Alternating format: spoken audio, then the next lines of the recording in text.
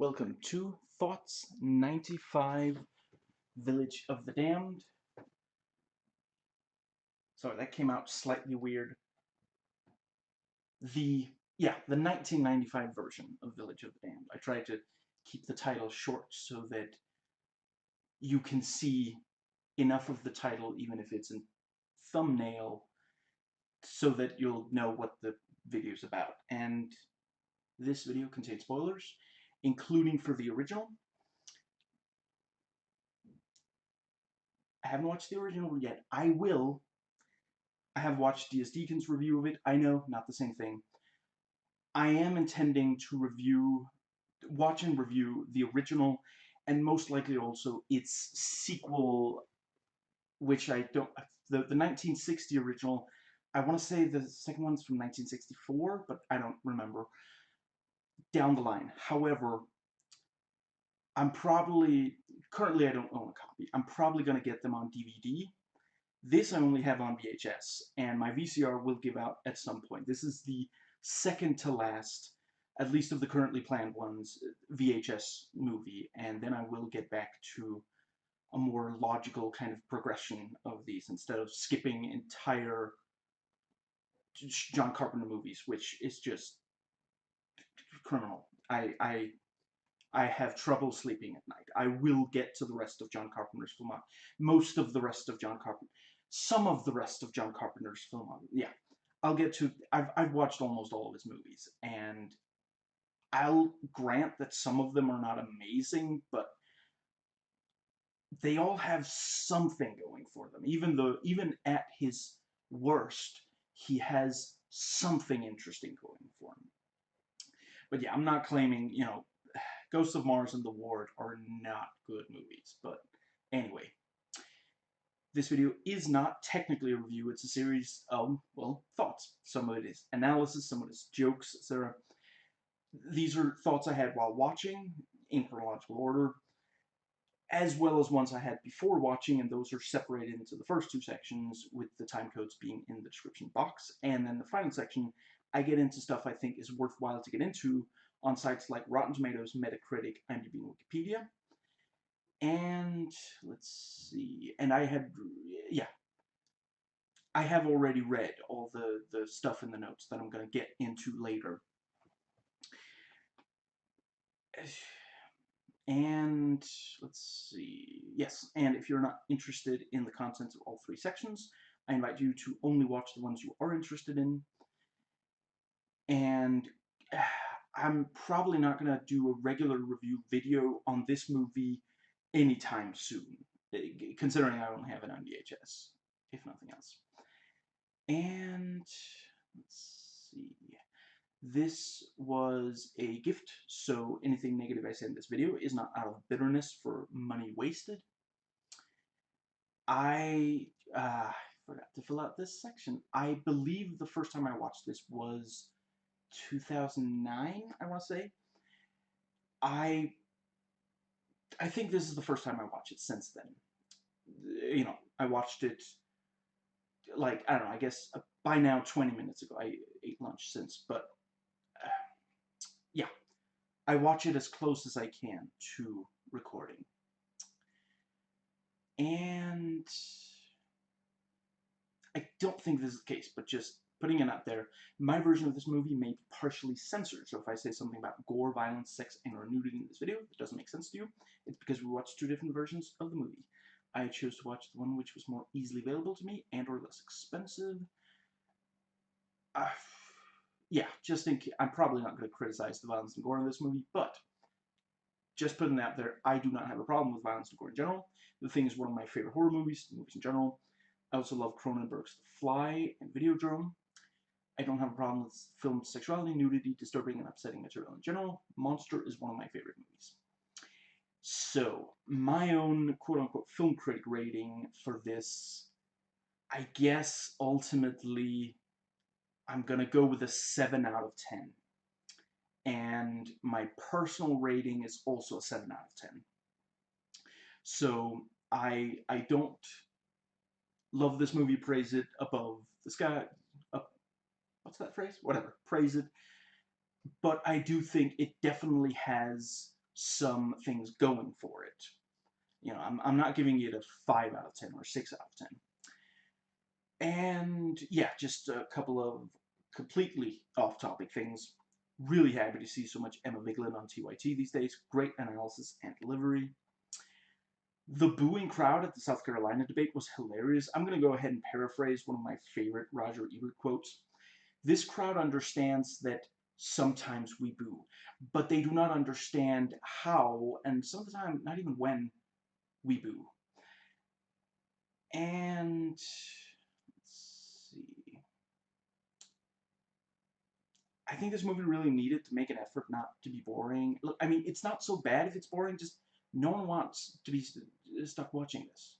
Seriously though, on the subject of BLR, I really appreciate that every so often, when they put out a new video, they have a new element in there, you know, singing, game shows, and now Trump giving a preview of future tweets. And when presenting the story about superdelegates, John on Young Turks mixed up saying Bernie Sanders enters to Bernie Sanders, which almost sounded like Bernie Saunders, which made me smile a little. I'm really glad that Phalos is back to doing. I'm not sure he took a huge extended break from it. Anyway, no. I'm just saying I always really like when he goes episode by episode of a show that he clearly cares about without hating every single element. You know, he did Mortal Kombat. I'm sorry, I forget what it's called, but the Mortal Kombat live action show. He did the I want to say Saturday morning cartoon Mortal Kombat, and now he's doing. Did I get the title right? I want to say is it just called Teenage Mutant Ninja Turtles: The Next Mutation, or was it?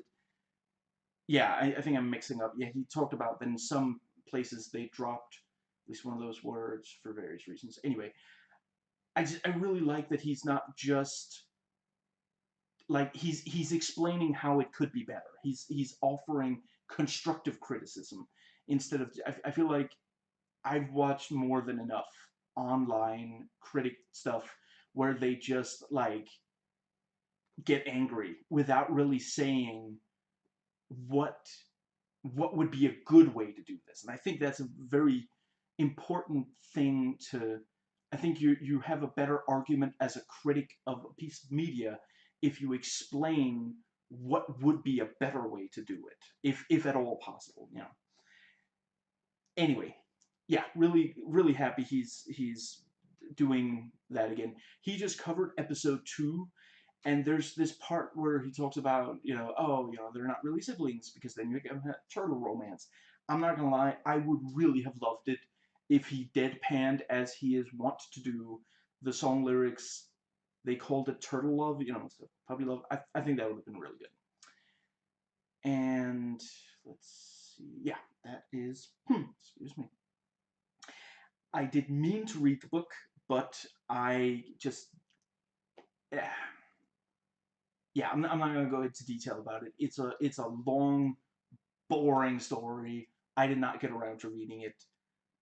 There's some chance maybe I will be able to before doing videos on the old movies, but it just I think it's worth noting whether, you know, I'm not going to be able to talk about differences between novel and movie other than possibly bringing up what Deus Deacon said on the matter.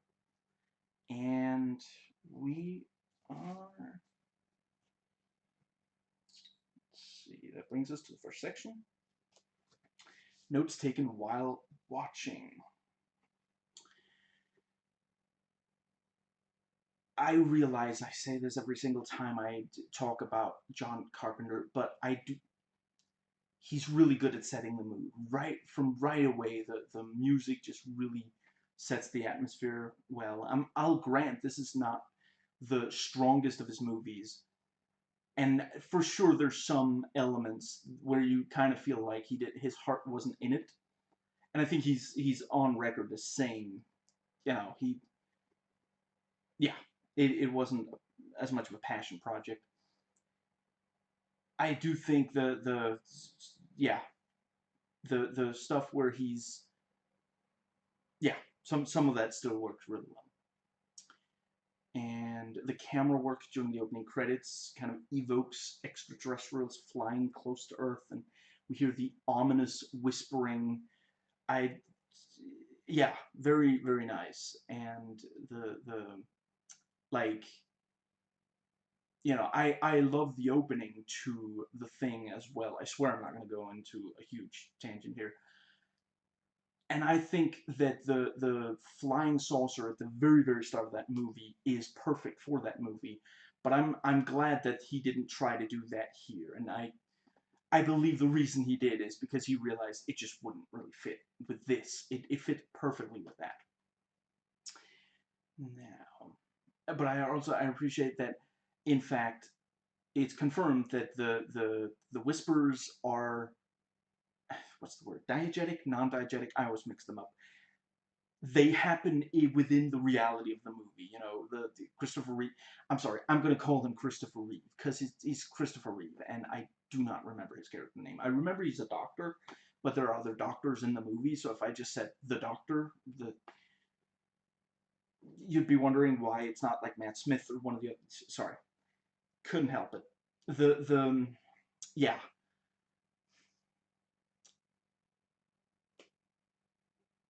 Crap. Where was I? I'll get back. I'll jump on the UFO. Right. I appreciate that it's confirmed within the movie the characters can actually hear the whispers. Sometimes that's a problem in horror. That it's like, well, is are these, is what we're hearing for the benefit of the audience entirely, or can the characters actually hear these creepy sound effects and such? Because it's a big, like, if it's clear that the characters can hear the creepy sound effects, then it's frustrating if they're not reacting to them. Whereas if it's just, no, it's only the viewer who hears this, it's like, oh, okay. So they don't have as much of a reason to be freaked out as we do. You're reading my mind. My thoughts sound like whispers. So that's a remarkably corny thing to say, also kind of weird. Okay, I'm sorry. That was, I'll try not to. It's just some of this movie is very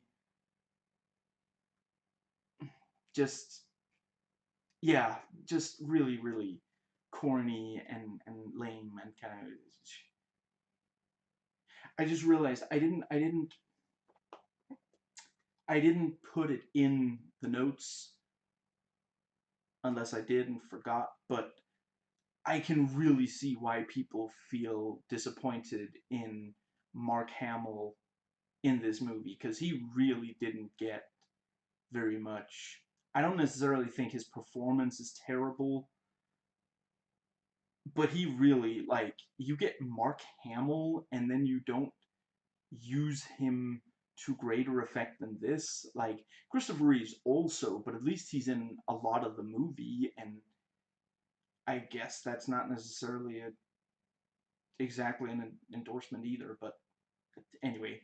And Kirstie Alley also really could have been, there could have been more there. I've liked her a lot in other movies.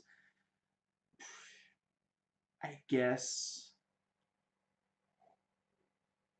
ah, I'm not sure I can think of any off the top of my head, and I don't think I wrote it down. Anyway, Frank, he's sleeping. Frankly, I'll grant Frank and his wife are very cute together.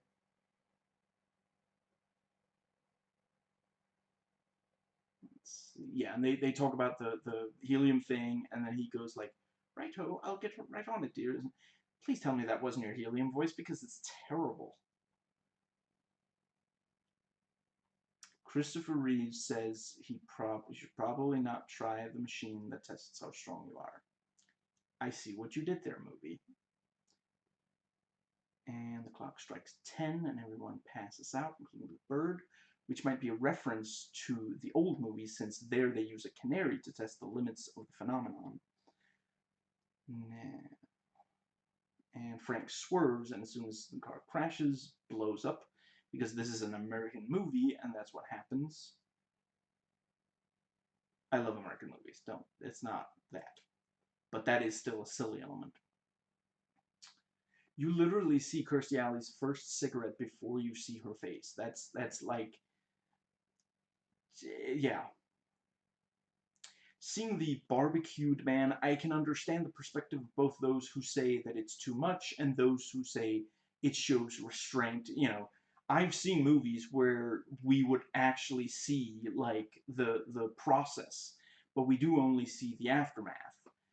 And I do also understand like those who say, well, the '60s movie was way more restrained than this, and I don't know. I ultimately, I think the movie does a decent job not having an extreme amount of violence compared. I do think 35 years later, just expectations for horror movies have changed.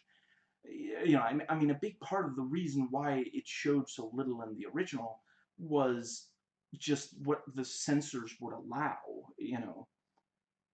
I I can imagine I would love the original today, even watching it for the first time today, 60 years after it came out, because I have had that experience with other movies from, I believe the movie's called The Haunting. I think that's from 1960. That movie is incredible. If you do love the original Village of the Damned, there's some chance you really love that movie as well, although it is a bit more, ah, how do I say this without spoiling?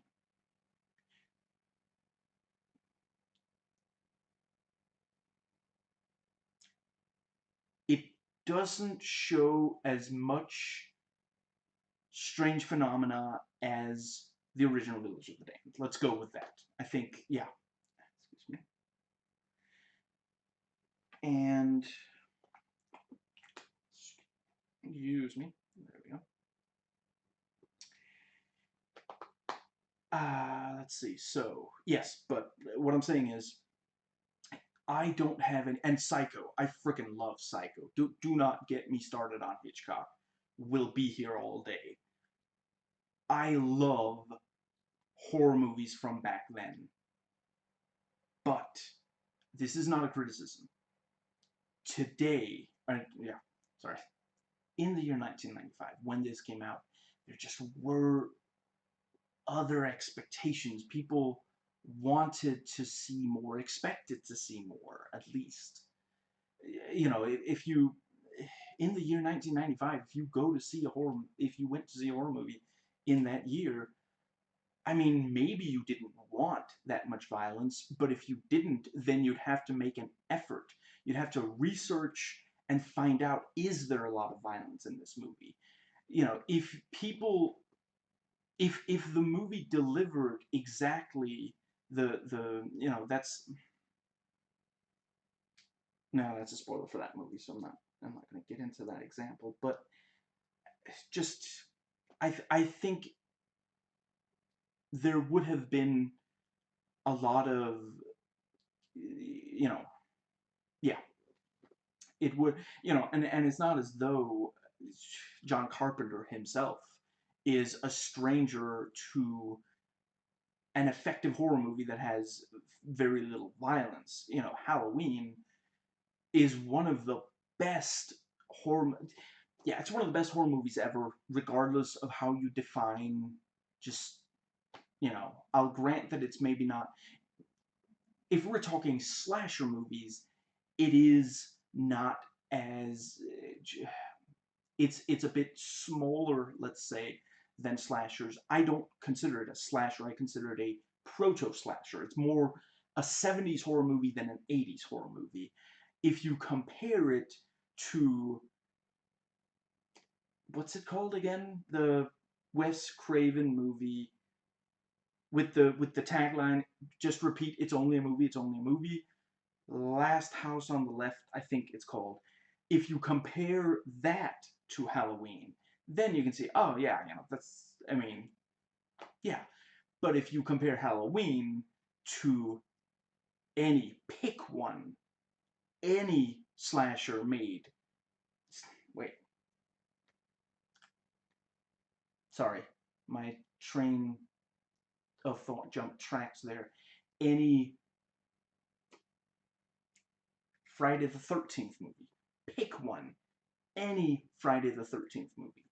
Yes. Then it seems small and but it really is, the first Friday the 13th, I realize it's not technically the first slasher, but that was the movie that set the standard. I'm aware that I want to say Black Christmas came first, but not as many people. It's it's not the one that really set the, excuse me, that when people saw the first Friday the 13th movie, that was the one that really got people hungry for, yeah, the people who liked the movie, rather, the people, the slasher movie fans, made them want more of that. I quite like slashers, but the I'm not criticizing the fan base. Right. So what I'm getting at is, I believe when John Carpenter made this movie, he realized in the year 1995 there just was an expectation of more violence and gore, and I think he did do a very very restrained compared to other movies from around that time. And the let's see, I understand the perspective that says that there's too much, considering that, at the end of the day, this is a story about nine psychic children. It's not a story of, like, of course there's a lot of blood and gore in a Friday the 13th movie. you know Jason Voorhees leaves a string of bodies in his wake, period. But this movie, it's nine psychic children. They're not, all things considered, they're not that murderous. It's mostly just that, like, they wildly overreact when someone expresses hostility. Let's I think that about sums it up, honestly. They if the food you're feeding them is hot, they're going to make you stick your hand in boiling water. If you accidentally drip a little of painful fluid in their eyes, they're going to intentionally make you drip, a lot of that in your own eyes. It's they're not serial killers. They really only, almost every single time they kill anyone, it is in self-defense. I'm not saying it's right. These are, little monsters. Other than David, there's clearly some chance that he can be more human, more humane. But the other eight are monsters. They happen to look like children, but we know they're not even human. Even if, you know, yeah. So I think the I think ultimately it did an okay job. At the end, a bunch of people die, but it's not that gory. The gory stuff is, they're few and far between, and it is just, yeah. Now, let's see. Yeah, Melanie, what is it? Maybe I can help. No, you can't. Well, I guess that settles that. Might as well end the scene. After a year in Japan, did you ever think you'd have to get used to being a dad? Is that maybe a conversation for a more private setting? And it's especially awkward because I realize it's not a video camera, it's a still camera, but she's like looking right at the guy, and she's like, so, I mean, based on what we know at this point in the movie, your wife cheated on you at least once. and you're gonna, I mean, it would appear that you're going to be raising the child that, you know, that results from your wife cheating on you. I I'm sorry. I don't think that's it's yeah. I think, you know, ultimately it's probably just John thought it would be a kind of fun little thing to have the you know, she's like looking at them through the camera and have, you know, have a little bit of fun with that. But it is like, I mean, we just had a private scene. You know, we the why didn't he go to church? And then I get that the, you know, it's the movie trying to drop in that information. You know, he's been in Japan, so clearly it's not, you know, for an entire year, so clearly this is not his baby. But I just, yeah, honestly, yeah, just, you know, maybe after Melanie says, no, you can't help me, she gets up and leaves, walks right past Mr. Been in Japan for a year, Beardo, that's shorter, Beardo, and he, like, sighs and looks at Mark Hamill, Priest Mark Hamill, Father Hamill, and Hamill maybe tries to subtly get into the subject and say, is this about the pregnancy? I realize you've been in Japan for years. Something. But just, I'm sorry, it's very awkward and just, yeah. Let's see. Everything's positive. What a great attitude. I'm not surprised. I mean, Superman has a great attitude. Back then, Superman, yeah, yeah, you know. Let's see. And Christopher Reeve realizes his wife is pregnant. It's like, I really am as powerful as a locomotive. Yeah, I very recently watched that. Whose line is it anyway? Clip. Let's see. All the pregnancies seem to date to the day of the blackout, and we see the town hall. I appreciate that we see a realistic reaction. That, you know, they wouldn't be like, oh, 10 little bundles of joy. What, you know, how amazing. No, they'd be like, what happened here? This is weird. We're freaked out, you know. Dr. Cigarette Burner, ladies and gentlemen. Look, I'm sorry. If they didn't want people making that joke, like, okay, if I think her name is actually Susan Werner, but yeah, I'm sorry. That's when you say it real quick, it can sound like that. And she, yeah. Let's see. Like, this is a woman who acts as though the only way for her to absorb oxygen is if there's, you know, a menthol filter in front of it, or yeah.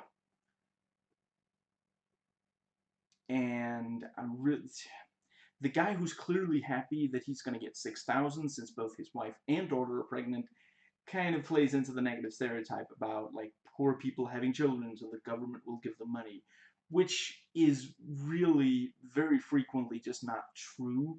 Sometimes poor people have children because they can't afford enough birth control, and yeah, if, you know, there's there isn't anything wrong with being a couple who don't necessarily have a lot of sexual desire for each other, but a lot of people, some would say most, do have sexual desire for the person they're, you know, in a couple.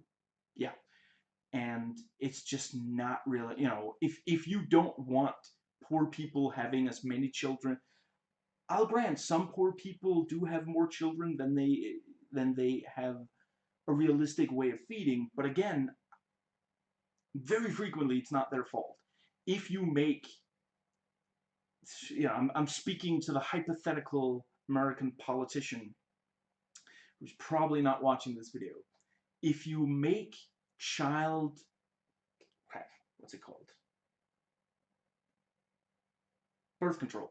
If you make birth control free, poor people will have way less children. And before you say, oh, socialism, well, you know, often a lot of the costs do end up. It would I believe I've seen studies, if I recall, that say it would be cheaper because a lot of people would use it and and not have a lot of children at the very least. I appreciate that Dr. Susan underlines that she's not pressuring anyone and that if anyone wants an abortion, they can have it.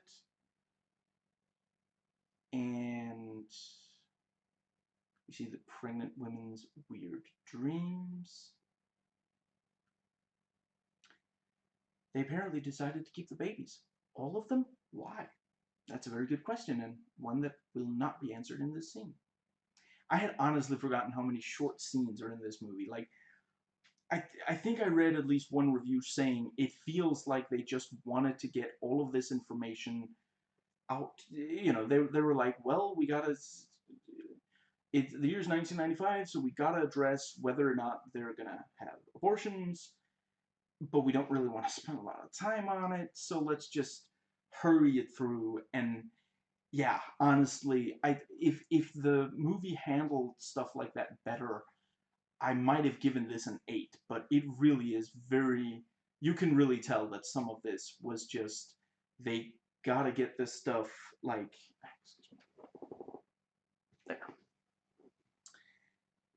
They have to cover all of this ground, but they have nothing interesting to really do with it. So they're just gonna put the information in these really short scenes and hurry. And the pacing is kind of weird of this movie. Excuse me. I appreciate that we see all the women are helped with, I think it's called Lamaze, and I believe I saw it right that even the pregnant woman who lost her husband had, they didn't like leave her alone. No, they had some, yeah, another person come in and help her with the Lamaze, and I don't know if this was always in the script, which John Carpenter did not write for this movie, or if John Carpenter came to think of Lamaze as less of a superficial thing since they live, which, this was made 7 years after that, and for those who don't know or may have forgotten or whatever, in that movie, one of the, I suppose I don't want to give the twist away, that movie has kind of, it shows some kind of, it shows to criticize superficial, thinking and such. And one of the things, there's a chance I'm wrong, but it really seemed to me when I watched the movie like John Carpenter thought that, that the scene where Lamaze is briefly talked about, it seemed like he was trying to frame that as a superficial thing, which really, I that's such a, yeah. I'm not gonna get into it. I talked about it some in the They Live video. So I mean, the scene of the mass baptism in the church, that's not even supposed to be creepy, right? It's just depicting the event. Because, like, I was gonna say, well, can you even make infants creepy? But then the next scene goes on and, or maybe not the very next scene, but not long after this scene, we do see infants being creepy. But no, I guess it's just showing that a baptism occurred. I guess maybe they figured that, well, that people would be confused if they saw a scene with David spelling his own name, but we hadn't already seen a baptism? I don't know. Let's see. How can mommy's smart little boy spell his name? I love how the infant is staring upwards, like it looks like, oh, please just realize I'm really smart. Just obviously that's not what's going on. It's a baby. It's not, it's just like maybe the baby is like a little bored or something. It's not, it doesn't actually understand what's going on in the scene. But I like to, considering this is a movie about super smart little children who even as infants are incredibly smart. Like, it's amusing to me that it doesn't have like a loving or content look on its face. It looks annoyed and bored and just, yeah. And we see that Mara makes her mom burn her hand in boiling water because the food was too hot for her. And I mean, I forget which genius supposedly said it, and I'm not I wasn't able. I tried googling it and I got nothing, so I just gave up on it. But I feel I'm gonna go with Freud. He, supposedly his first words were just "the soup is cold." I mean, if Mara is so intelligent, maybe just say, "Oh, that's kind of hot. Don't give me hot food again, please." Instead, just, but like I said, they super overreact, and it is that thing of like, if you read this as just, if you take away the fact that they look like human children, because at the end of the day they clearly are supposed to be like aliens.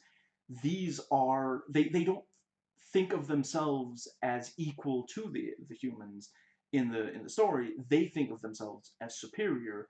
And yeah, like it's like the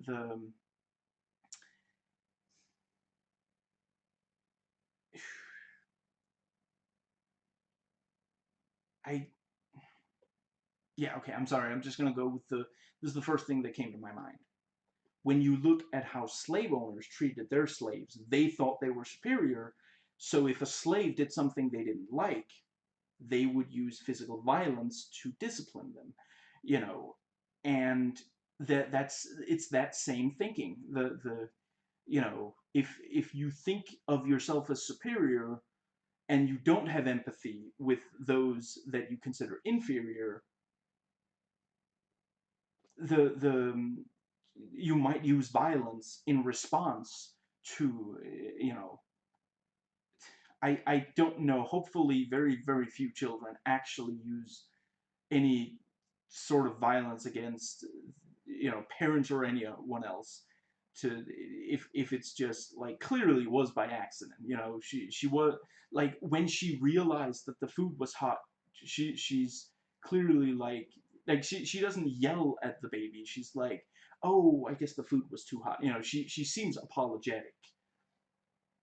And but yeah, I think the yeah, don't they specifically say that if the children coexisted with humanity, the children would be in control. They basically do see themselves as if they were, slave owners and humanity were slaves.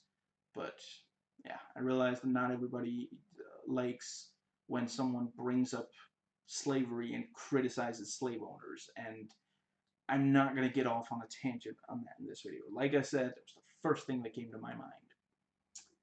Let's see. It's very clear right here from the start of his screen time, David does not quite, Mara,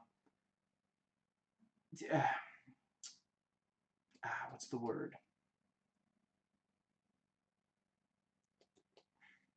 Now, I'm going to cover David first. When Mara makes the her mother burn herself, the look on Mara's face is one of determination, but David, there it is. David, in, you know, he looks, he clearly doesn't quite like it. I guess maybe the writers wouldn't like me saying that he appears to have empathy for the mother, since later in the movie he says he doesn't understand that concept. But honestly, to me, it really looked like empathy. But yeah, clearly he doesn't like it, which we never actually see any of the other children having any problem with Mara's. I really like the element of David, but I'm going to go more into that later in the next section. So skip ahead if that's what you're especially here for. Let's see. Very creepy how we don't see the suicide or even the discovery, but there's an overlay of Mara like smiling and closing her eyes. Just yeah, really, really creepy. And like I think I saw at least one, I think it was a user review say, why would, what's the purpose of the kid forcing her mother to commit suicide, other than, oh, it's kind of creepy. I think the idea is supposed to be that she would rather, I mean, she considers herself so superior, she doesn't even think of the mother as someone she might need to help take care of her. And yeah, she like maybe Mara somehow thinks that that it was like an attack, the the reason that her mother served her food that was too hot for consumption was an attempt at attacking her, and so she's like defending herself or something, because that is what we see later in the movie. They only appear to, like, if they wanted to, they could kill everyone in town. Like, at the end of the movie, that becomes completely clear. Even if you thought, oh, maybe, yeah, we see them kill one or two here and there. No, no, at the end of the movie, clearly, if they wanted everyone dead, just they would use their powers to take over the people who have access to guns, and they would have them gun down everyone else, basically. And and maybe some of them they would mind control and then force them to suicide or something. I don't think it's completely outside I don't think it breaks the logic of the movie. I guess, obviously it's horrifying, but it's a horror movie. It's supposed to be. And I'm sorry, I gotta say, if you don't want to see children hurting their parents, this is not the subgenre for you. Stay away from movies that are about evil children, because that's kind of a thing. They yeah, it's it plays on the fear of that. And yeah, which again, thankfully, very rarely actually happens in real life. But I'm not a father myself, but I can absolutely imagine that there is some level of fear. I think I mentioned it. Was that in the last video? I mentioned it fairly recently in a video. Ray Bradbury. I'm sorry, I do not remember what the short story is called. Honestly, I don't think I read any Ray Bradbury I didn't like, so I guess just take your pick. But excuse me, sorry, that was probably not particularly attractive. Yeah, that's what happens when you don't edit your videos. Sorry. The yeah. Excuse me.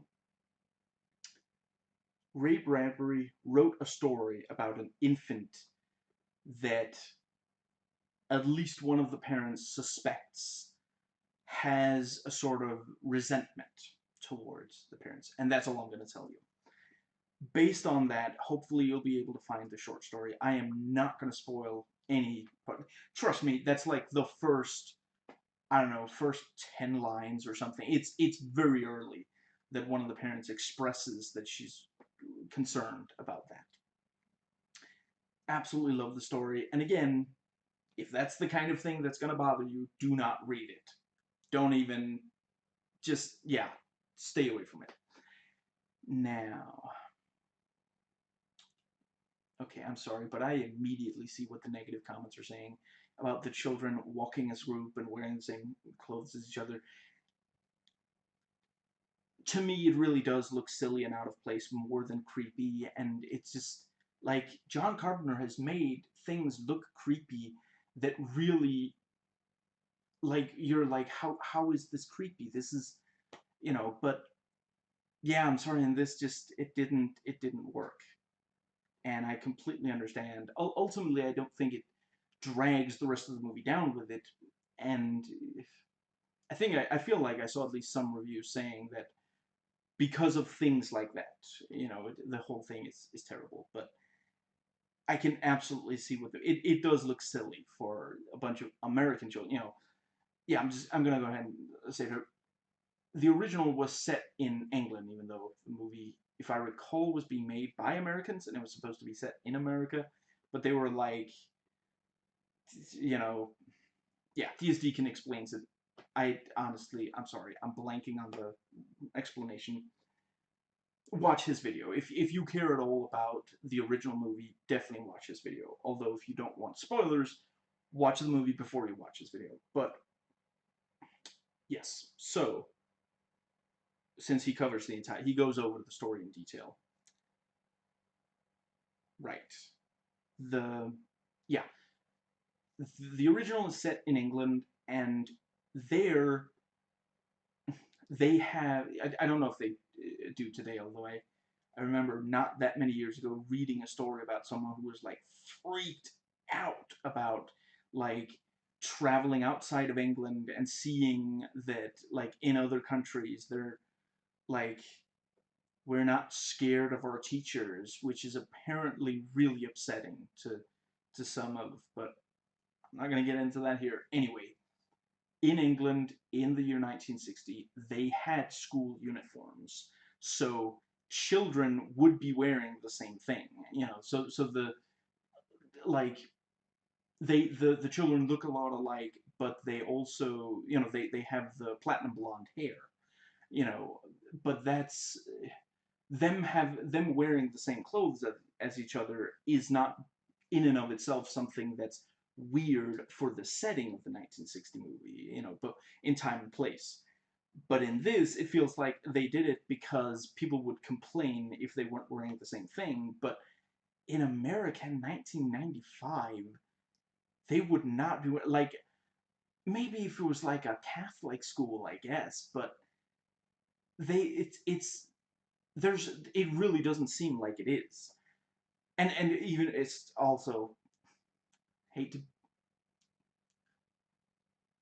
yeah, I guess it's not overanalyzing. Even if it were a Catholic school, what they're wearing isn't, I believe, is not what they wear in a Catholic school. So yeah, it just, it's very clearly modeled after what they wore in the 1960 movie, which was, as far as I know, just the school uniform.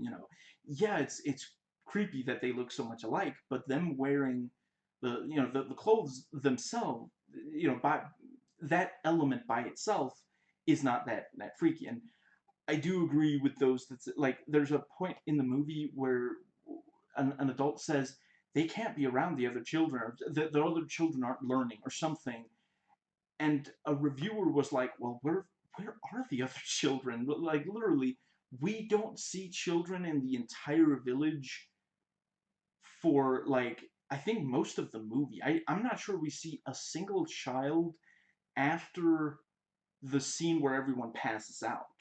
There were children at the I don't even know what it's called, fair, the thing with the yeah, where the outside thing.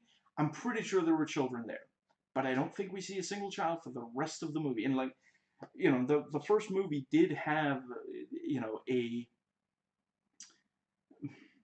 yeah, one of the like a child threw a ball at the other children or something like that, and I don't know. I guess he thought that they were playing dodgeball or something. I don't know how much children are in the original movie, but they're at least they seem to like honestly. I can't say with absolute certainty. I don't think this is the case, but I can't say with absolute certainty that there isn't like a line of dialogue on the cutting room floor where a parent expresses anxiety at the fact that these 9 children have eaten the other children for sustenance. Because for all I know, that happened. Like, I don't know where the children went. And that, I'm sorry, that is distracting. Don't bring up the other children if, like, anyway. The, let's see. Lindsay Hawn, I believe Lindsay Hawn, who plays Mara, really does give a great performance. Very creepy, showing no emotion, and talking about complex matters with understanding of the concepts, but no empathy for anyone other than the nine of them. You know, that really is like, I mean, I don't know if this little girl, like, what was she, like 9? I looked it up, but I forgot. I'm gonna go with 9. That if this 9-year-old girl understood all these complex topics, that she, like, too complex for 9-year-olds at least. Maybe they explained it to her. Maybe she's just really good at feigning, uh, what's the word? Feigning expertise.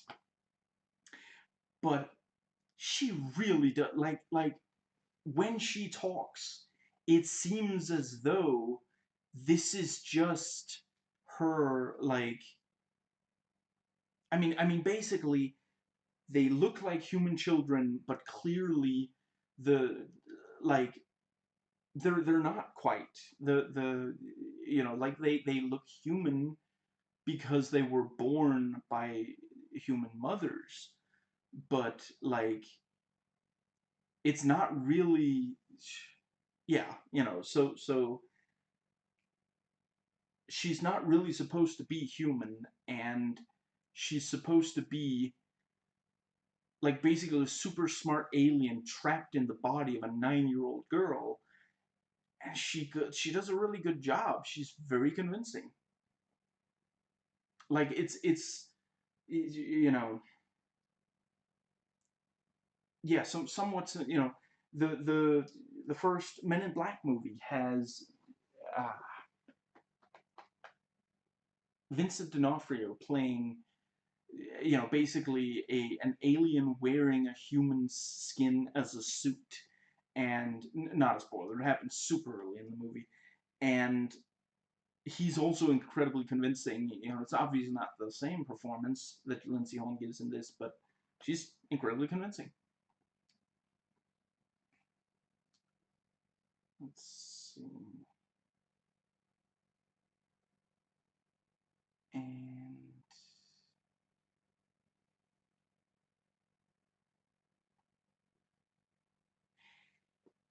in the scene where they punish the I'm sorry, I'm just gonna call her eye doctor. I realize maybe she's not like a specialist within that field. Maybe she's just a, you know, but whatever. I'm calling her eye doctor. In the when they punish the eye doctor, I gotta say I do feel they push the CGI of the psychic power eye thing at least a little too far. It ends up looking very fake, and I don't think that it's a problem for me as a viewer to look at something and say, well, that's not something that happens in real life, as long as the movie makes it clear that it's not set in real life, and this movie makes that very clear, but it is unconvincing. Like, I realize that what I'm looking at is an effect, and that is, I really wish, like, the first chunks of it are not bad. I feel like if they had just been a little more critical of their own work, I'm sorry, that sounds very insulting. I think they do great work overall. But for that, if they had cut it off just a little bit sooner, I think it would have been very effective. But as it is, they push it to the point where you can tell that you're looking at an effects shot. The fact that they get red in addition to pale is a decision I like. It's very unsettling, and that's again, like, I get people wanting them to stay more true to the original, but I do think, you know, in the year 1960, yeah, just, you know, the, excuse me, this really pale iris, is that the, you know, that's very creepy, and that's enough. But in the year 1995, I'm sorry, you need at least a little bit more, or something slightly different, or something. And red eyes, like, we're hardwired to, like, the moment that a human sees a red eye, like, instinctually you're like, that's wrong. That's not supposed to be that way. You know, and it doesn't necessarily mean you think the person is evil, but you think something's wrong. Like maybe they have some kind of injury that makes some some blood come into the eye or something, but there's something wrong, and that's essentially what they're going for. They a little bit of what's it called, pale iris, or an entirely pale, whatever. Pale iris was enough for a 1960s audience. For a 1995 audience, you needed at least a little bit more. And yeah, again, they could easily have gone way further. I really appreciate that they didn't go crazy with the 90s. Okay, I'm sorry, this is going to be traumatic for some people, but you do realize that the 90s, that was when, I want to say, The Haunting was remade. That's how far CGI went when they were making like supernatural horror movies in the 90s. Just keep in mind, they went insane with that in the 90s. And yeah, this movie could very easily, like, it's John Carpenter's restraint, possibly also other factors, but like a lesser filmmakers would have gone crazy with it, and I really appreciate that they didn't.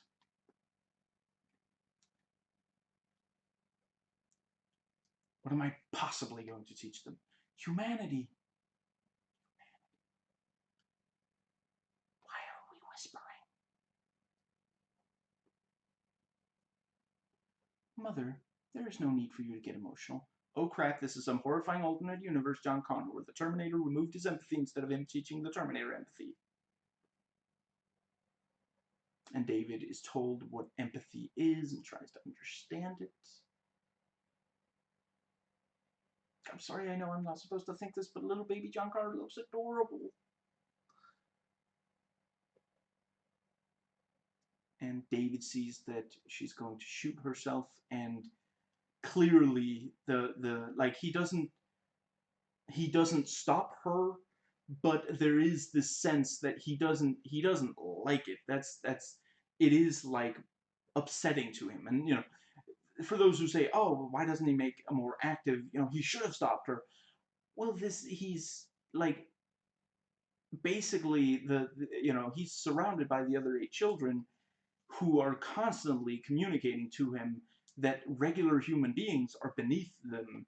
It's, I mean, to him, I guess it's like, yeah, I guess in his mind, it's like, well, they shoot horses, don't they? I am way too fond of referencing that movie. Gotta watch it again soon.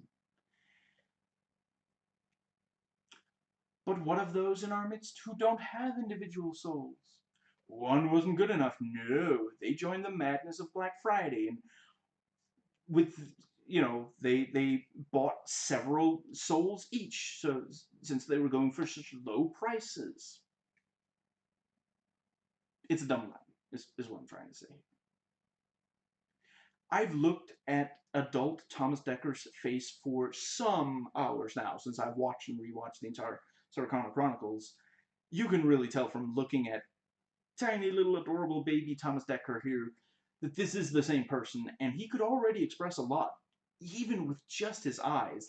When like there's a shot right before him holding hands with Christopher Reeve. They're talking about how he lost his mate, and he basically, like, I forget if it's down or up, but he looks away, and there's just, yeah, there's a lot there. It's yeah, really talented actor.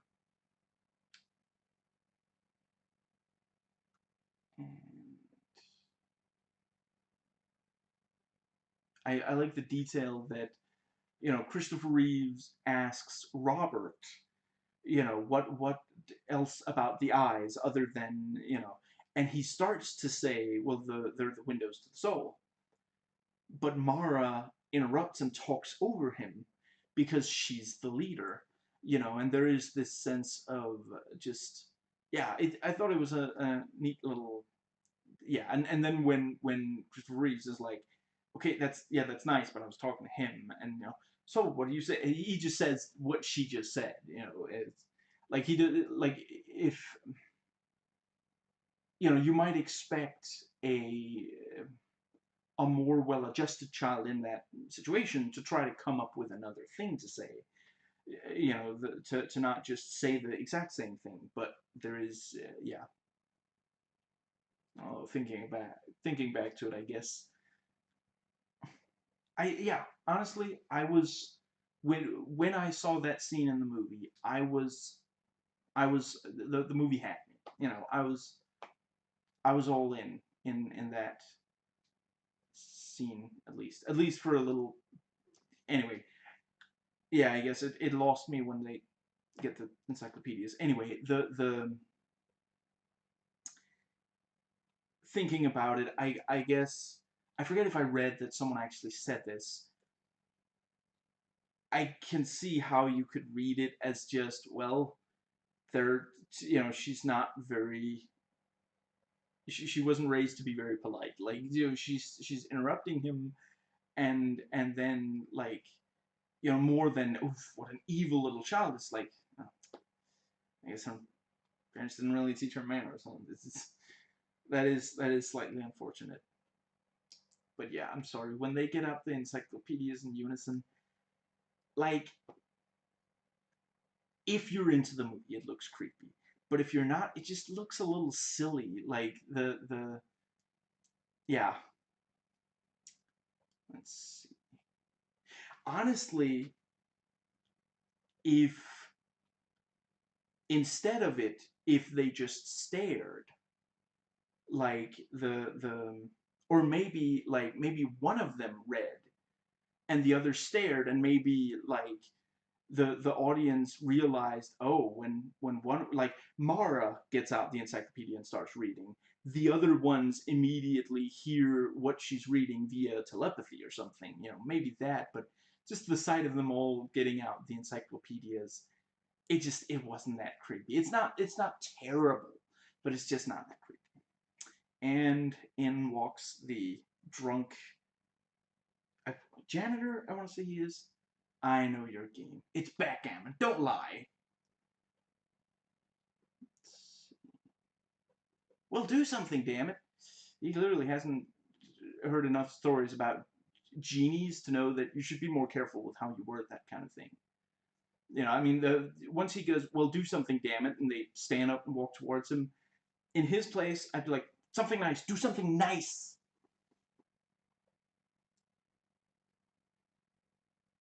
I can't believe Kirstie Alley said the word super sperm in front of Christopher Reeves, and the movie doesn't make a bigger deal of it. I'm sorry. That's just. I get that it's a Superman who had a kid, and she's saying the word super sperm, and, like, I'm sorry, I just feel like there should have been something in the movie, like, anyway. And Susan shows Christopher Reeve the alien baby fetus. I think the design on that is perfectly decent. I don't know that I think it's one of those things where you really got to be careful about how much you lean into. Excuse me.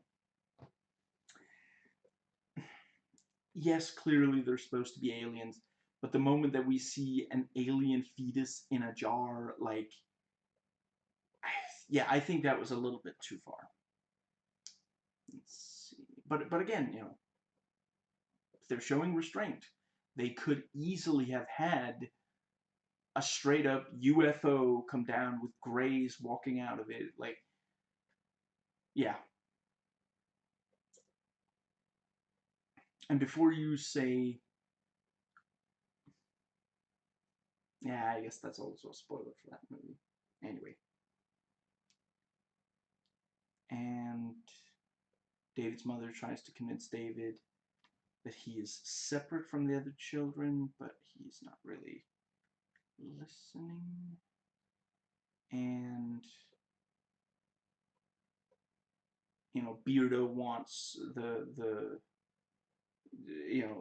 daughter, his and his wife's daughter, back, and the children put the idea in telepathically put the idea in his head that he needs gas, so he spots the huge propane tank and goes, "Must be my lucky day." That's a reference. If you're like sitting there like that's not what happened in this movie, it's a reference to another movie. I guess I'm not gonna say which because I don't want to give away that scene in that. See, now I'm really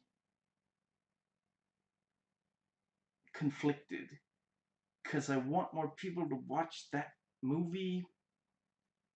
I guess it's not that much of a spoiler. It's The Shadow. It's the movie The Shadow. I believe it came out in 1994. It's amazing. It's absolutely amazing. Watch the trailer and read a little bit about what it's about to figure out if it's going to be for you. If you like the concept, then for my money, they do a great job of the execution of that concept. But if the concept isn't for you, the movie might not win you over.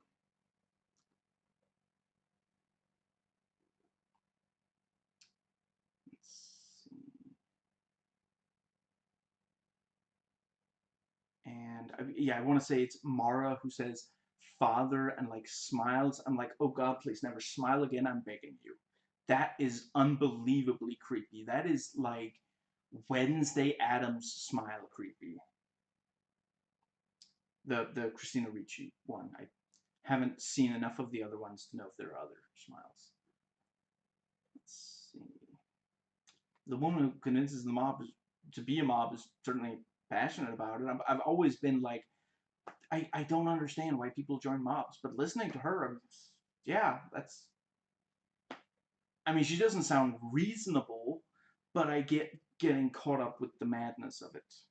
I'm not saying I'd actually join a mob. I'm saying the movie does a good job of making the mob crazy and making her crazy.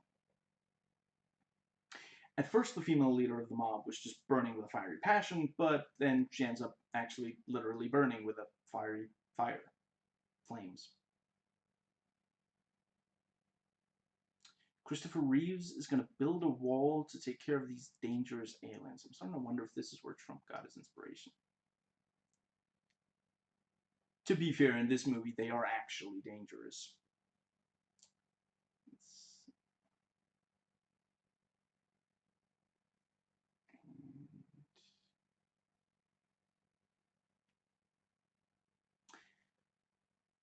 Yeah, and yeah, the I'm gonna go with cops because I don't remember what they're actually called.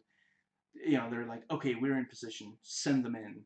Meanwhile, Mara is clearly thinking, send out the clones.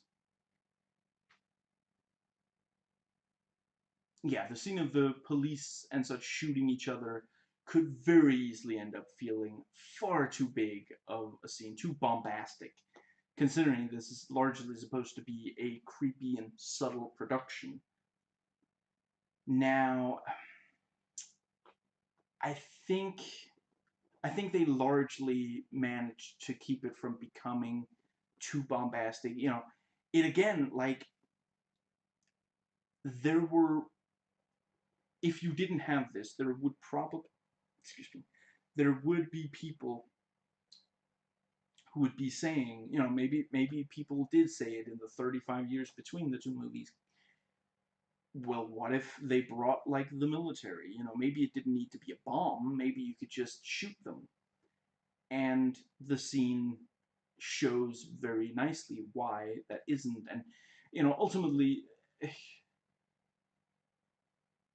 the old movie doesn't have a climax in the action movie sense. It has a climax of like the kind of horror thriller kind of variety with buildup of suspense and tension and then a release. And again, I when I watch it, I I imagine I will probably think that was incredible. I'm really happy with how they did in the movie. In this, I guess ultimately you could remove it, but I get the impulse to go bigger than the original and give it, yeah. And I mean, John Carpenter, I mean, he doesn't love making movies that aren't, you know, that I feel like if he tried to do a shot-for-shot remake of the 1961, he might get really bored working on it. And there's a chance he got bored working on this still. But if you look at his other movies, like, yeah, I think it would have been very, it wouldn't have felt very John Carpenter-y. But I imagine a lot of that was probably in the original script that he signed on to direct. But yeah, again, they could have been much, much worse. I think that, like, yeah, if we had seen actual, like, Greys walking around, that would have been just completely wrong. More death. And the kids are like, pretty much, yeah. I already like the idea of Christopher Reeves sacrificing himself with a bomb, but that was in the original movie as well. I really, really like this addition that he wants to save David, but he's having trouble both saving David and keeping the children inside until the bomb blows up. And then David's mother shows up to try to get him, and, you know, they, yeah, let's see, yeah, the children are using their power to tell David to stay inside, and then they try to get Christopher Reeves. Let's see. And yeah, David's mother goes to grab David. Very compelling battle of wills. You know, Smith, Eisner, Faulkner, Shakespeare.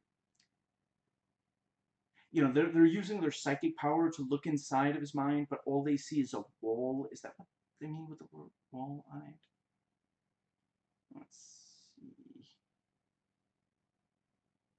I'm not gonna lie, I straight up do not like the face effect when they use their psychic powers to the most extreme degree. I think I understand what they're going for, but the CGI looks very fake. And I'm not saying they could necessarily have made it look quite the way they wanted to with practical effects, but it's this sort of thing where I would just say, don't push it past what you can make look good. And yeah, you know, it looks somewhat like, I I don't know if it's just the skull or it's the actual face of the alien, you know, the aliens who inseminated their parents.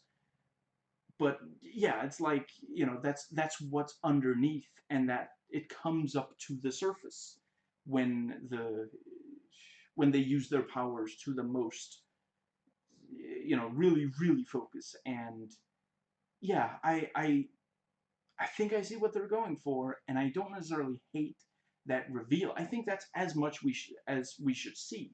You know, the fetus and then the overlay there. But, like, yeah, other filmmakers might have said, no, it's not enough to see a fetus in a jar. We want to see the you know, alien baby fetus, like, moving and such, you know. And they could have done that. They could have made that, you know, done a decent job of that with practical effects, but it would have felt wrong for the movie. Don't worry, David. We'll go somewhere where no one knows who we are. I really appreciate this more open ending from the original.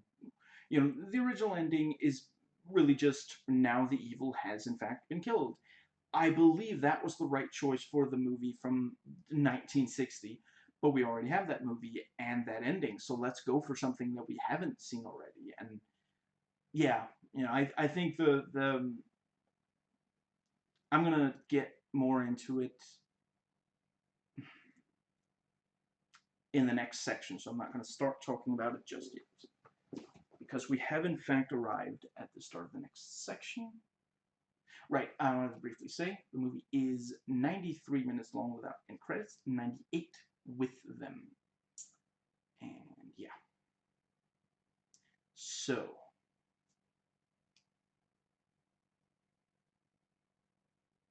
second section, notes taken while watching.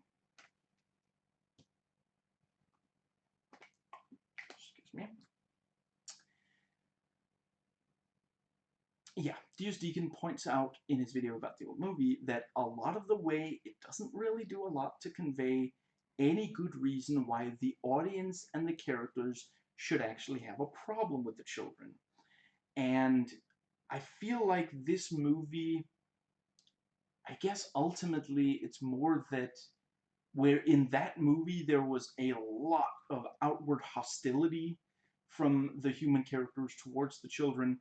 In this, there just isn't that much hostility other than the fear and anxiety due to the, I think this movie does a good job of, like, okay, yeah, they're essentially defending themselves, or that's how they see it. But these are, like, they are hurting people who are not intentionally hurting them. And even if some of it was intentional, it's still out of proportion. Burning, like, don't get me wrong, I really sympathize with baby Mara burning, like, yeah, burning herself some on the food, but making her mother burn herself, that, no, that's completely, yeah, completely unacceptable. But I remember when I was a kid, not a baby, I don't remember that far back, but when I was a small child, I remember that I would ask that my parents either, yeah, okay, yeah, I'm just really, really quickly gonna, I mean, it's not really relevant. No, yeah, there's no reason for me to go into it. When I was a kid, I also burnt my, you know, yeah, and I did get a little, you know, frustrated. It hurt, but I didn't, like, attack my parents. So anyway, the let's see. Yeah, I think, honestly, and this is something that some of the user reviews on IMDb bring up. The adults really should seem more scared of the children, considering that they keep, like, even if some of the villagers were like, well, it can't be the children causing this, well, it sure seems to happen when the children are around. And it ultimately, the movie treats the adults as though the rest of the movie is the 1960 version. It doesn't increase their reaction to the children the way that it increased the violence the children cause. And I do think that was a mistake. The script should have been reworked at least some, and I think if John Carpenter had A, the passion, and B, was allowed to, I think it's some of both of those. If he had reworked it, I think he would have brought it to a more logical level, because really, I mean, Mara forces her mother to commit suicide when she's an infant. And yet, in later scenes, we see these children, let's go with age 9, and they're essentially acting like there's nothing, like they're being slightly weird around the children, maybe, but they're not looking at the children the way that you would expect someone to look at someone that convinced someone else to commit suicide. It really is disproportionate, the whole way, I guess. Yeah. Anyway, yeah. The adults don't act as though the children are causing as much damage, like actual damage, harm, yeah, physical damage to human beings, as they actually are, and the children are, reacting with way more, what's the word? Yeah, they're being way too violent in response to the transgressions. Anyway,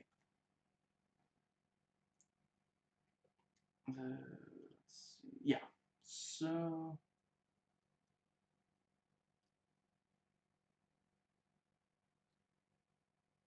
right. Yeah, the for those who haven't watched the original or D.S. Deacon's video on it, he shows a clip where one of the villagers, even before anything weird about the children, except for the fact that they were conceived during the blackout.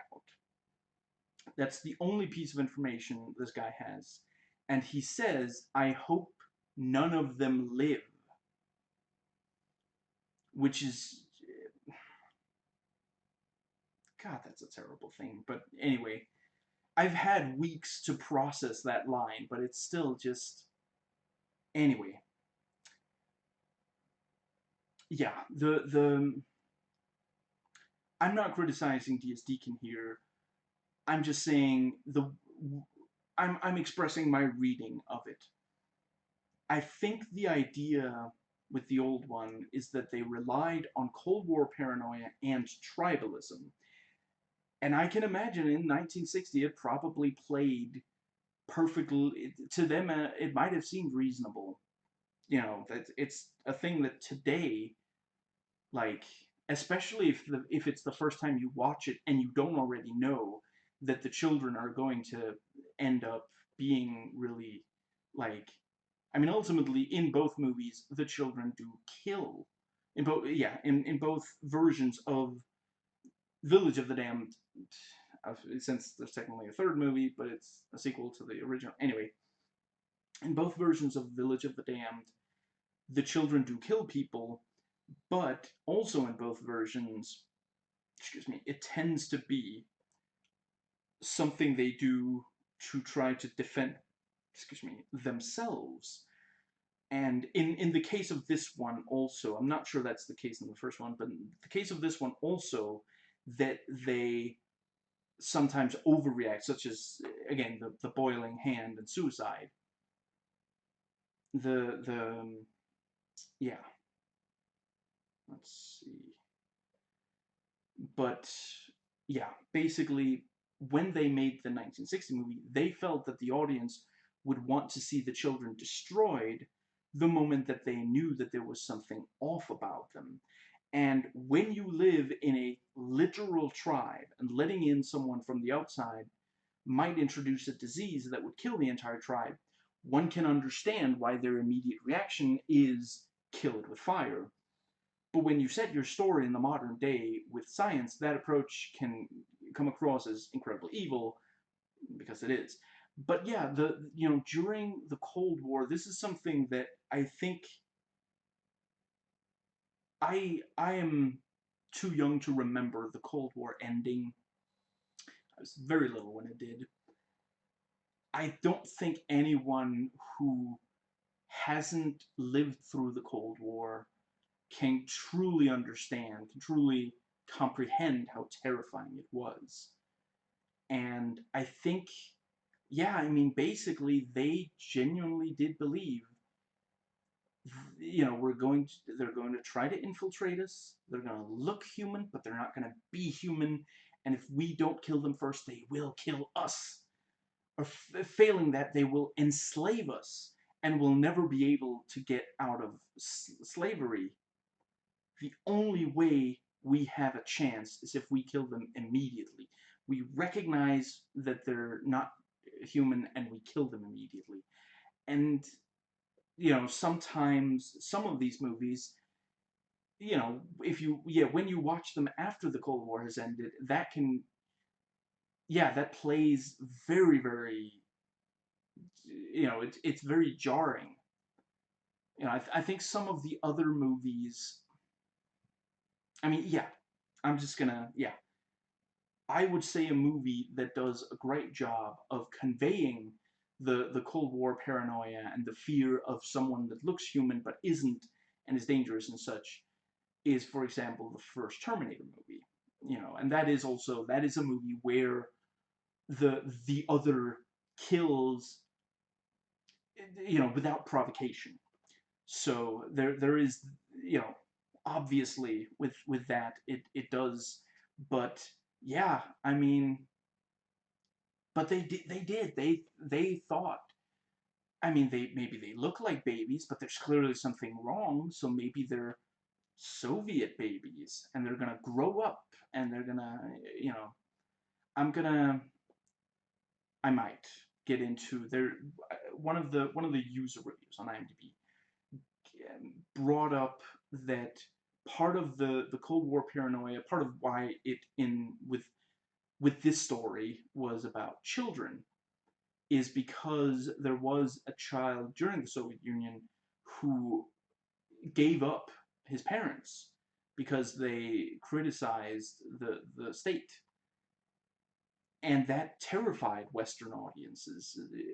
So yeah, when they look at when they watched this movie, when they saw the these children who are not quite like us, like ours and like us, kind of accidentally combined those two words.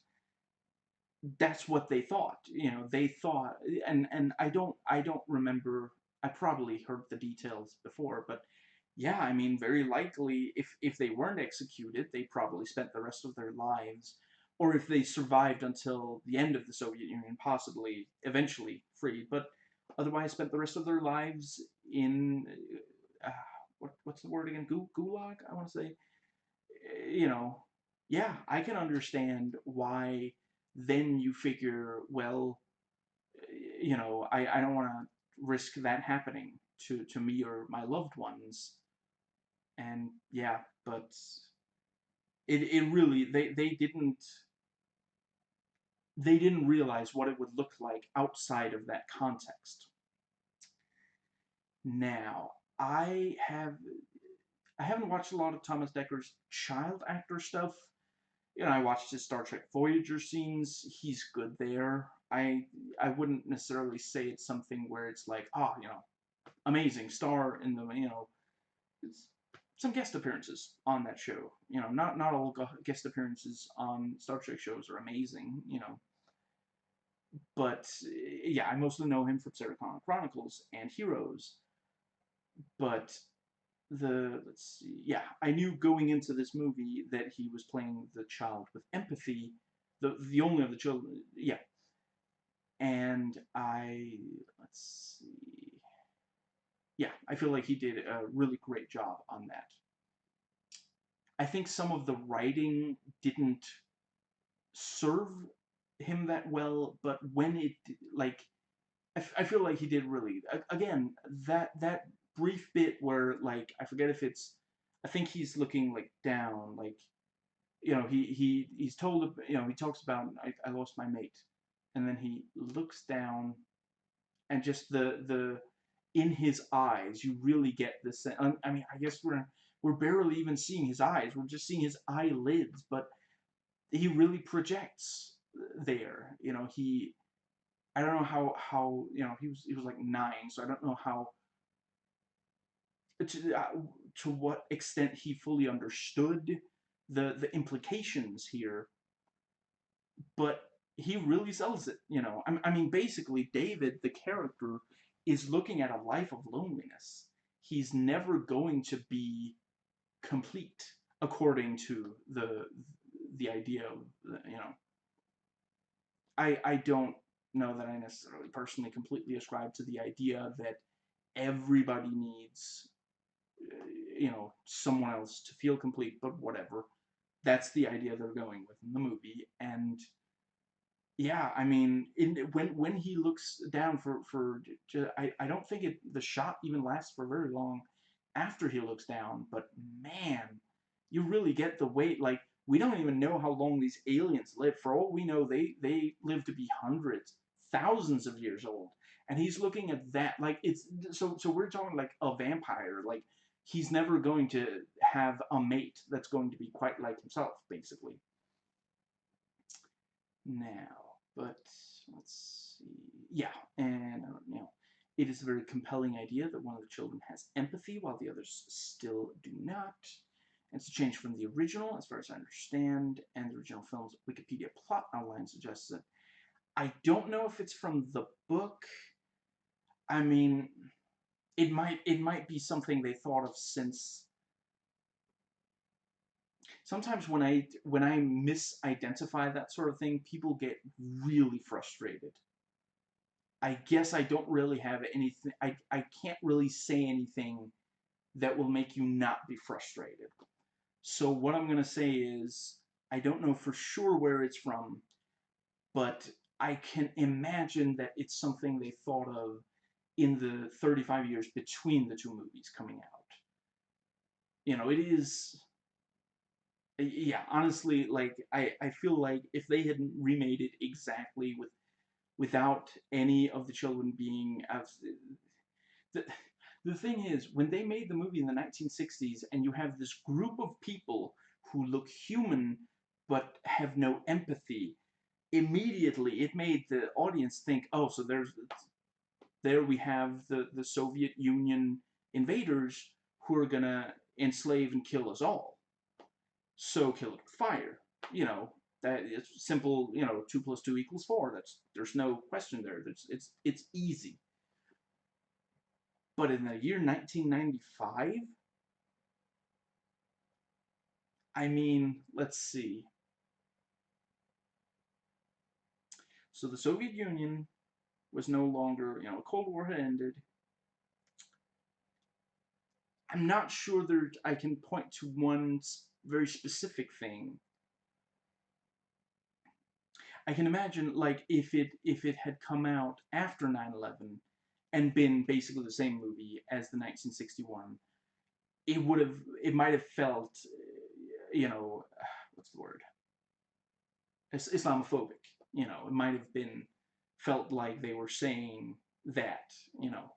But the year 1995, I mean, there wasn't that much of that sort of thing. Yeah, I guess it might not have come off as all. Maybe it would have just come off as quaint or like outdated, silly, more than offensive. But yeah, I don't think that it. I'm really glad that they changed it. Yeah. Let's see.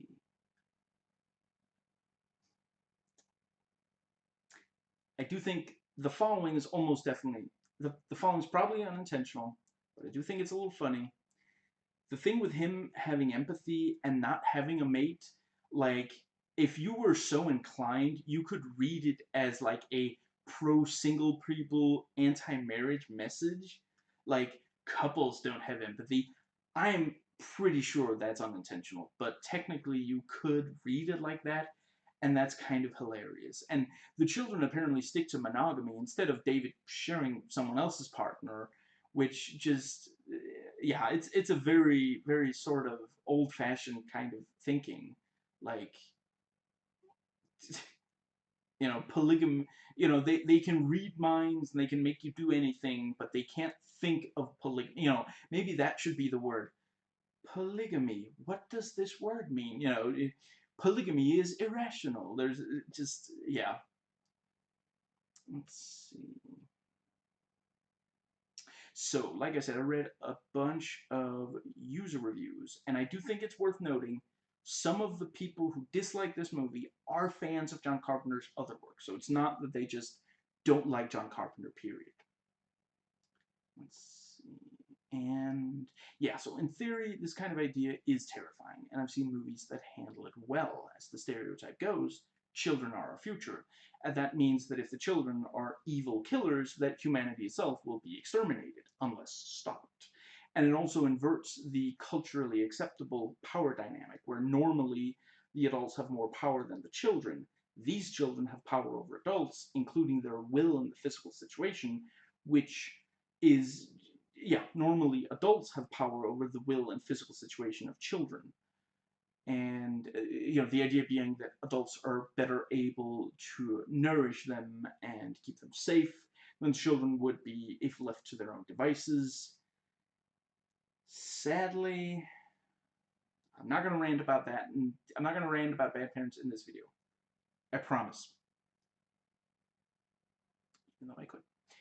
But yeah, and and in the story they use that power for evil. It's not just that the power imbalance, the power imbalance.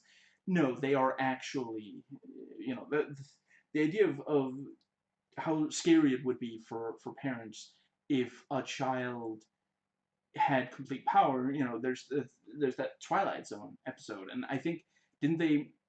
It's in the movie, I'm certain. I believe I watched the original episode. Did they make it in more than one of the? I'm sorry, I do not remember. And again, people are going to freak out that I don't know this, but I do not offhand remember how many iterations. Are we on the third iteration of the Twilight Zone? I do not remember. Let's see, because there was one. There's one like 50s, 60s around there. There was one like in '83. They only made a movie, right? They didn't make a new show. I don't remember. And then in like early 2000s or mid 2000s, they made another, and now they're on the very most recent. Yeah, I do not remember, but I think they made more than one version of it, and certainly, like I said, it's in the movie, and yeah, it is scary to think, because if you've like if you have not ever experienced a child like being unreasonably angry over something, or like, yeah, being upset, and in a situation where you really don't want them to be able to have power over you, you just haven't spent enough time around children. That's supernatural. That is very natural. Sorry, I did not realize when I didn't mean to combine the two words. I just think super is a really good way to add oomph to the other words you're using. But yeah, it is natural. It is completely natural for children to go through that. Again, I say that as someone who has immense empathy with children, and I'm not blaming children for it, but that is a thing. Children do have trouble with that, and yeah, if you've ever experienced that, you're very happy that there's no, like, that they don't have psychic powers, because that's what it is in the Twilight Zone one too, isn't it? It's got like psychic powers, and was it like he'll put you in the field in the original one, and then the movie they gave him like monster creating abilities, like transform you into something else, and then they use that in The Simpsons. Anyway, yeah, the let's see, I what's the thing?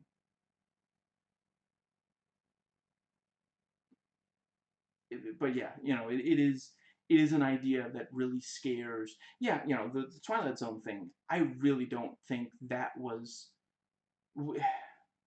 Ah, you know what? Never mind. I have not. I can't say with certainty that I've watched the entire original and didn't just see clips, so I can't say for sure if that was also about communism or if it was some other. Yeah, no, not every single horror story told during the Cold War was about communism. I was gonna give examples of stuff that isn't, but technically those are spoilers for those movies. So. And let's see. Yeah, I read. Yeah, like I say, I read that this movie is not as subtle as the original. Excuse me, which is too bad because a lot of John Carpenter's best work is very subtle. Excuse me. I do think that the a lot of the time it manages the right amount of subtlety. Now, when everyone passed out in the village, one man is barbecued on a grill because of how he collapsed. I guess it was a way to get violence into the movie at a very early point. You could say that the alien force that puts everyone to sleep and impregnates women is here hinted at as being indifferent to human suffering and death. Now, is it too much too soon? I think ultimately, again, there's a chance that my version was edited, and maybe there is a version out there that I would say goes too far. In my version, we only see the actual, like, we do see it. We do see the aftermath. We see that he's basically been barbecued there. You know, he was on that grill for an hour. So yeah, he's messed up. But we only see that very briefly, and then it cuts away, and we, you know, I mean, ultimately, it's a hint that whatever was causing it didn't care if these people got hurt or not. Now, let's see. I was wondering if the movie goes into why the women don't have abortions, since that decision is a very personal and difficult one. I think it would make for a good drama. I'm sure there are great movies exploring that, though I'm not certain I've watched any of them since I'm not sure where to look. I mean, yeah, ultimately, the movie doesn't really go into that. Yeah. I, the, I watch all the midnight screenings. Yeah, yeah, if you don't know that. Yeah, if you don't know what that is. I want to say the channel is called Stone Gremlin on YouTube. And yeah, they make a video called Midnight Screenings basically every time they go to a movie theater, seems like. And yeah, they've covered several movies that are about abortion from a pro-life stance, and as the reviewers point out, these movies are very frequently movies of men telling others that women should have the babies they're pregnant with. You know, it's not about women talking about how important it is. Like, if you are a pregnant woman or a mother, or you intend to maybe someday become a mother, and you feel very deeply that it's important to give birth to a baby you become pregnant with, and to take care of that, you know, if you are someone who could become pregnant, I think it's very, I really, I don't want to tell you that you're wrong. I just hope that you can see that some people also feel that, also hate the idea of an abortion, but feel that that it is the right choice still. But when you're a man telling women they can't do something that might be the best thing for their own body, man, just take a couple of seconds to imagine what it would be like. What just, yeah. Anyway, I can imagine that there are great movies made about abortion, that but the best of them probably are made from the perspective of people who get pregnant. And yeah, I mean, ultimately this movie isn't really, it doesn't end up really falling on either side, basically, because on one hand it's pro-life because you know, there's one miscarriage, but that's not intentional. The other 9 are born normally. But on the other hand, you could say it's pro-choice because maybe the women are being manipulated with the weird dreams, and that's why they're, you know, choosing to have the babies, and ultimately the babies turn out to be monsters. So, you know, I don't think you could ultimately completely say, you know, it's not like, you know, ah, oh, if these women would only have abortions, well, it's their choice. You know, it's not like like, let's see, what's a comparable. It's not like they like, you know, thought that a yeah, let's say that you're a parent, and you know, you're you happen across like a, you know, a and yeah, some animal. I don't know. You know, let's go with cat.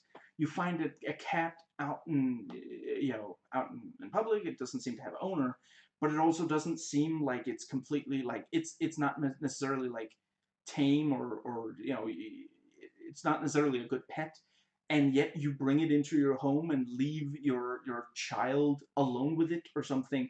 Then we can talk about, okay, I'm sorry, you really need to take, that was the wrong thing to do for your child, you know. But it's not like these mothers, they don't really have any reason to think that these children are gonna be monsters. You know, it's a kind of weird situation, but why would you assume that they're going to be monsters? You know, there's no real reason to assume that. You know, like hypothetically, let's say that someone had seen an alien inseminating a woman and walking past the guy on the barbecue and not helping him, then, you know, oh, well, if the alien doesn't have empathy for that guy's suffering, maybe he's not going to have for anybody's suffering, and maybe the babies are going to reflect that, you know. But as it is, there's no reason to suspect that they, you know, so, yeah, anyway. John Carpenter has kind of a mixed record on whether his remakes turn out well or not. You know, I mean, he did an amazing job on Assault on Precinct 13 and The Thing. Uh, yeah, yeah, Assault on Precinct 13. I think the original movie is called Rio Bravo. And, you know, The Thing, look, if you think the original The Thing is better than The Thing, you're completely entitled to your opinion. But if you think that John Carpenter's The Thing is a bad movie, I'm sorry. That just you're speaking Russian. You're okay. I'm sorry. That's kind of loaded. You're speaking. You're not speaking a language I understand. Let's go with that. You know, if you think that it's not a faithful remake, you know, I mean, it's not. It's technically it's a readaptation of the original short story more than it is a remake as such. But you know, it's kind of, yeah. People like to call it a remake. I think he himself refers to it as a remake. Really, it is a readaptation of the short story. You know. But anyway, and then he's made some that are like just okay or even bad. You know, I'd say this one it's just okay. I have to admit I don't remember the quality of Escape from LA, which is technically a remake of his own Escape from New York. I don't think I completely hated it. I think I thought it was okay. And Ghosts of Mars, which is technically a remake of Assault on Precinct 13, so a remake of a remake, which is also okay. It's not the worst thing ever made. I've seen people say that it's like it's just abhorrent, and I'm like, are you really? No, it's not that bad. Anyway, let's see. Yeah, in case I don't get to this in the, I believe this is again user reviews.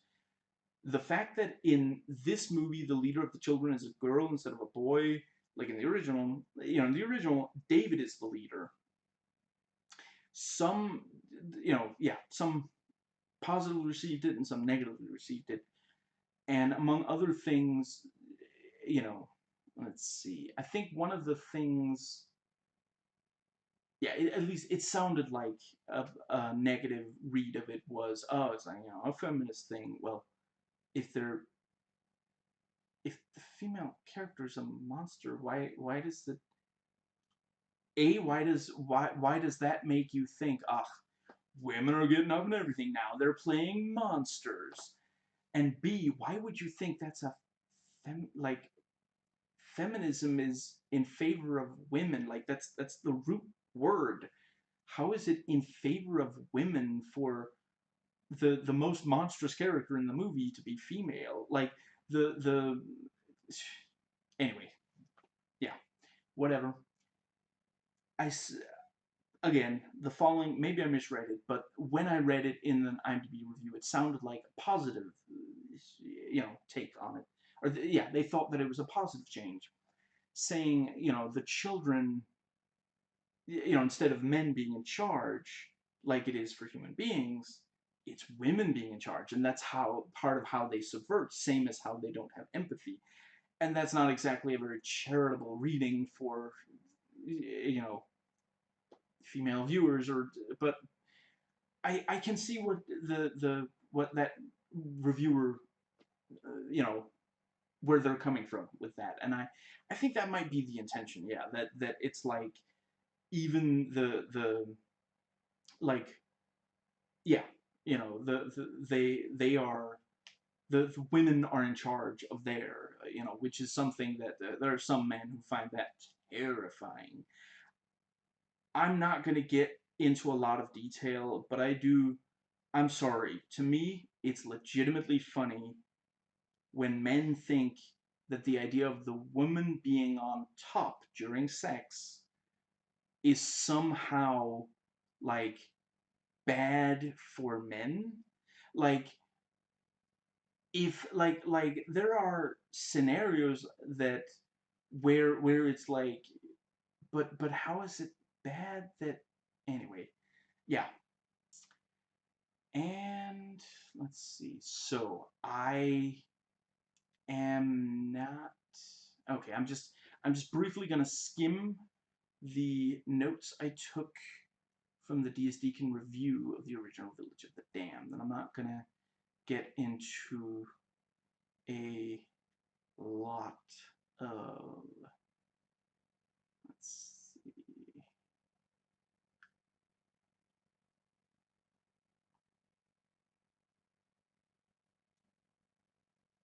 and let's see. Yeah, he points out that the children make a man shoot himself with a shotgun.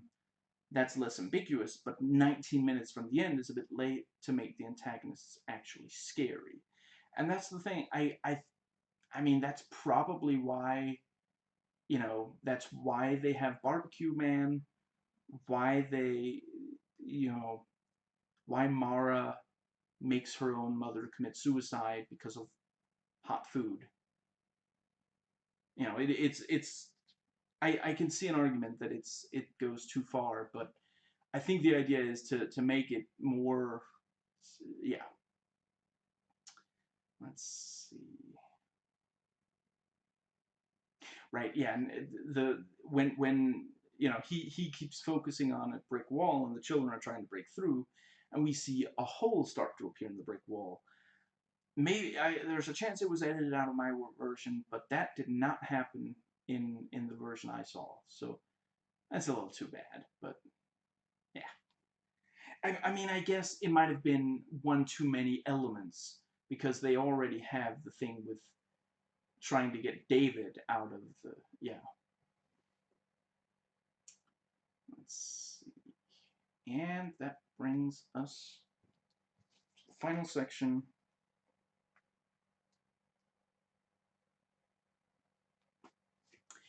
Critic sites, IMDb, and Wikipedia. Excuse me. So, the yeah, I'm just gonna briefly skim my old review and I try not to leave dead air. So, let's see.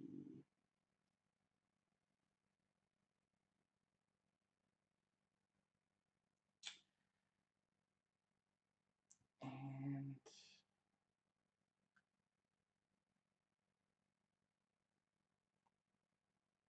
yeah, I did think I ended up not. I think I just forgot to note it in the forgot to note it in the section. I did think the jump scare with the guy in the hazmat suit was kind of silly, and yeah. Okay, so with John Carpenter at the helm and an eclectic on-screen ensemble, this Village of the Damned should be distinguished by more than its improved special effects. So I wouldn't go quite. I wouldn't say that It's the only thing that distinguishes. But I, yeah, the for sure, like if you told me that Superman, Luke Skywalker, and Kirstie Alley walked into a bar and then agreed to do this movie, I would probably have had higher expectations. I can't offhand think of what it is. There's something that I saw Kirstie Alley in where I quite liked her, but I can't quite. I think she was good on Without a Trace, for example. This has a 29%. I see. This is one of those cases where it's just most critics didn't like it more than, well, this is just the worst thing ever made, because 29% makes it sound like it's the worst movie ever made. I mean, I've seen horrible movies that have higher scores than. I'm gonna try to stop bringing this up, but the third Terminator movie has a far higher rating than this, and that is a bad movie. Anyway, it's because the tomato meter is based on how many gave it a positive and how many gave it a negative rating, but then it only has a 27% audience score as well. So the yeah, of the 34 critic reviews, 24 of them are rotten, and the average rating is 3.94 out of 10. And the average user rating is 2.74 out of, yeah, I don't remember. I really wish they would write, excuse me, that in there. 5 maybe is 5 stars the top rating. That anyway. So I'm gonna scroll through the critic reviews on Rotten Tomatoes. See, this guy says it's compelling and absolutely entertaining. I would say so. Now this, I think, I wouldn't go as far as this guy goes, but I do. He definitely has some. He's. I would go in the same direction, but not as far. He says, director John Carpenter is unable to generate anything resembling suspense or even basic narrative fluidity.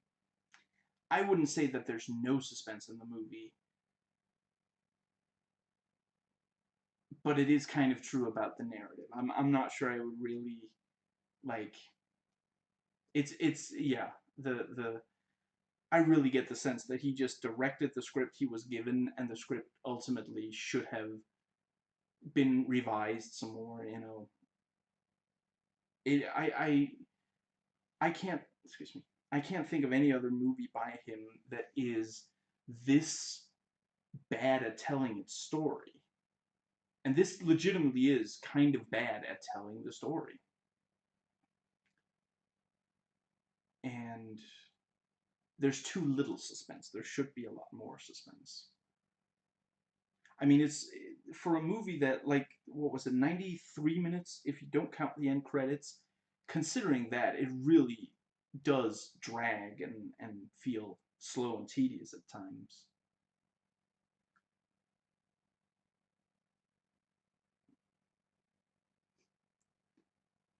Yeah, see, I think some of this is very.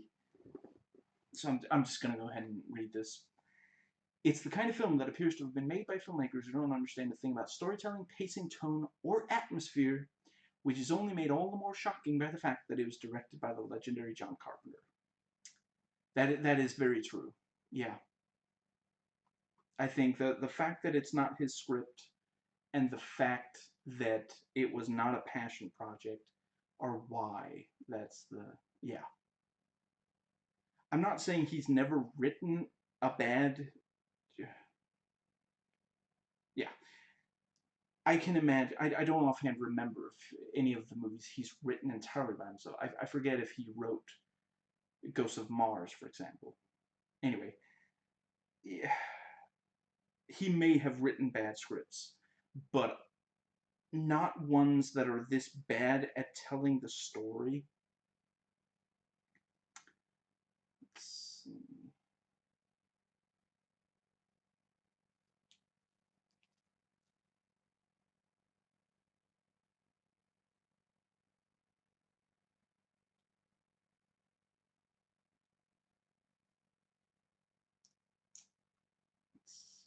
Yeah, now this reviewer says that, the film's chief asset, its general mood and atmosphere, improves on multiple viewings. I do think there's yeah, I think the mood and atmosphere does pretty well. It just ultimately doesn't end up leading to that much suspense, but I do think it, yeah, John Carpenter's return to horror fizzles. And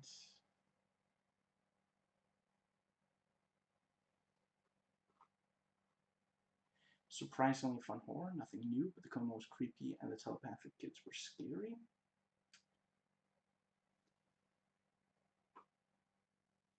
Carpenter botches another remake.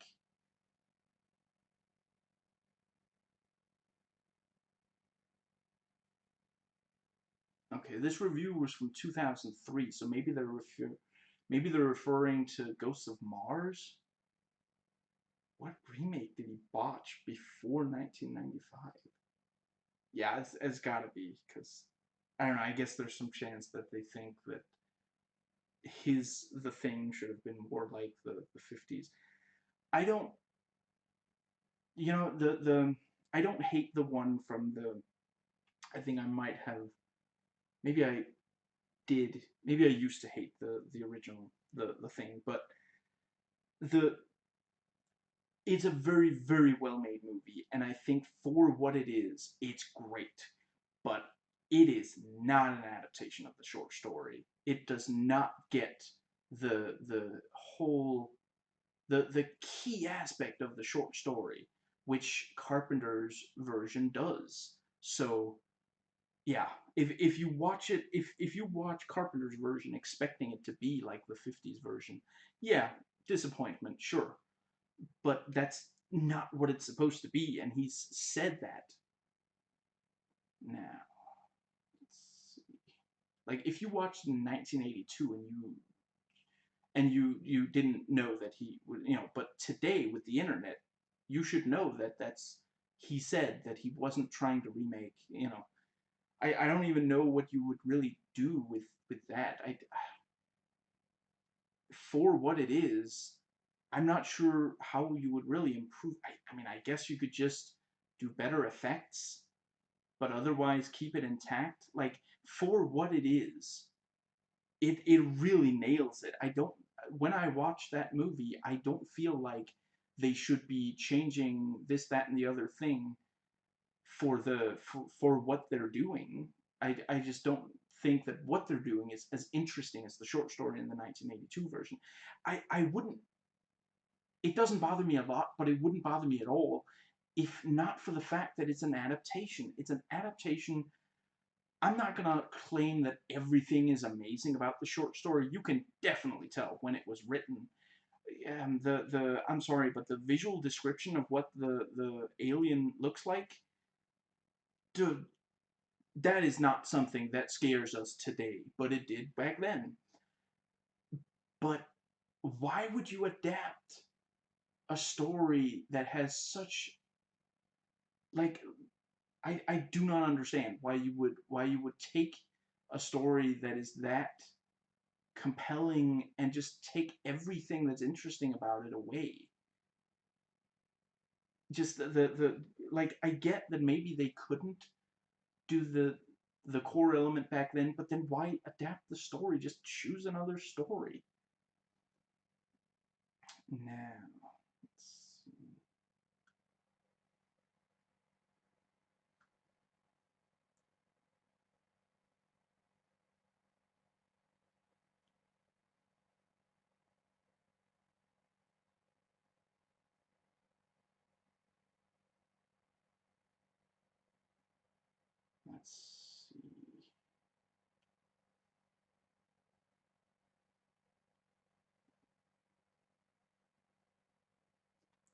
Carpenter can't cloak the hilarity of this hoary horror tale. Appreciate some nice alliteration.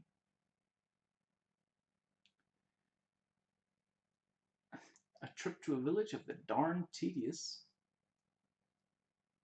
And yeah, I think this is a pretty good summary. Carpenter's updating of the classic 1960 chiller is mediocre at best and at times plummets into unintentional humor. Now,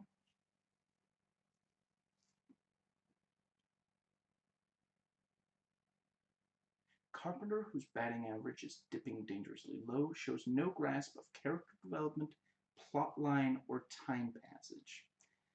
Yeah, honestly, I really think that's because it wasn't his script and his heart wasn't in it. But it is frustrating that he, excuse me, I gotta admit, I'll probably never completely understand why directors like just like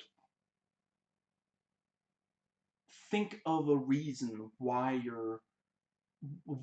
to be think of a reason to be passionate about the movie you're making and put your passion into it, and then afterwards, you can be like, ugh, what did I do, but I don't really understand why directors don't put their like unless you just don't have passion to begin with. But Carpenter is a director with a lot of passion.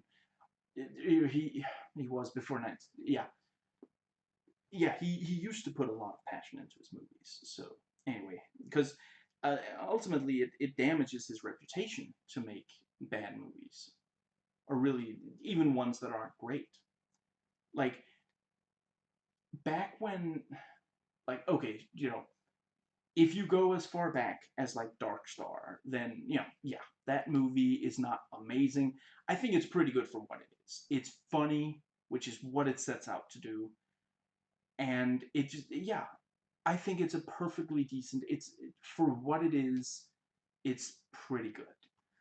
But obviously, if like if you have if your impression of John Carpenter is like The Thing and Escape from New York, then and maybe um, Big Trouble in Little China, then watching Dark Star is gonna be like, what is it's nowhere near as impressive as those. But from if the first one you count is Assault on Precinct 13 in 1976, I mean, up until sometime in the 80s, I mean, I guess, yeah, at some point in the 80s, for years, he really didn't put out bad movies. Like, not all of them were equally amazing. I can understand if you don't think The Fog is as good as Halloween or The Thing. It definitely isn't. Yeah, it's in some ways it's not as good. Though I do understand liking it as much. Personally, I don't quite, but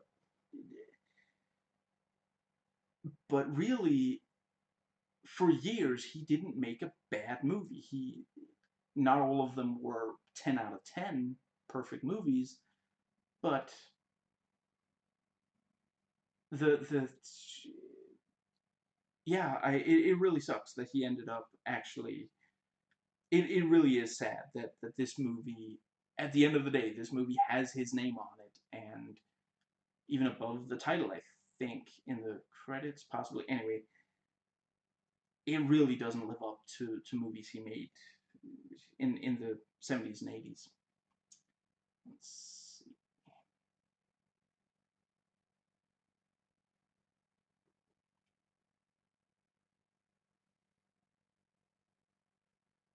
Needless and undeveloped subplots dissipate the clean suspense of the original, and the exponential increase in violence and gore cannot conceal this. I think that's a good, yeah.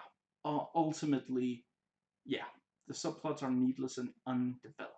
That's true.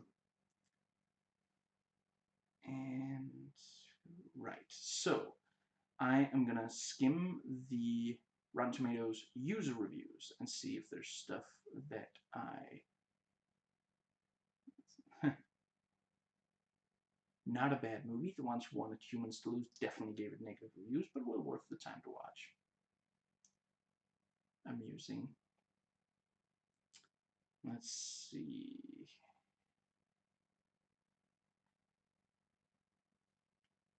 So,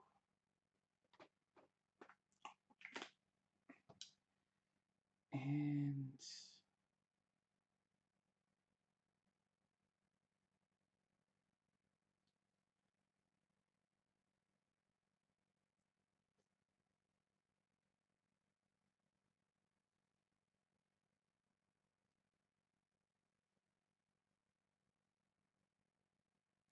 this this critics yeah, this person says things somewhat go downhill fast when the actual kids arrive.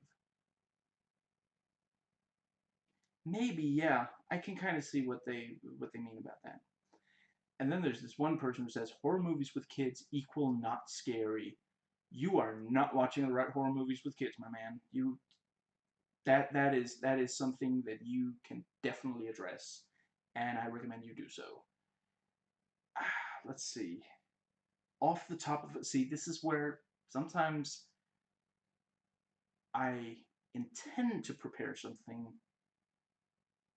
and then I forget because of my bad short-term memory, and then I don't get back to it. Let's see.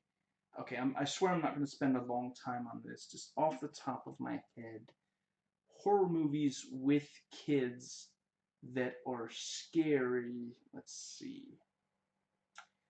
I mean, I don't know how much you want to say the kid is a part of but I would say the American remake of The Ring is terrifying.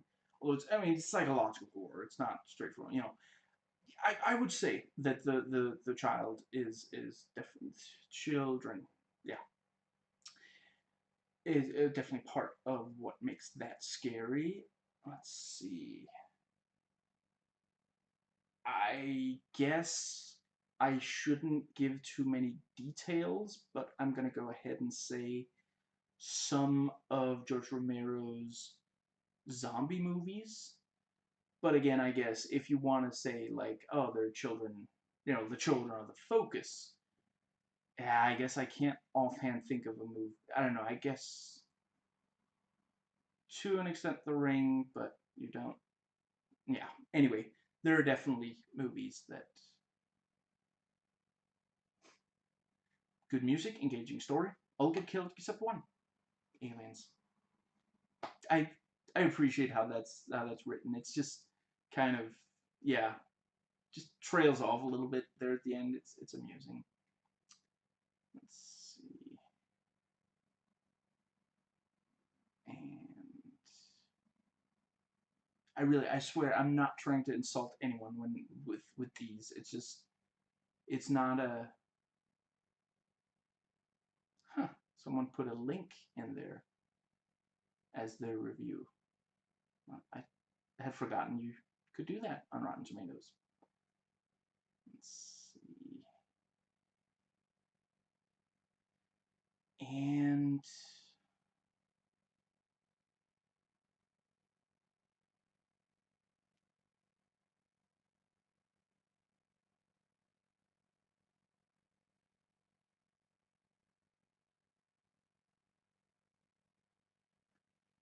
I guess I just didn't see. I'm skimming, and I know I read these, so I guess I didn't think that the ones I'm skimming through were worth talking about because I noted I may just not have thought I would have something to say about. Yeah. Let's see.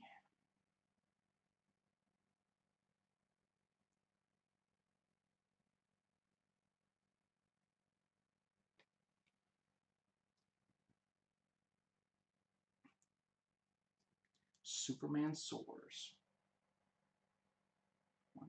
Okay, and Metacritic, starting with the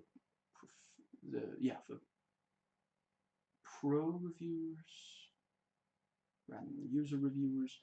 Okay, it has 41 as Metascore, 14 critics, 3 positive, 4 mixed, and 7 negative. Let's see.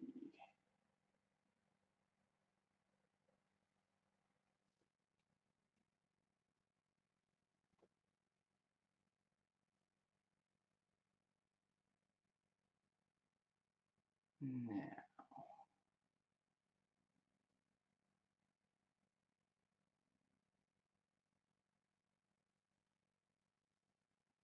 let's see.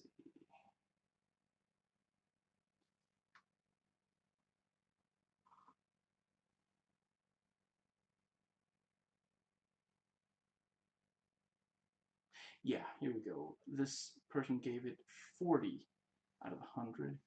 Village of the Damned projects the most basic of human terrors. The fear of group power overtaking individual will is expressed in the children as well as in the government and medical establishment, which intervene in the realm of the body by manipulating reproductive decisions.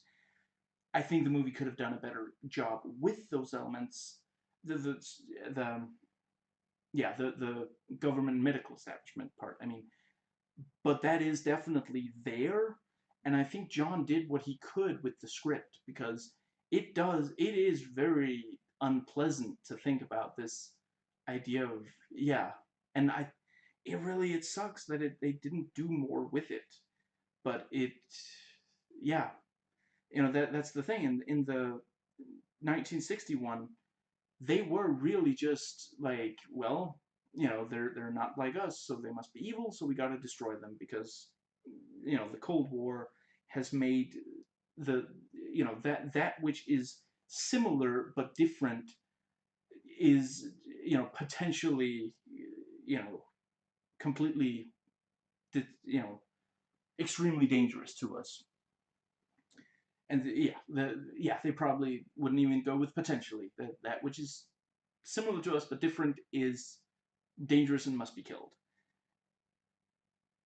In 1995, the idea, it's a very logical place to go, that when the government heard that this, you know, yeah, about all these, weird pregnancies, yeah, they would start, doing tests on these children and such. And it's too bad that it doesn't really go anywhere ultimately. Excuse me, because it is legitimately it is an interesting addition. They just don't know, they ultimately don't really do enough with it. Let's see. Just like its albino-like villains, this village is a pale imitation. And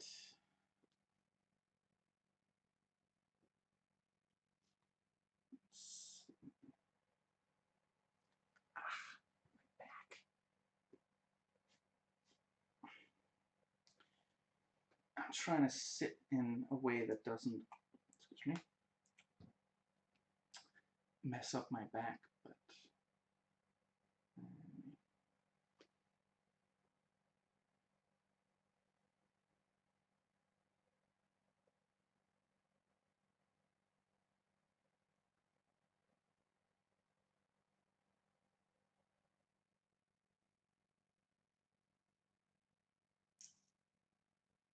and yeah. So, Metacritic user reviews, and here it has 6.3 out of 10. So that's a very, yeah. There's disagreement, and it has 8 ratings, 3 positive and 5 mixed. Now, let's see. I'm not sure if I'm going to be reading. Oh wow, there were only 2 reviews. I had forgotten about that. Anyway, that brings us to IMDb.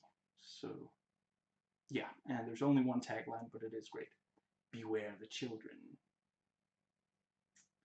and it has a 5.6 out of 10.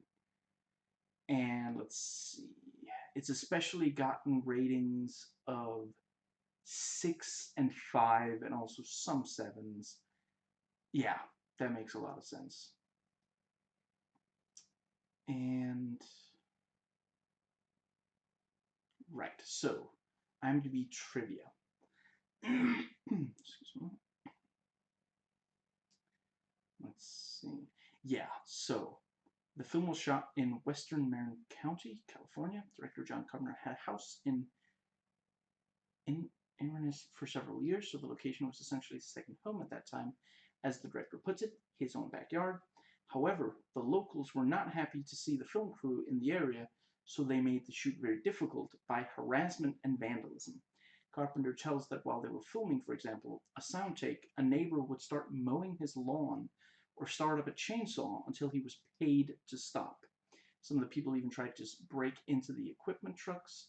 The whole experience essentially soured Carpenter on living in the area, where several scenes of his early film, The Fog, were also filmed. I think that might also be part of it. Like, I really,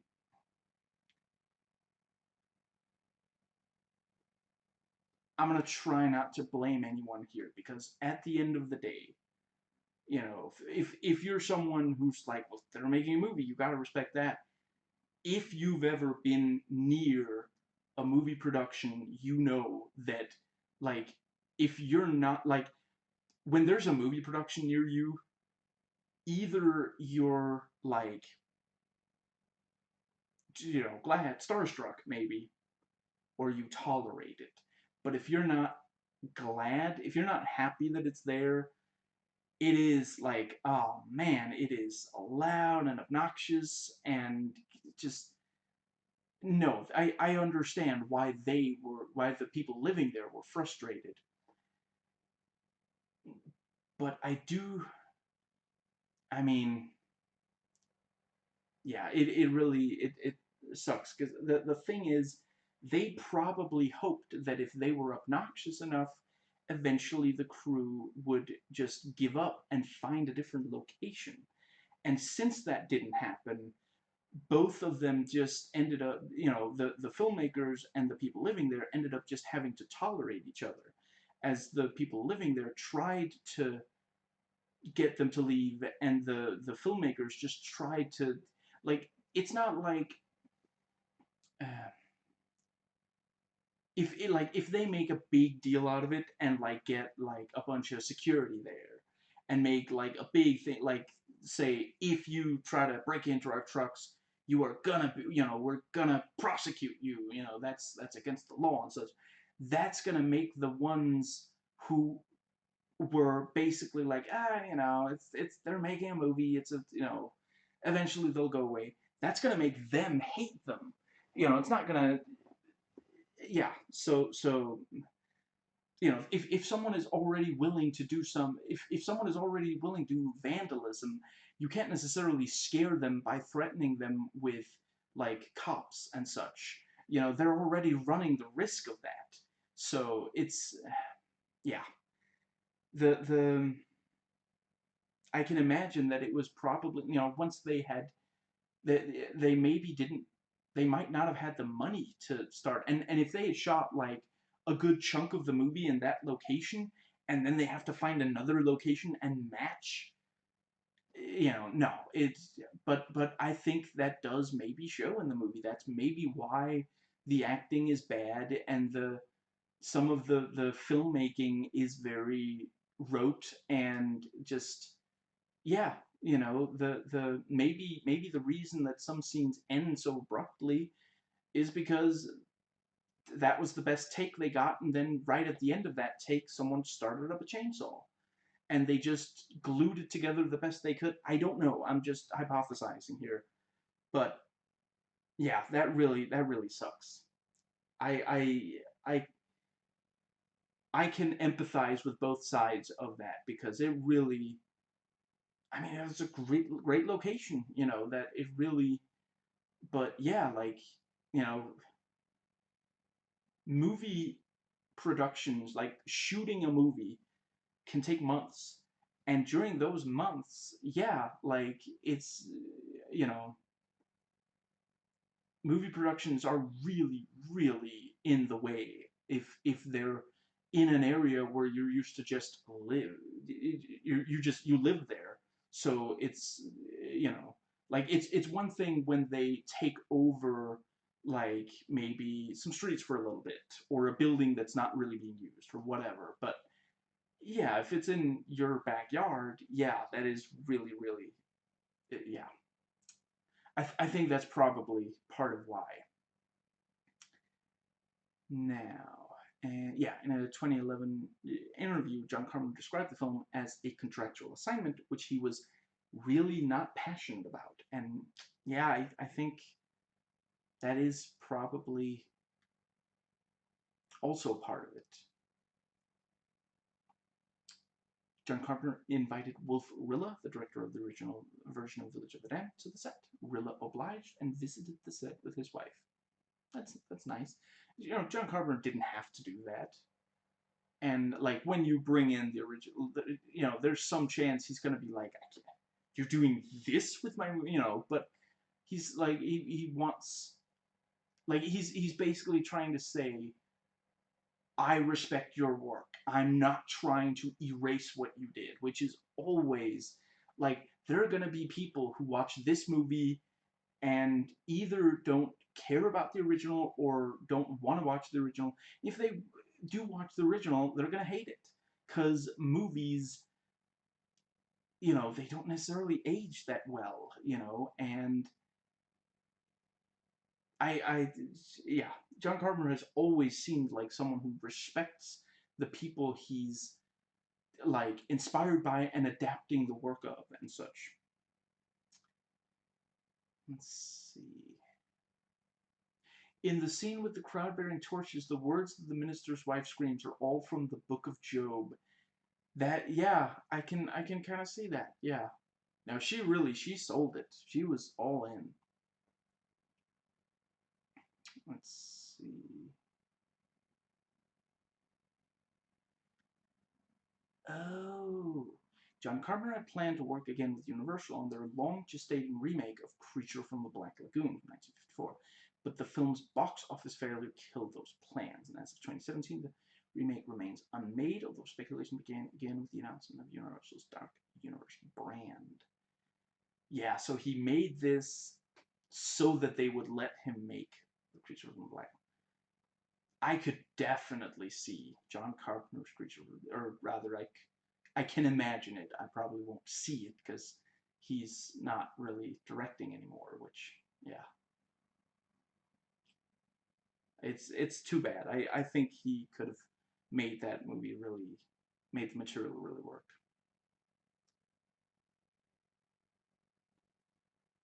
Let's see.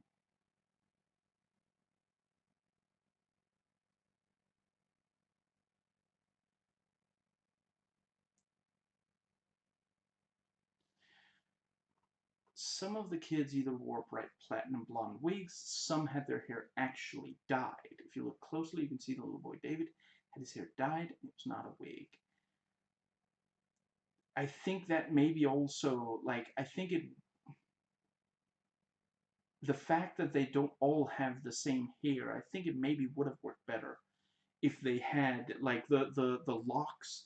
Like, he's got, like, yeah, yeah, I think that might have also, let's see.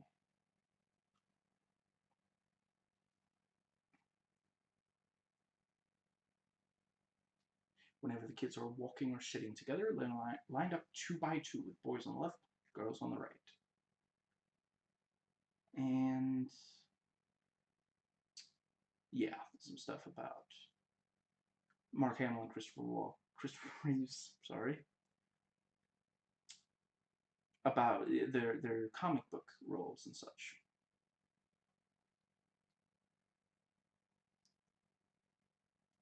According to Lindsay Hahn in an online interview, Christopher Reeve, who was incredibly kind and friendly to all, would keep his distance from the child actors to help portray the friction between their characters on screen, and that Yeah, I mean, I'd say it worked well. They really do. You really they don't get along, and you get the sense that they yeah. And let's see.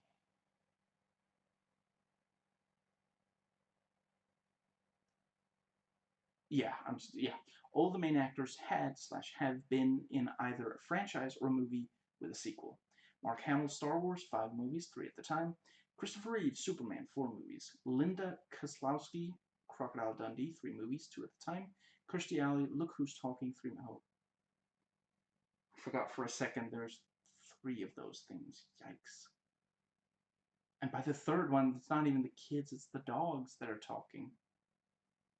Yeah, that's a thing that happened that they made two sequels to Look Who's Talking because the first one was such an unbelievably just it really just it set the world on fire. I guess that's a movie that explores the idea of abortion. Anyway, you know what? I'm sure that those movies have their audience. I'm just not part of that audience. Let's see. I would definitely say in the first movie you really sympathize with her situation. And I do like the bit where the like yeah, I let's see. It's something like that she's talking to yeah, I'm not gonna go give enough details that it spoils, but basically there's a guy who's being a real jerk and she's like I think she like she has to change the baby or something like that. And she's like doing it on or by a really expensive table and he's like, "Oh, don't do that. It's mahogany" or something like that. And she like takes the diaper off and like smacks it down on the table and goes, "Now it's crap" or "Now it's worthless" or something like that. That's don't be a jerk when someone has to deal with a baby. Just don't. Like if you're going to say don't use that, that's mahogany, you had better be like, use this instead. Don't tell them don't tell her what she can't do, Charles. Anyway, and Michael Paré, Eddie and the Cruisers, 2 movies. I don't Michael Paré, this might be one of the better movies that I've seen him in. He's been in some really, really B grade movies, but sometimes he's fun. I don't know if I should admit this, but I did. There was a time when I could get some enjoyment out of watching Deadly Heroes. I ran out of quarters. Yeah, okay, I just sealed my fate. I can't believe I actually remember quotes from that movie.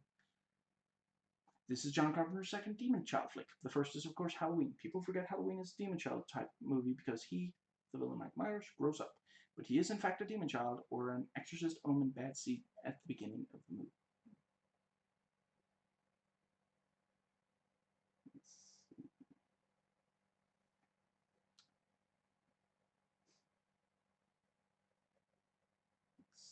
Okay, that brings us to the IMDb goofs. And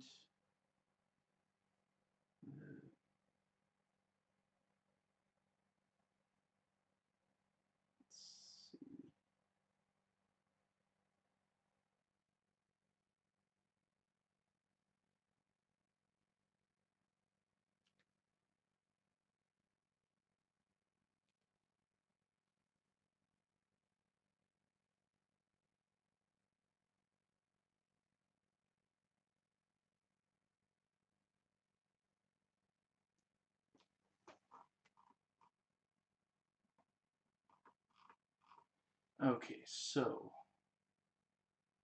the let's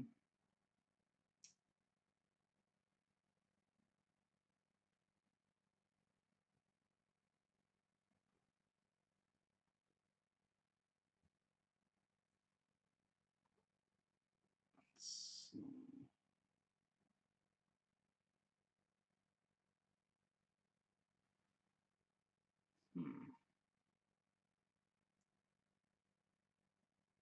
Yeah, there aren't any of them that are interesting. Okay, so there are 22 quotes. I'll see if I find any of these, if I want to read, if I want to quote them out loud.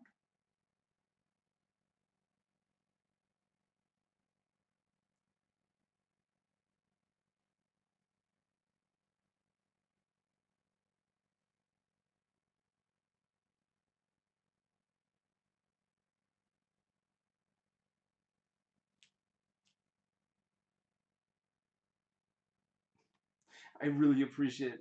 Mara straight up says, "Should we pity you?"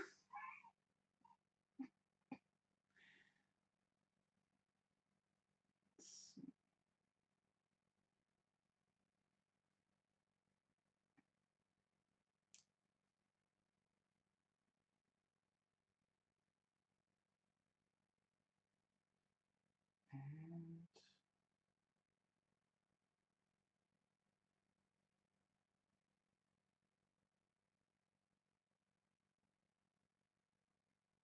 yeah, I mean the let's see.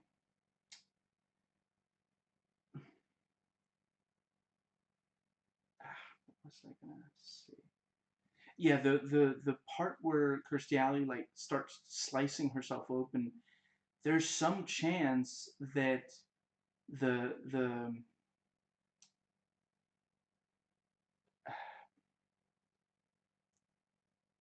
that my version was cut, but like the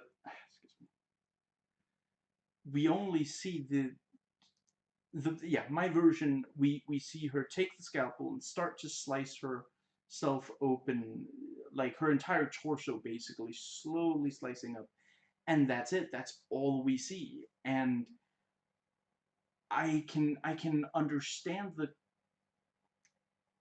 the idea that the like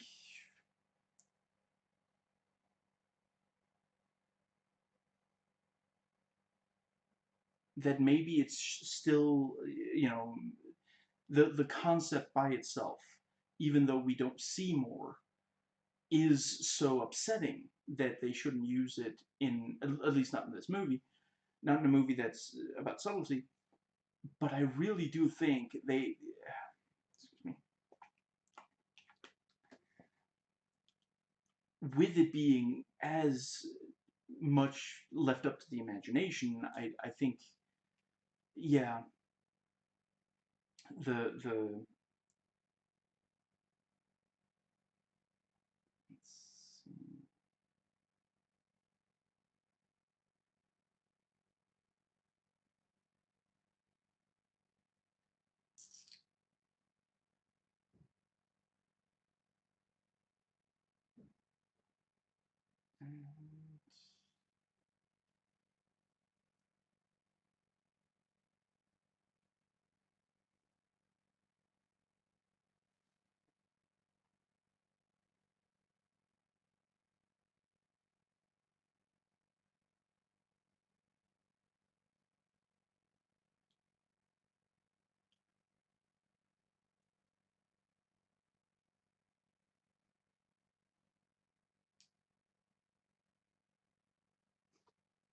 There are going to be changes. Okay, and connections. So let's see.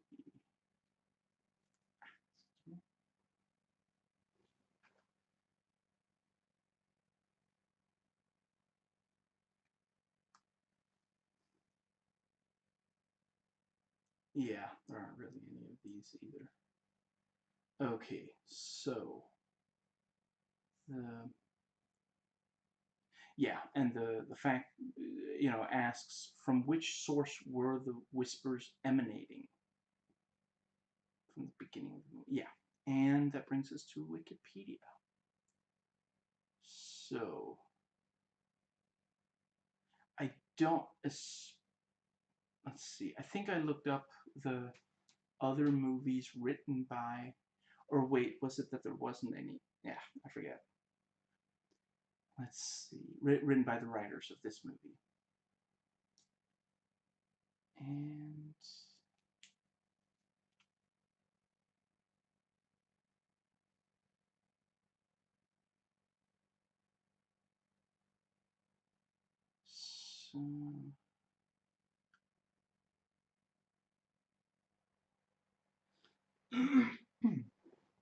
let's see.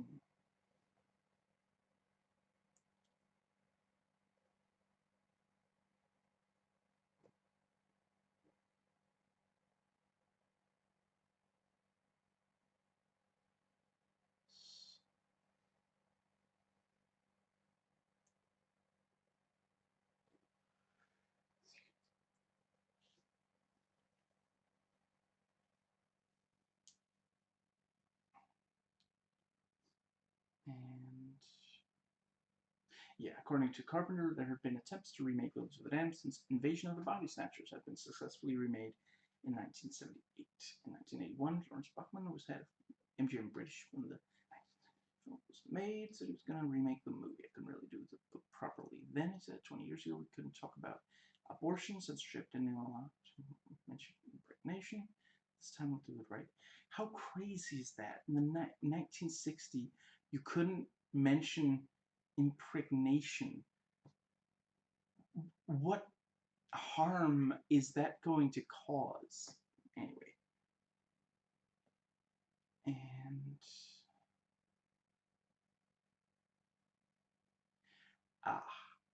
project wound up at Universal, who approached Carpenter to remake it. He said, I thought, sure, it's an obvious choice. It's easy. That's a pretty easy movie to make. That's maybe also part of why he didn't put as much effort in as, yeah. And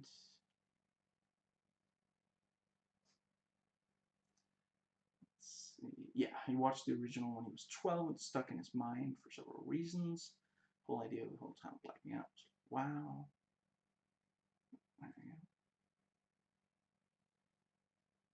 And yeah, then there's the thing about the fog, where Inverness, where they shot the fog. It's paradise. You can stand anywhere, put the camera down, shoot, and you've got it. It's there. It's a small town, plus it's home. I get to shoot at home for a change, so off we went. Yeah.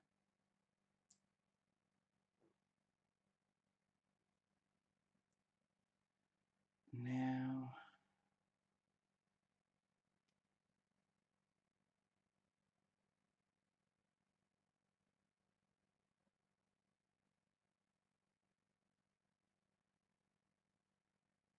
okay.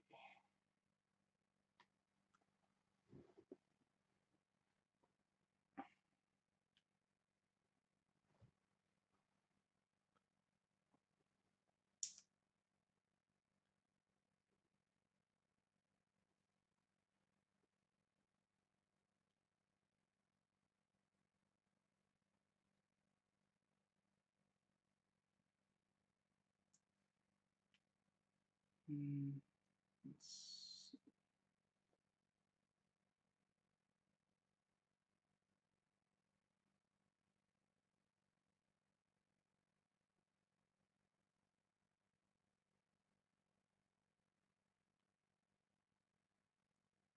And some quote about Carpenter talking about filmmaking with $10 million or above and less. And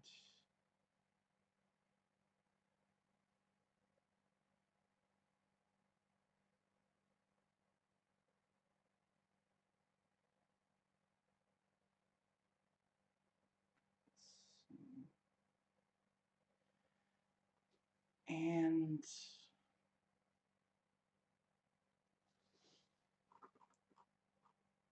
let's see. Okay, so there's reception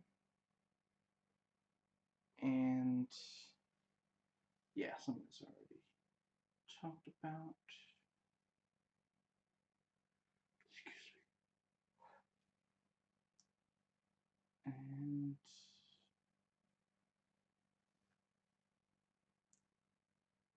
yeah, here one critic says Hamill was badly miscast. I think that might be, yeah. And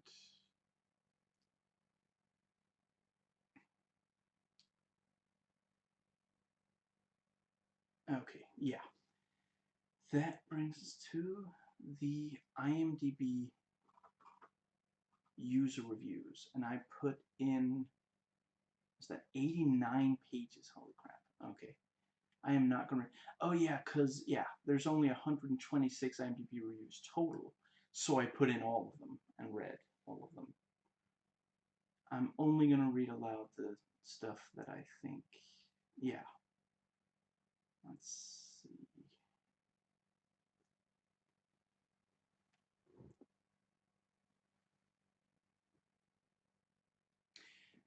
Yeah, so this guy, let's see, gave it a 7 out of 10. The inclusion of a government intervention and a possible worldwide epidemic of these children does little to further the film.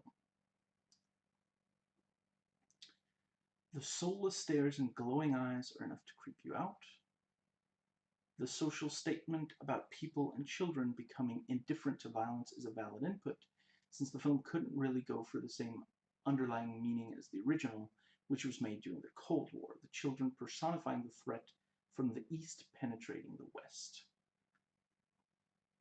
And let's see. Excuse me. And this is a different 7 out of 10 review.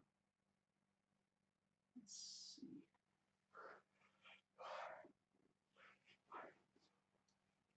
Okay. So,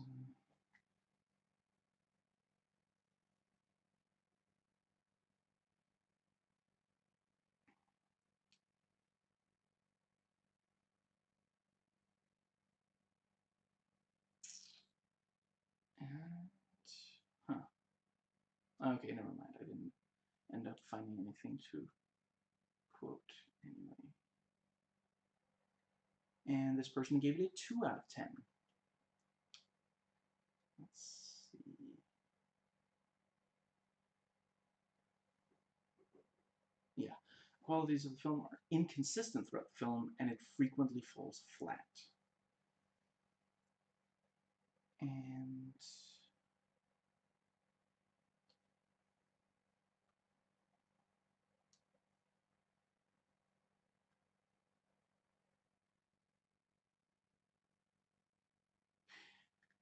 there seems to have been a conscious effort to add gore and violence, and that decision is perhaps the main reason this film fails so miserably compared to the original. The gratuitously graphic nature of the violence directly detracts from the suspense and tension so evident in the original, whereas in another Carpenter remake, The Thing, the effects and violence enhance the sense of dread. Here they are responsible for destroying it. See, I wouldn't go quite as far, but I definitely see what they mean. It really is like the this sort of slow build up to it, and then this I mean, some of the time the violence in this movie is extreme, even if it even if we don't see that much of it, and sometimes a while of the movie passes, compared to how short the movie is overall. Sometimes a chunk of the movie will pass without any strong violence, but yeah, it is, yeah. And I agree 100% that it definitely, the thing, if you try to watch like a censored version of that, it's really going to take away a lot of the fear that, yeah. Now, and this reviewer gave it a 6 out of 10, so let's see.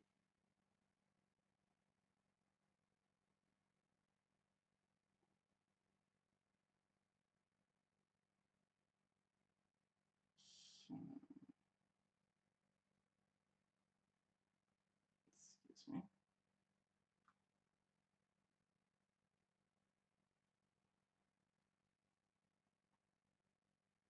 Yeah, I thought this was a point worth. The movie packs better cinematography by Gary Kibbe, who photographs colorful scenarios from the village. I think his really really great cinematography. Yeah, And let's see. Excuse me.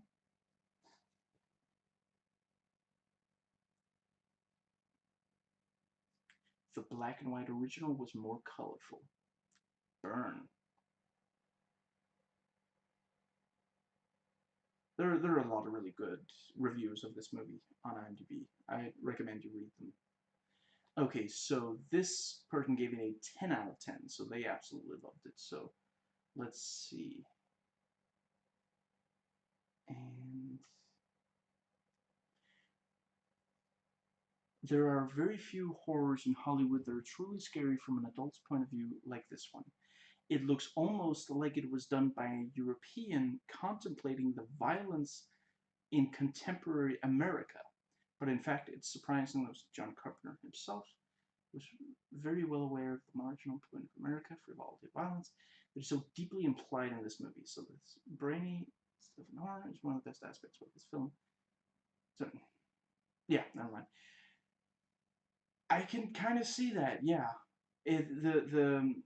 It being about how violent, and that is a decent point. And again, the original movie is set in England. This one is set in America.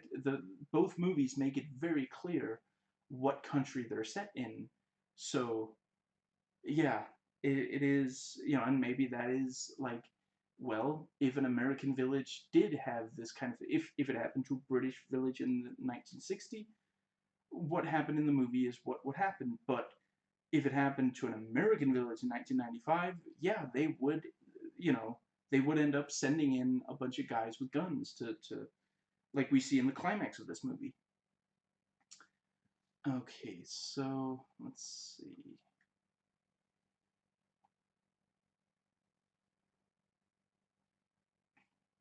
Yeah, I love the way how we are introduced at the beginning. I love the way how we are introduced to our essential characters and the family in full harmony, feeling that falls as if we're treated to something romantic, and in one moment everything is destroyed.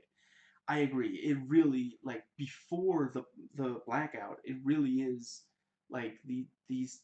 It seems like a great place, and these are sweet, happy people who enjoy each other's company, and then these nine, eight little monsters, and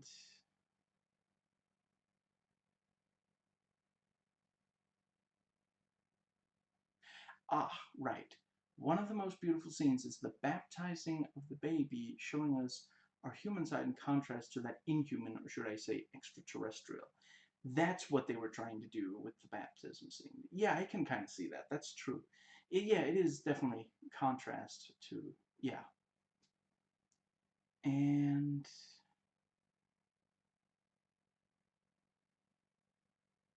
let's see.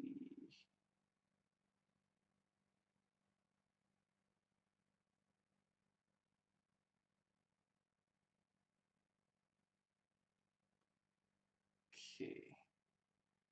So, excuse me.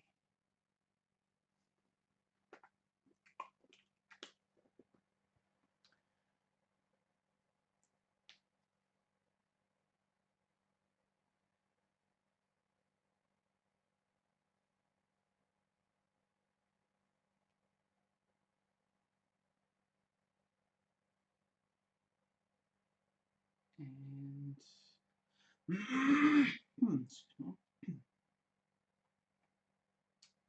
yeah, and this, postulates maybe, Melanie Roberts, was compelled by an extraterrestrial force to commit suicide. And let's see.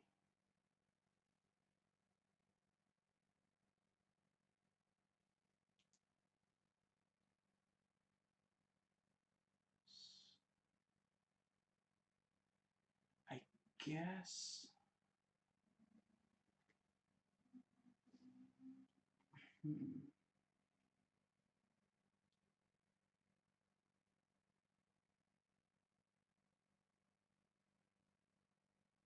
so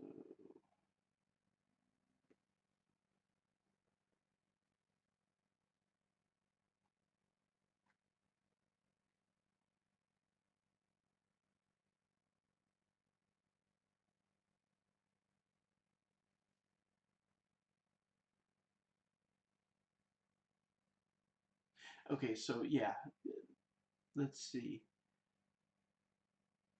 So they kind of sum up as intelligent satiric portrayal of violence and old-fashioned artistic film beauty. There's definitely, I don't agree with everything this reviewer says, but I can, yeah, yeah, I think there's some truth to that. Okay, and this reviewer gave it 8 out of 10. So let's see.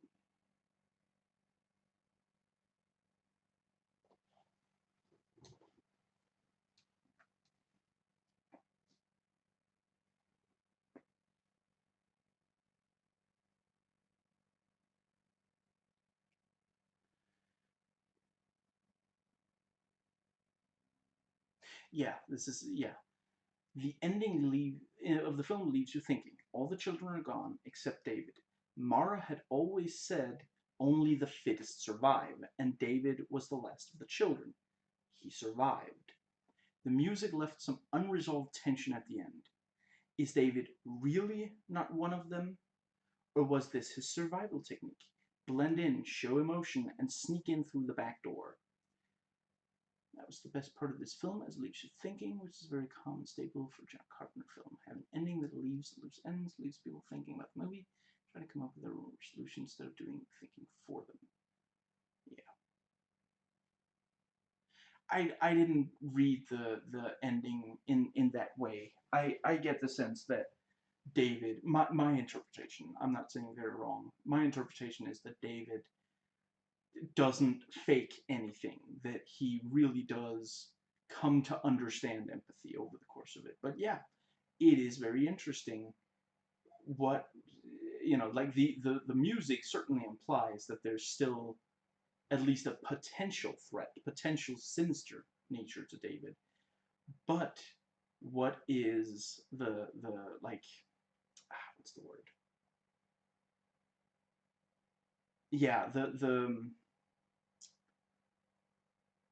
is there maybe some chance that you know let's see,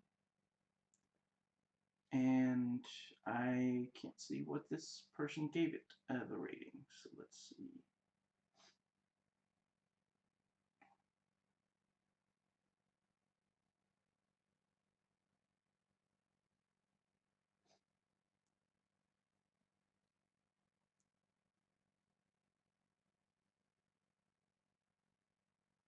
Yeah, this person points out that the children seem to be creepier when they're 3 years old. When the movie brings you to the part where they're somewhere around 8 or 9 years old, the movie starts to lose the creepy elements.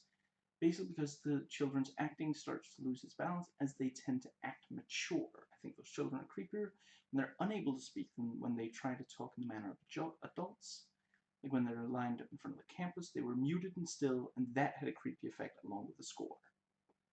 I think there is some truth to that. I yeah, you some of the really creepy stuff is, I mean, I guess I think to me it's more that they're creepy in another way, but there's definitely something really creepy about the really small ones. Let's see. And excuse me.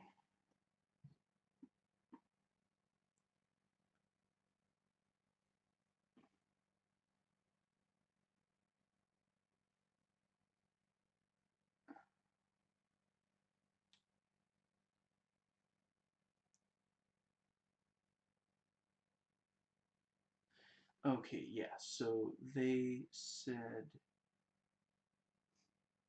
those white-haired little kids give me the creeps, especially the ringleader Mara. She will succeed in boiling your blood. The ending is my only complaint. It's a bit flat. The gore is limited, and the story is infectious. Yeah.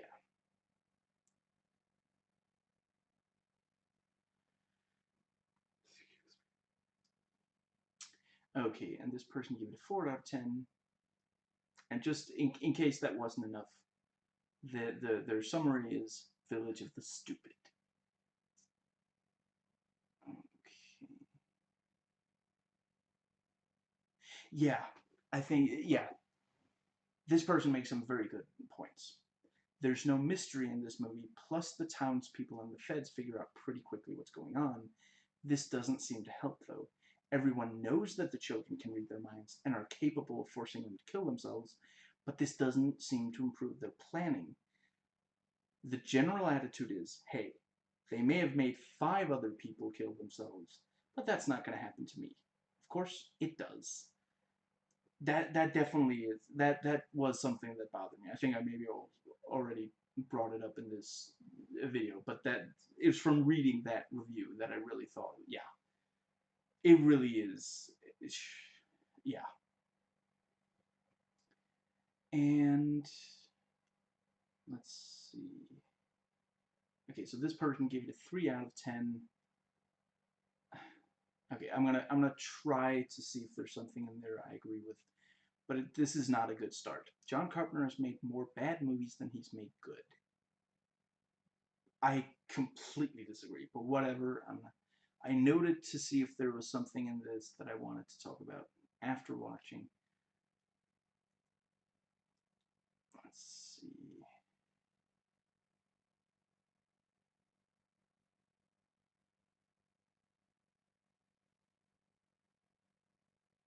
And every change from the original is not just a mistake, but a catastrophe. So this person did not like it. I really appreciate when if you know what you like and don't like, and you put it out there. I mean, at the end of the day, it sucks when someone doesn't like a thing you've worked hard on. But if you don't want anyone to say anything critical about, like if you write a poem and you can't handle someone criticizing it, don't share it with anyone. At the end of the day, if you share it with even a single person, you have to accept that there's going to be some criticism. And I say that as someone who hates when people criticize my work. And I mean, yeah, that is why I stopped sharing. Why, that's why I only do reviews now. I haven't done a movie or short story or anything like that in a long time. I think that ultimately, yeah, either only show it to people who aren't gonna say something that'll bother you, or just, yeah, find another. The fact that you might be really good at writing, if you really aren't comfortable with sharing your work, not everybody who's great at writing should be a writer. You have to take into account when you decide whether or not you want to, to follow that dream. People are going to say some very negative things about your work, and if you're not okay with that, then you maybe that's not the best thing for you to be. Some, like, there are some people that very clearly have a very hard time accepting when people criticize their work. And yeah, I sometimes wonder if maybe they should, I mean, at least maybe take a break or something, so that when it's clear that it really bothers them. Okay,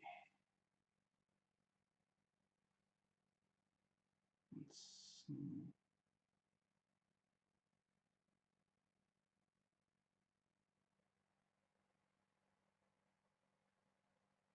Yeah, this is the person who notes, although we're shown that the town has lots of regular kids, once the day out children are born, we never see a single normal child again. I really do think that's, yeah, it's yeah. Okay, let's see.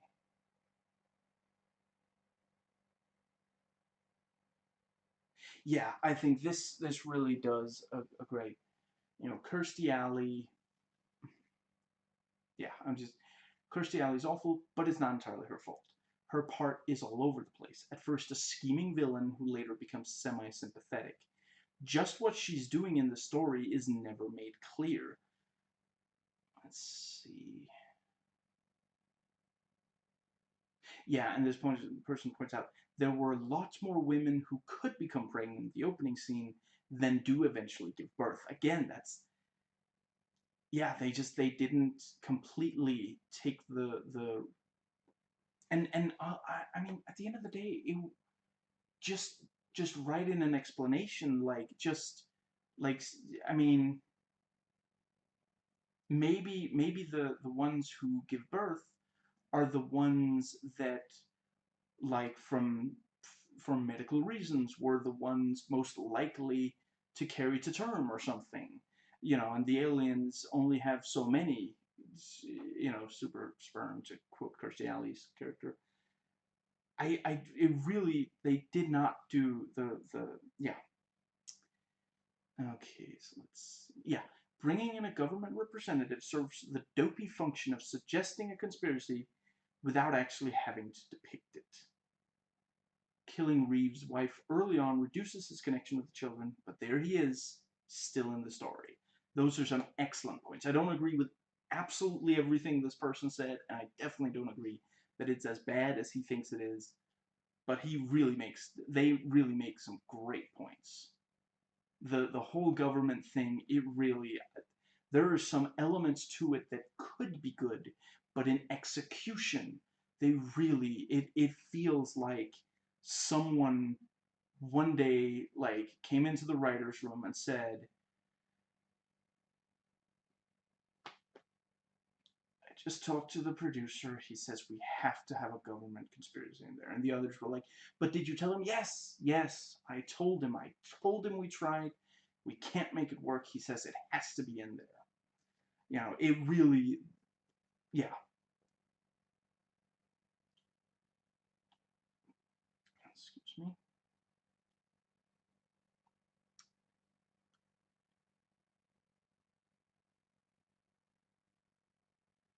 I'm not going to spend a lot of time on this, but just, you know, this is the last movie that Christopher Reeve was in before his accident, which left him paralyzed. I haven't watched that much of what he made after. I don't even know if there's a lot of it, but he was in the uh, Rear Window remake, or one of, I don't know if there's more than one.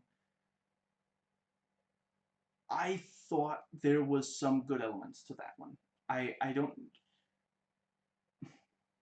Okay, time for the most obvious statement in the world. It's not as good as Hitchcock's version. Duh.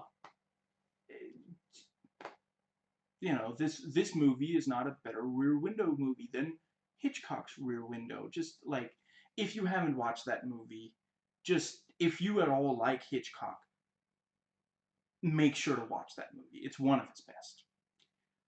But there are some elements in the remake that Christopher Reeve stars in that do, you know, yeah. Let's see. Okay, so this person gave it a 3 out of 10. And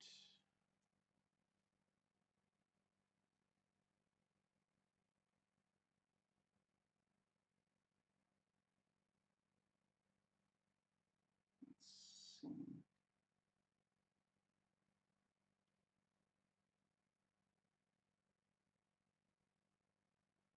So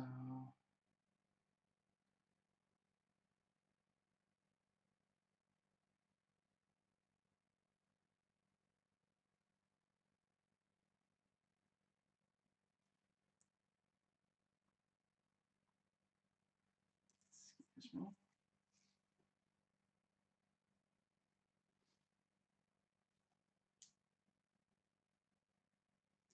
Rather than suggesting a slowly rising sense of menace, Carpenter prefers to show a barbecued local. And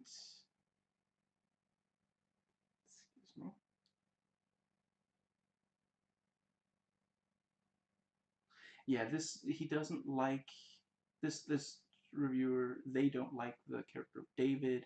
I think the other one didn't either.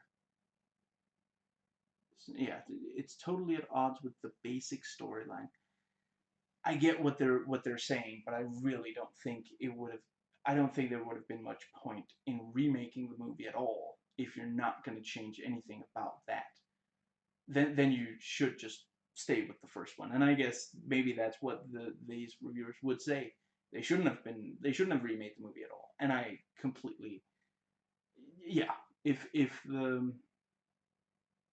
they weren't going to change the something like that, then for sure. And yeah, the actors and acting were variable. The children were generally very good, but many of the adults were either miscast, acting poorly, or both. Let's see. Yeah, and this, they point out that it doesn't make sense that the children are moving into the barn when they're worried about being killed in an isolated community. And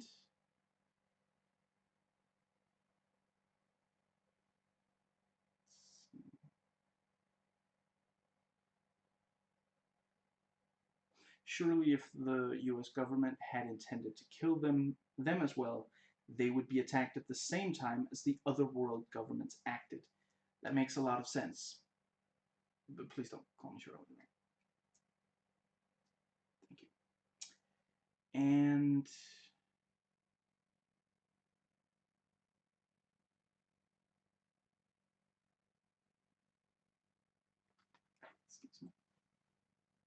the entire American government and scientific community was represented by one doctor, whose specialization of epidemiology seemed rather odd.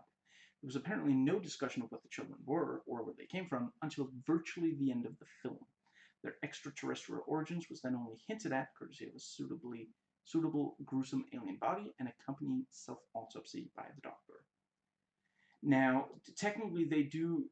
I think they do. Yeah, they do basically try to explain with Kirsty, Dr. Susan Werner saying, if we, the when only I knew, I was the only person who had to worry about them reading my mind and finding out that we knew. But if everyone in town knew, then they would know we knew, or something like that. And maybe that's too much of a throwaway. Maybe it's too convenient of an explanation. But I think really the moment that you go into a lot of detail about, well, where do they really come from? I think, as far as I understand from D.S. Deacon's review, in the original, it's very heavily suggested. Basically, the the guy trying to teach them morals and such says, "Do you think there's do you think there are living things outside of this planet or something?" And the children kind of they understand the question, and they very clearly don't answer. It's not that they're confused by the question. They understand and they're not answering because they are, aliens. And that's probably as much as you should do with that. You probably shouldn't go into more detail because at the end of the day, that's just not what this story is. There are some great stories that really go into, these are aliens and they're, yeah, the Thing does a great job of telling us a lot. By the end of the movie, The Thing, you know a lot about this alien. And it's not a spoiler that's an alien. That's literally, you find that out very early on. By the end of that movie, you could write a thesis on the alien. Don't worry, I'm not spoiling that movie in this video, but just I don't think that would work with this movie. It's a completely different kind of thing they're going for. The subtlety and the sort of, the moment that you have aliens running around in everyday society, you really, that is difficult to get to work. You know, I would say that he does. Carpenter makes it work in They Live, but that's also a movie where almost until the very end of the movie, I almost spoiled that movie.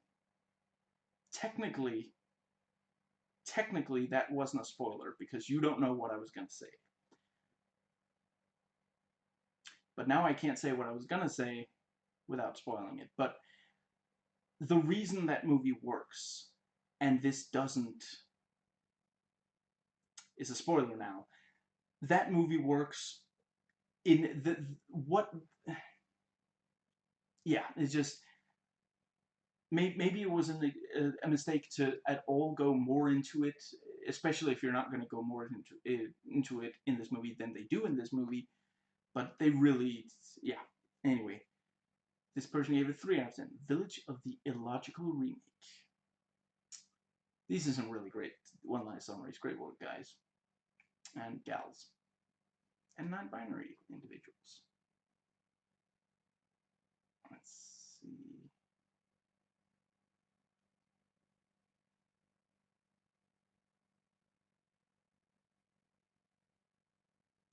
Kirstie Alley say, ready for the cliche?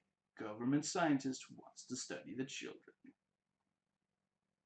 And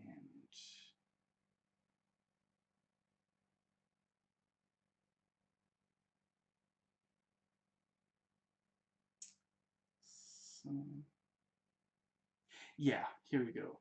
The children's mannerisms are at times frighteningly evil, but at other times they come off as burlesque. The marching in military order looks absurd. The robotic speech, replete with multisyllabic pseudo-intellectualism and other traits, has been used before.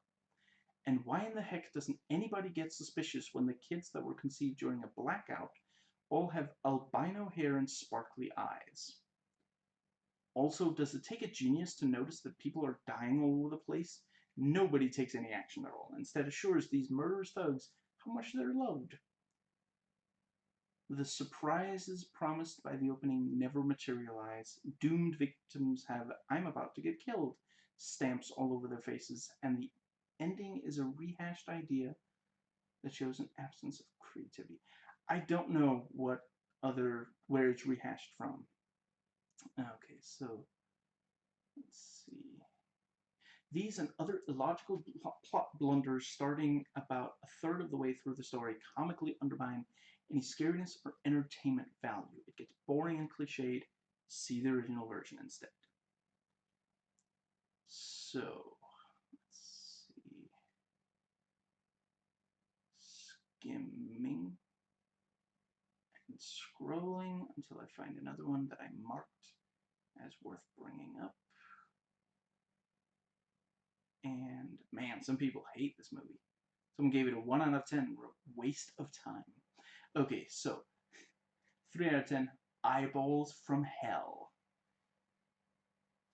Yeah, I like that. That's yeah. I'm sorry, but like I said, they push it too far. It ends up being.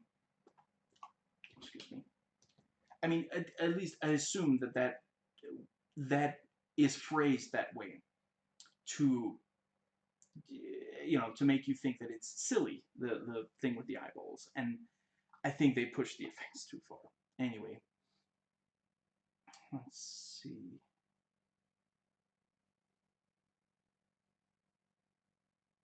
And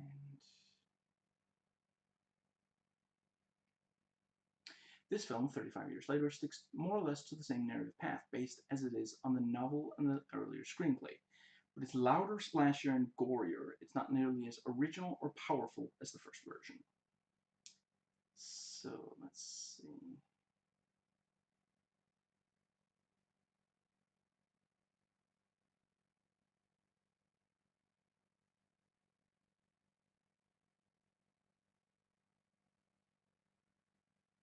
And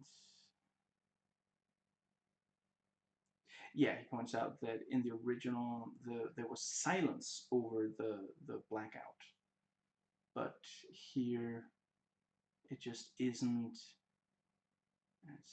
Yeah. Another man, struck unconscious while driving, has his pickup roll off the road and collide with an object. Does the truck explode in a fireball? Are you kidding? Okay, so let's see. And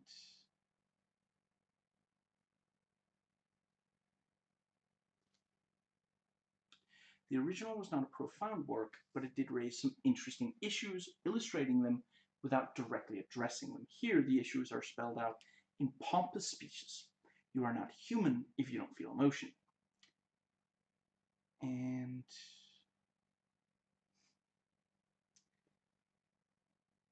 of the performances, I could only credit Linda Kozlowski's and Chris Reeves. The others are either forgettable or, worse, unforgettable. And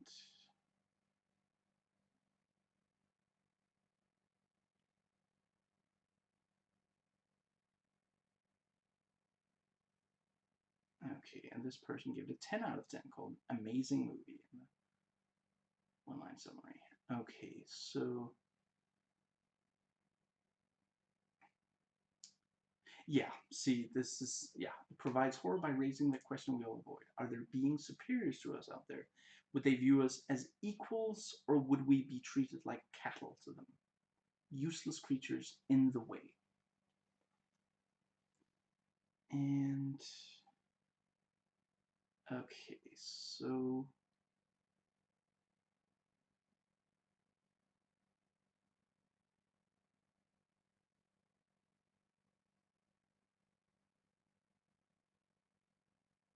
let's see.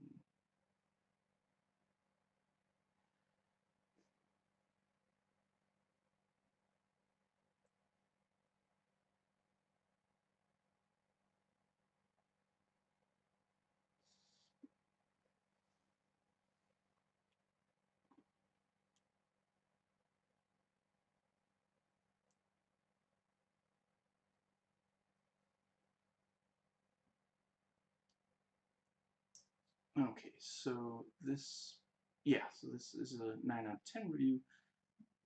One-line summary: Birth Control, courtesy of John Carpenter. And yeah, see, okay, I'm gonna just start reading aloud. The pros far outweigh the cons in this remake. For one thing, Carpenter gives us an idea of what it might be like for the women who have been so mysteriously violated, something I don't recall at all in the original, although I like the original. And yeah, and points out, shows remarkable restraint once again. Excuse me.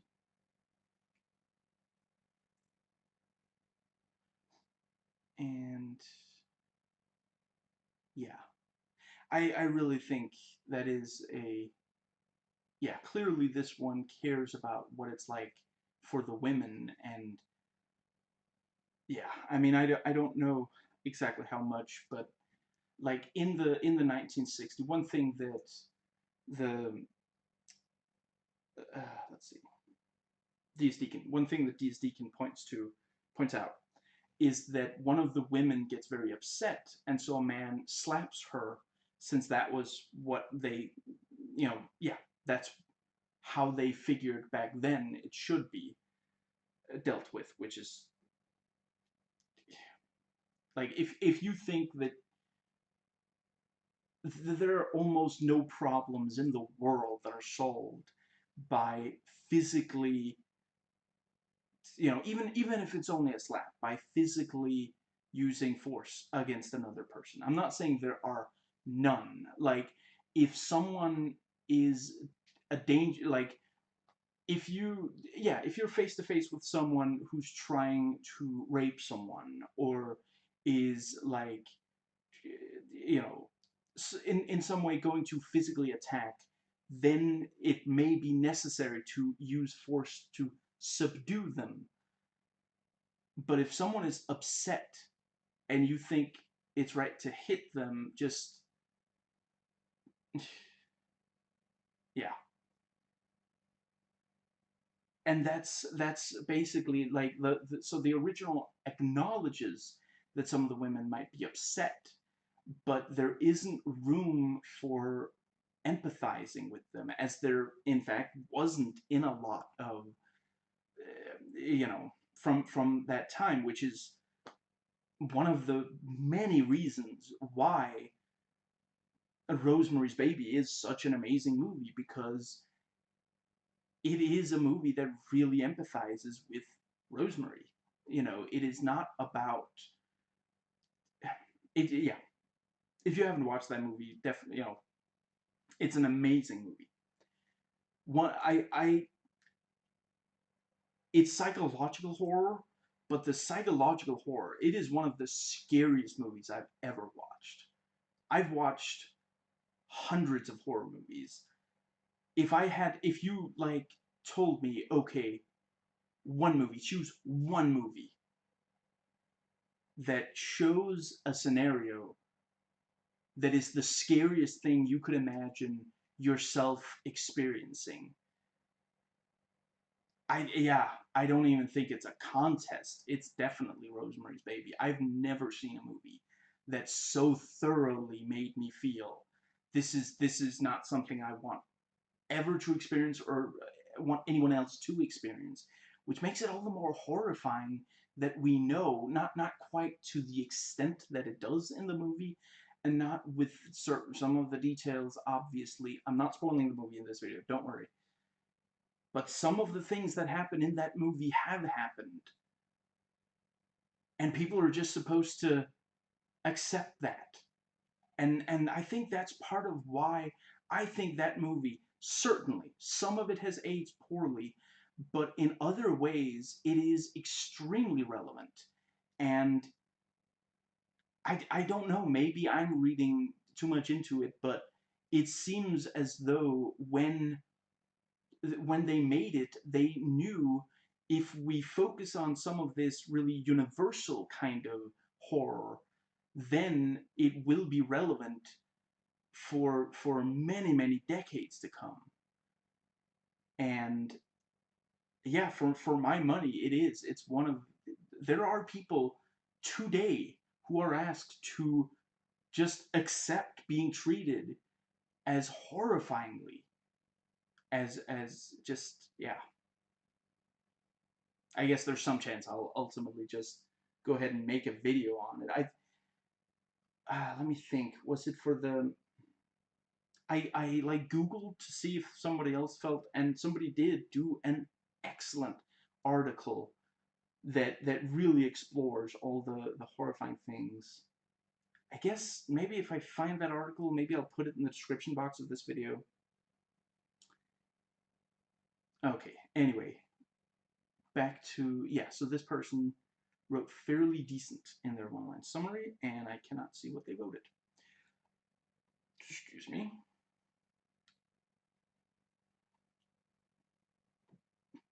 Excuse me. And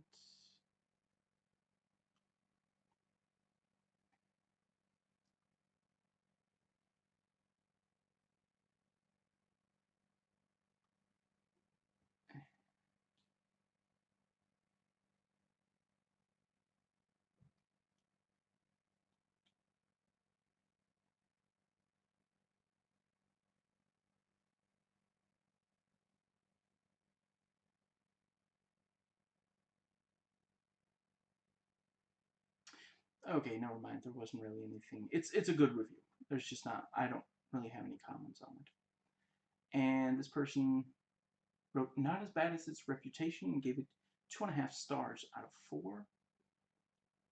So let's see.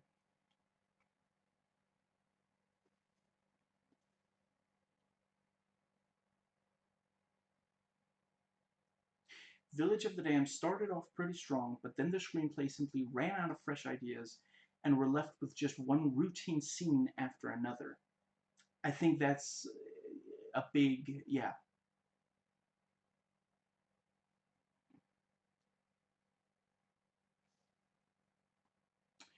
As much as I'm against the hatred some show this film, there's still no question that it should have been much better considering who was directing it.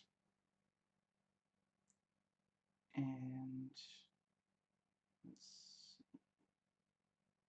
okay, so this person said the children are never scary. I wouldn't go that far, but I can see what they mean. And yeah, the second half of the film pretty much just becomes routine as one adult makes the kids mad after another and they all end up dead. That's very true. It simply does not know what to do with the children after the, yeah, once they just, yeah, it's just one scene after another of that. And it's one of those things where like, and normally, yeah, I don't think it's that John Carpenter doesn't understand this. I think it's maybe the script writers didn't, or maybe they were forced to do it despite. But some bad horror movies mistake the fact that good horror movies, like, I'm not saying that there's no good horror movie where, like, there's one scene with an extreme amount of violence and then long stretches of absolutely no violence. But a lot of great horror movies, they they they have violence happen every so often, rather than a long stretch of nothing and then some. Every so often along the way there will be violence, not necessarily deaths, but violence, threats, maybe not even violence, just implied threats and such. And some bad horror movies mistake that for scary in and of itself. It's not. Violence in and of itself is not necessarily scary in fiction, in reality, but not in fiction. It's scary if you do it right. But there are films where characters will die and there's a lot of violence and such that are not scary. They're simply not scary. And yeah, bad horror movies just throw a lot of bodies on the table, and that's it. And yeah, the second half of this movie kind of feels like that. It's just, well, as long as every so often someone dies, it's scary, right? And yeah, no, it's not. Okay, so let's see. The Yeah, okay, so this person gave it a 1 out of 10, boring, uncreative, and then 1 in summary. So yeah, this is also yeah. The problem I have with this movie is that it's completely formulaic. Main character talks with kids, random slash main character is killed by kids, repeat. Why wait until the end to see which, if any, of the main characters are left alive?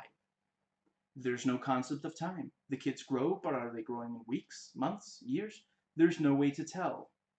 That's an excellent point. And apparently in the original, it's made clear that these children, it's not that we see 8 years progress, it's that they grow to the size of 8-year-olds in an abnormally short amount of time. And I'm not 100% certain if that is months or exactly what, but yeah, in this movie, like, if you told me, if you looked me right in the eye and said, in this movie, none of the children grow faster than normal children. There's a bunch of elements where they're different from human children, but their growth, their physical bodies grow at the exact same rate as human children. I'd have a hard time telling you that that's wrong, or that I don't believe you, because that sounds completely credible, ultimately. But then if somebody else looked me in the eye and said, I guarantee you 100% the children in this movie grow at an abnormal rate, I wouldn't know who to say was wrong, because the movie doesn't show it either way. Like, the only indication of time we really get is that the let's see, Susan Werner, Dr. Susan Werner, she didn't go to evil med school just to be called ma'am. Should call her doctor. She says at one point, I would like to request another year of study of these children. Does that mean that the children are 1 year old by now? Because she started right after they'd been conceived. Or sorry, does that mean the children are, let's see, 2 or 3 months old? Or maybe that's not the first time. Maybe she has to do that every year. We don't know because, you can't look at the other characters and be like, well, clearly Christopher Reeve doesn't get 8 years older over the course of the film. Some movies choose not to show that. You know, the X-Men prequel movies, in fact, really rely on you accepting that people don't actually grow older. Even people look exactly the same. Even, what was it by the end? 30 or 40 years between the first and the 30. Yeah. First one's like 1963, last one's like 1990 something. So you can't use that to go by. No, that is a problem in this movie. Okay, so let's see. Yeah. And let's see.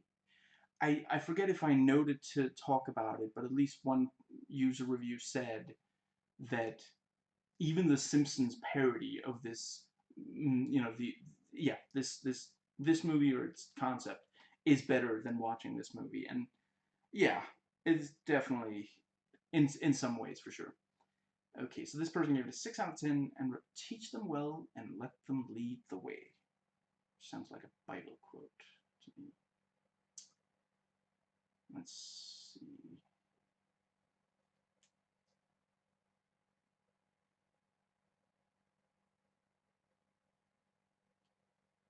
Hmm.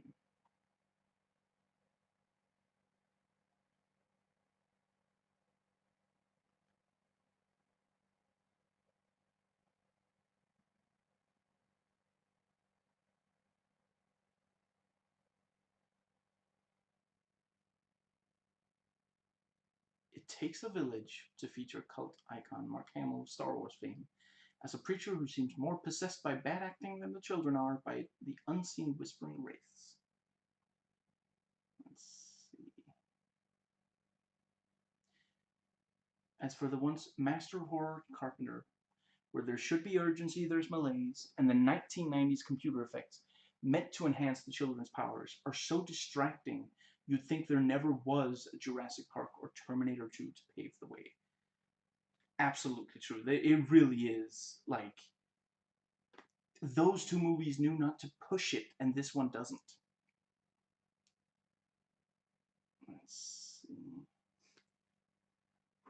What's the most fun, while resembling the kind of self-aware campfest this ultra-serious nosedive could have used more of, is how the kids march around the woodsy seaside small town like possessed ducklings. They absolutely do. It's so true. Possessed ducklings is yeah. Okay, I'm gonna read some more of this. This is great. Carpenter tosses in a few humorous adult reactions to these walking, stalking, talking encyclopedias. That's great. That's yeah. And now I want someone to do a parody of this movie where it's not encyclopedia but Wikipedia, and like they're in the middle of saying something really intelligent, and then someone like edits the content on the page as they're saying it, and they end up sounding really stupid instead. And then they find the person who did it and make them like pound their face into their keyboard until they die from it or something, and then like someone like grabs the back of their head to lifts them up, and there's like keys stuck to their face in a really humorous fashion. Are they still making scary movies? They really shouldn't be, but if they were, I'd like to see that in there. Although obviously, 25 years later is a, oh god, I'm old. I remember the year 1995. 25 years ago. Yeah.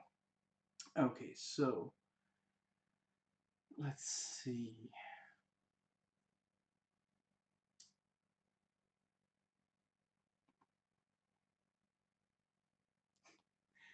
5 out of 10. How can evil be so bland? And John Carpenter more than likely did this one of The Paycheck and not much else. And much like its Anytown, USA setting, it's about as exciting as white bread.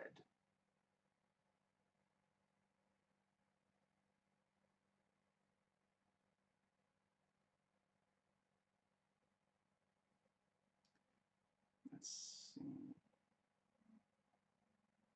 Yeah, the movie is telling audiences to be scared instead of showing us. And let's see.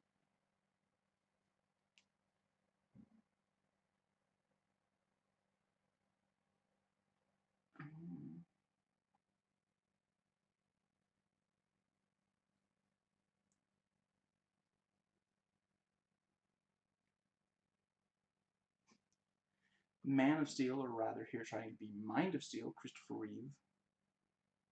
And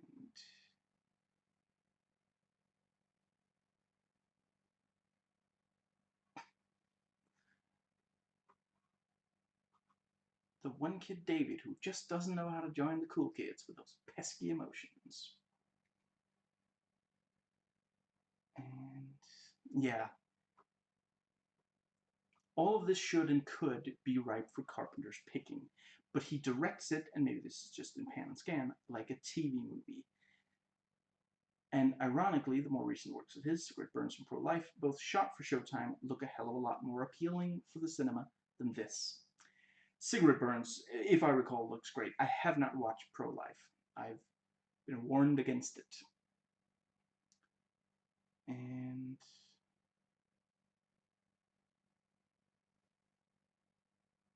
the rest of it is just, well, there, I guess. And let's see.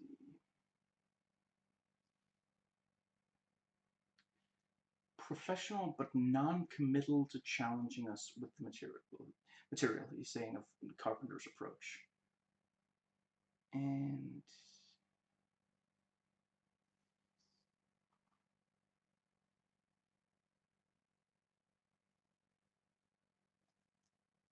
why not make it an all-out bloody war?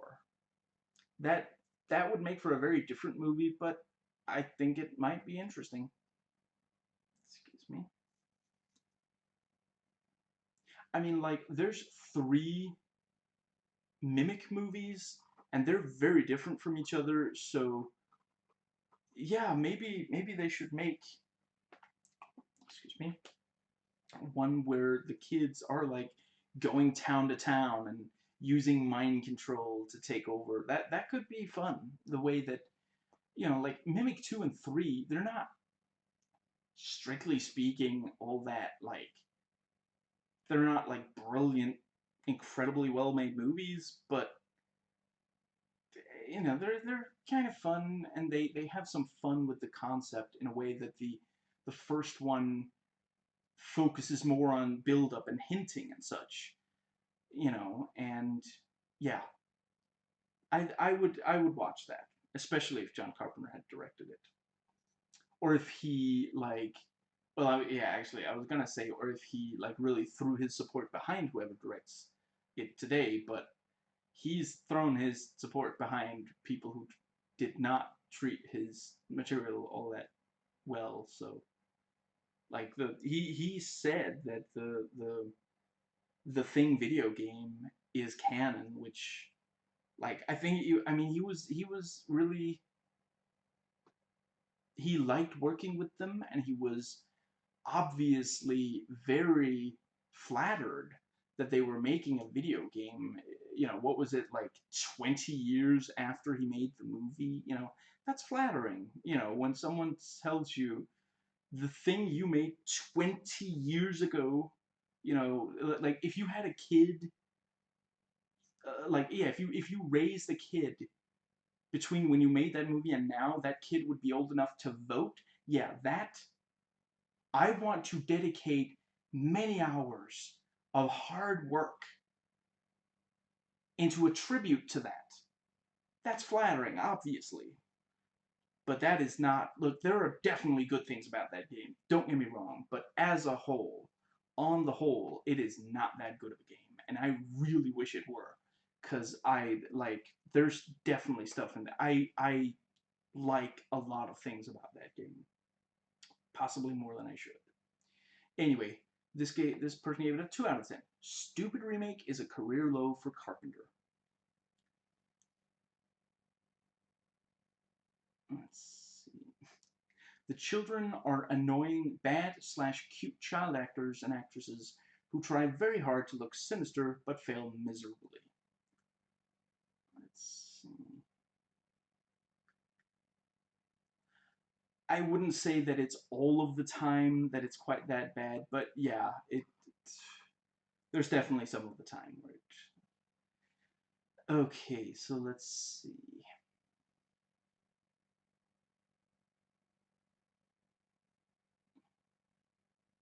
I thought this was going to be a lot more better, so they're about to die. We actually see the death scenes in this movie, seen before in the aftermath, but not when it happens. It cuts away to the kids with lights in their eyes.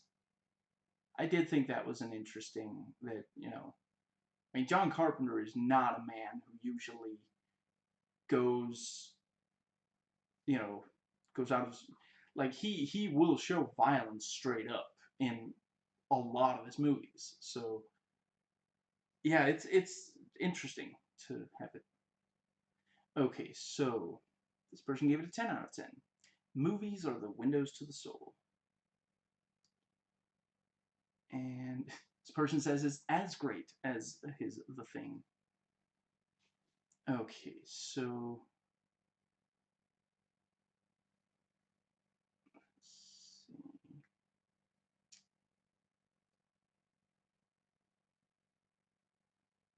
And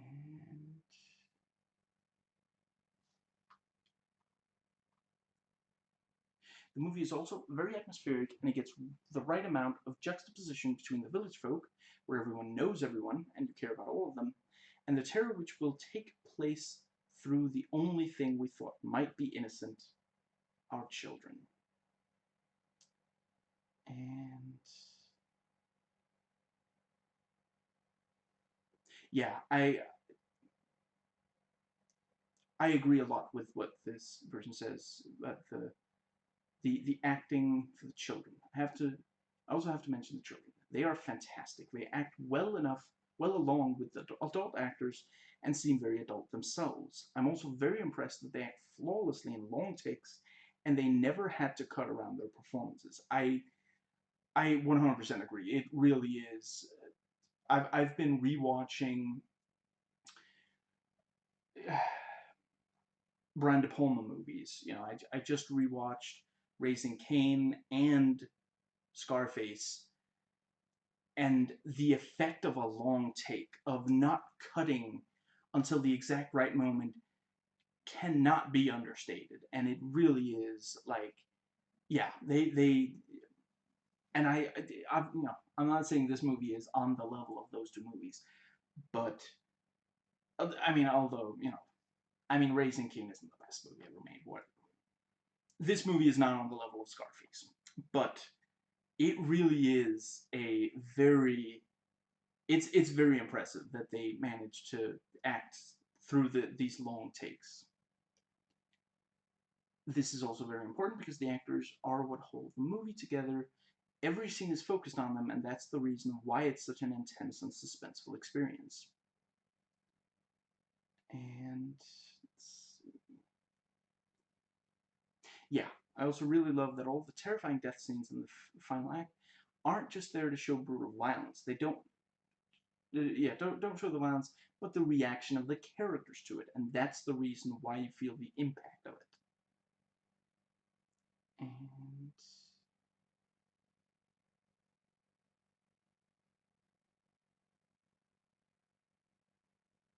okay, so, and this person gave it 10 out of 10 and wrote, I honestly think it's better than the original.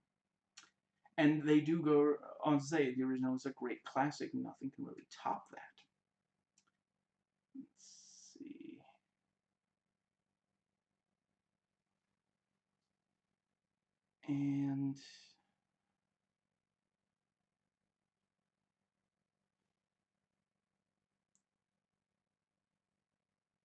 Yeah, let's see. Yeah, however, the Carpenter remake does take interesting steps that even the book. For example, The Stillborn. While much of the first movie, it's no surprise that there have been other damned kids who have been swiftly eliminated, neither side anticipated the complications that are seen in everyday childbirthing. Not only that, but it's handled pretty realistically on all sides. While with the mother, she wanted to have the kid in spite of the implications of conception and the consequences the other parents faced, and her denial of that pushed her over the edge. With David, whom the child was to be his partner, he is the only one of the damned that learn about pain and loss and is able to empathize with Reeves' character, who also suffered loss. This in turn caused him to at least try to reach out to the kids in hopes they could feel the same way David feels, which would give both humanity and the damned a chance to live in peace. I can't help but praise Carpenter for trying to find a gray area in his remake of a black and white classic. Yeah, I 100% agree.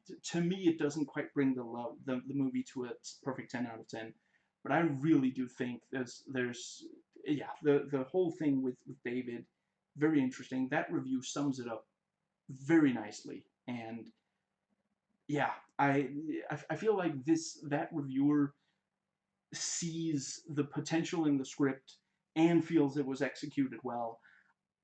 I see the potential in the script. I wish it was executed really well. Let's see. And this person gave it a 6 out of 10. And just wrote Village of the Damned 1995 for the last summary. Okay, so let's see. That's because these aren't regular babies. These are babies from outer space. And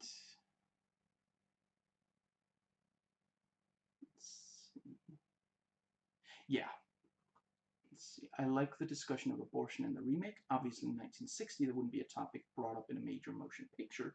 In 1995, that is an obvious solution to having an alien baby growing inside you. And the government also bribes the parents of the babies $3,000 if they agree not to abort the babies. A nice touch in the film to give a reason as to why none of the people chose to get rid of their baby. Excuse me.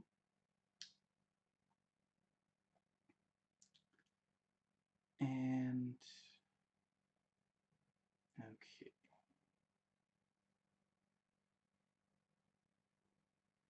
So let's see. Okay, so this person gave 9 out of 10, and we're slightly too cold on a very hot subject. So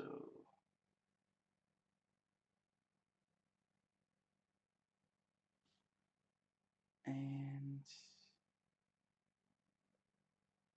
yeah, this is a very well written review. I'm not going to read aloud every single word.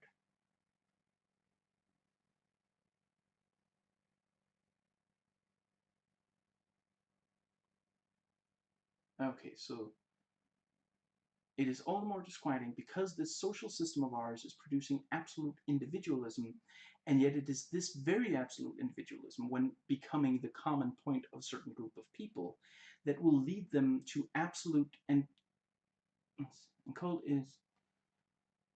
is not glacial power and destructivity in the sole name of survival. That sounds and is horrible, but absolutely possible. There's no difference between these mutants and the posse that is going to lynch them. They only want to survive, even if that means the destruction of the other antagonistic group. And let's see.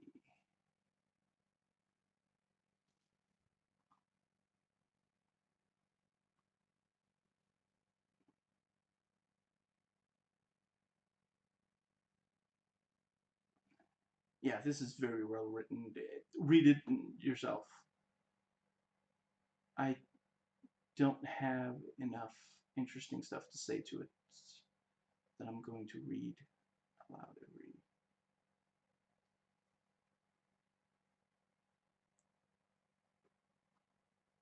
Those kids are nothing but a new branch or brand of Nazi SS. And those new branches or brands are becoming by far too many and too common in our modern world, though they are always isolated in one little section of the world and have not been able to so far to go beyond 2 or 3 places at the same time. But they are mobile, and that is the real danger, because they can eventually build some kind of network. This time, it is becoming really scary. Okay, so let's see. Yeah, so this is, once again, if you want to look up the review itself, the one-line summary is slightly too cold on a very hot subject. And okay, if that's true, that yeah, okay.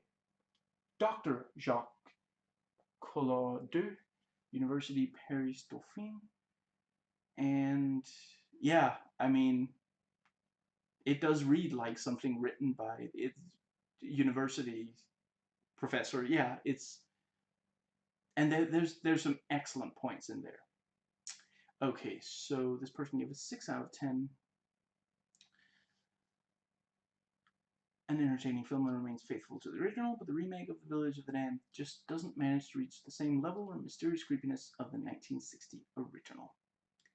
First of all, the kids in this version are so goofy that it almost ruins the movie, just because it's so hard to take them seriously. And let's see.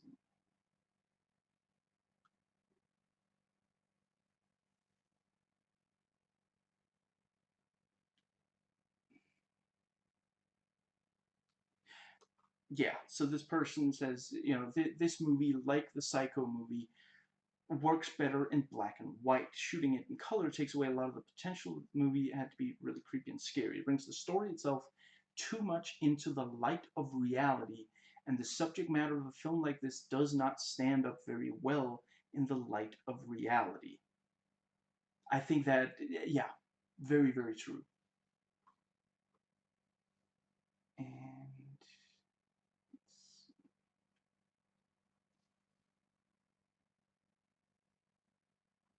the increased violence did absolutely nothing for the story, and just reminds us, yeah, yeah. Let's see.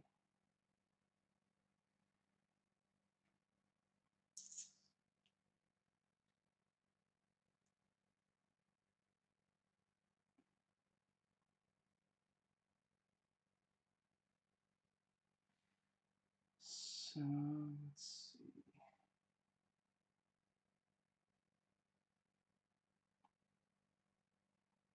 The eye trickery that they pulled in this movie was pretty cool, but got old real fast. Real old real fast. I hadn't really thought about it that way, but yeah, I guess that might also be part of the problem there. Okay, so 6 out of 10. Atonal and disjointed, but reasonably entertaining. So, let's see.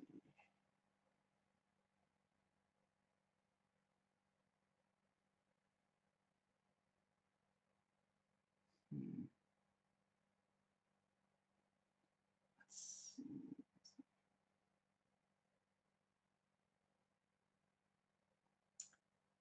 And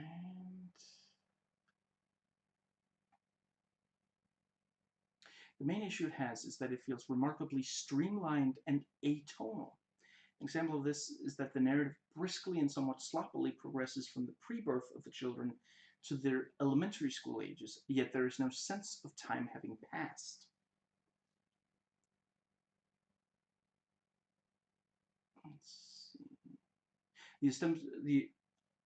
The ostensible main characters, doctor and government scientist, slip in and out of the narrative carelessly to the point that they almost seem ancillary.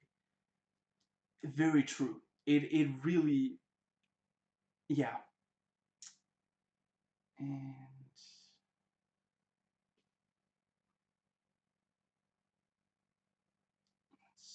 yeah, Meredith Salinger and Mark Hamill seem to fall in and out of the narrative, and the result is that the film doesn't seem to be grounded in any one character.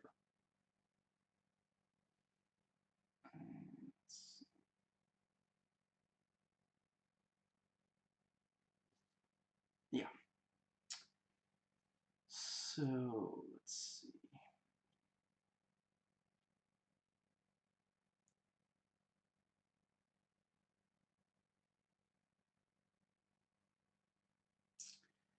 Okay, so 7 out of 10, not a bad remake.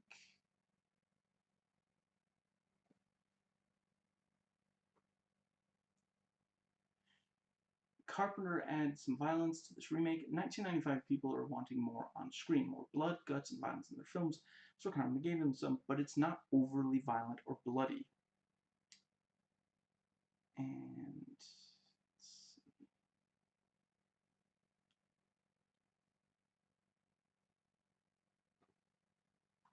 6 out of 10, an alright film with great supplements.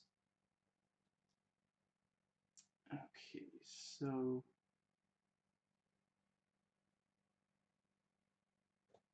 Oh, okay, so this says Carpenter made his own changes, pushing to make it closer to the original version, but with a female perspective.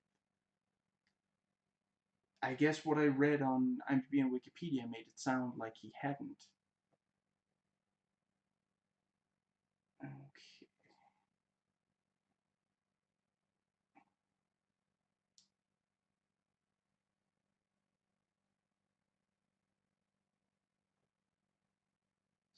So, let's see.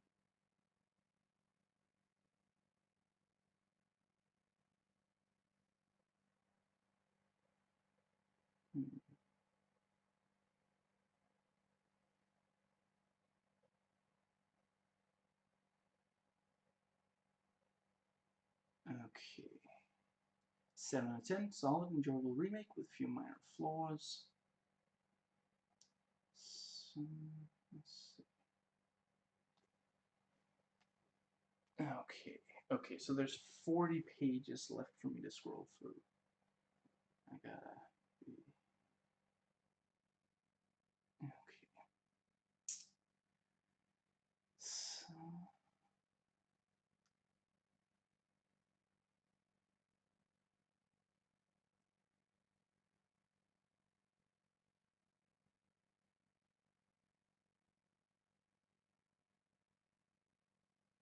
Okay, ultimately, okay, 5 out of 10. The fear that others will take our place. And...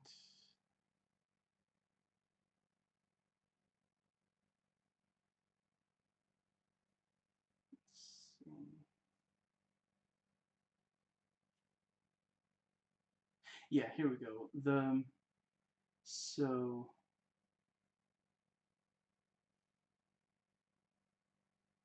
Yeah, the single child David is one of the keys to the movie.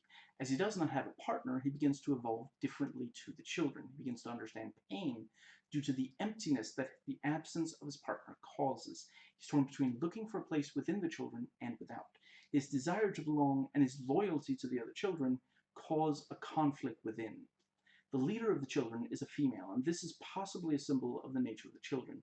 They are opposed to everything that humanity stands for. They view humanity as an enemy, and thus a female, generally considered the submissive sex, rises to become the leader of the children to challenge this aspect of humanity. I think that's an interesting reading of the movie. I think that may be how it's intended to be read. And definitely it is an interesting... I do really like this whole idea of... And I'm sorry, I'm not saying that overall the movie's better than the 1960, but I do think that it's important to have... I think it's... I think the moment that your movie monster is so similar to humans, I mean, I guess you could say that in some ways the you know, these children are less like aliens and more like sociopaths. You know, we have sociopaths. You know, you can't always tell from right away that someone's a sociopath, but we do have people in the world today, human beings, who simply don't feel empathy. And I think at that point you have to be careful. I'm not saying that, you know, I personally, I think empathy is one of the most important aspects of humanity. You know, like if tomorrow a scientist said, you know, okay, this is Bob. He looks human, but he doesn't have empathy, and this is Jim. as you can see, Jim, more more than a human being, resembles an amorphous blob. But Jim does have empathy. I'd be more keen to shake hands, the blob, with Jim than with Bob. However, at the end of the day, there is such a thing as needing to coexist. As far as I understand, not it's like not every single sociopath is like a serial killer. You know, some of them, and as far as I understand, not every sociopath, you can't necessarily help it. If you realize that you yourself don't have empathy, and it doesn't mean that you then like go and hurt people, if you can't do anything about not having empathy, then I no I not everybody is born with the means to to get rid of the parts of themselves, or change the parts of themselves that are perceived in a negative light. If yeah, I think it's very necessary to then point out, well, even in these children, maybe there's a chance that they can develop empathy. And yeah, empathy does come from having experience, being able to understand pain. Like Mara experiences physical pain because of the hot food, and it leads her to murder her mother. David experiences a different kind of pain, a sort of longing sort of pain, and it leads him to develop some empathy. I think it's an excellent point to make, and it really is. I'm really glad that in 1995, when they were remaking a movie that said these 10 children are evil and they should die, they were like, could we maybe not? And they were like, what if one of them develops empathy? So we have this idea that maybe there is some hope.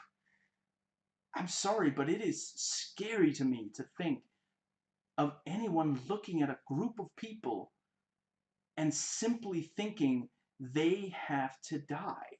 That is terrifying to me. And I realized that in the year 1960, they were so scared. People were so scared that they were like, I would like to think, I realize that might not be the case, but I would like to think if that movie came out today and it had that, we have to kill them before they kill us, even though they really are just slightly different and not that, they're not threatening, really. I'd like to think that if that came out today, it would be so negatively received that they would like pull it from theaters, that people would be like, this is going to encourage violence. Like, yeah, if that movie came out today, there would be people who were like, they're just like the immigrants, we have to, and it's really scary to think that they were more okay. I'm sorry, maybe I'm belaboring the point, but they were more okay with the idea of telling the audience, these 10 children, you should want them dead. You should be relieved when they die, than they were with discussing pregnancy and ooh, we can't talk about impregnation. Meanwhile, these 10 kids, they have got to die. That just, because people have looked at children in real life and said we have to kill them. And I don't think, I really hope that it would not happen today. I would like to think that that movie would not get made today, or that it would be so negatively received. But yeah, I think it is critical to, like, yeah, you know what, hypothetical scenario, the world is ending all around me, and I'm trying to preserve, I'm going, I don't know, space, somewhere, whatever, that the world isn't ending, and I'm trying to preserve just a little bit of cultural treasure. And there's a copy of the original movie, and there's a copy of this movie. I'm sorry, I'm saving this movie. I'm not saving the original, because I do not want people thinking that it is okay to want children dead because they're different. That it's sickening to me. It is legitimately sickening to me. And and yes, I realize, yeah, when you watch the original Halloween, you're supposed to think that little Michael Myers as a child should either die or be locked up forever or something. I don't see it that way. I don't. That's not my reading of that movie. When the Very early on in that movie, he stops attacking people, and then he's put in an institution. Maybe I'm being naive here, but my reading of that is that as long as he's not actively killing people, as long as he can be prevented from hurting anyone, this 6-year-old should not die. And maybe when he comes of age later in the film, and it becomes clear that, no, if he gets a chance, he's going to kill. Okay, you know what?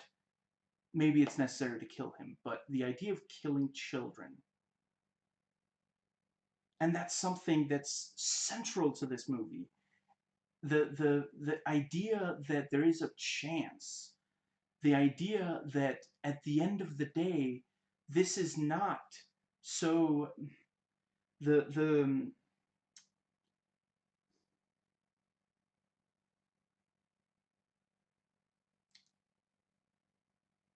sorry, let me back up my train of thought a little bit. Starting to jump the rails. Give me a second.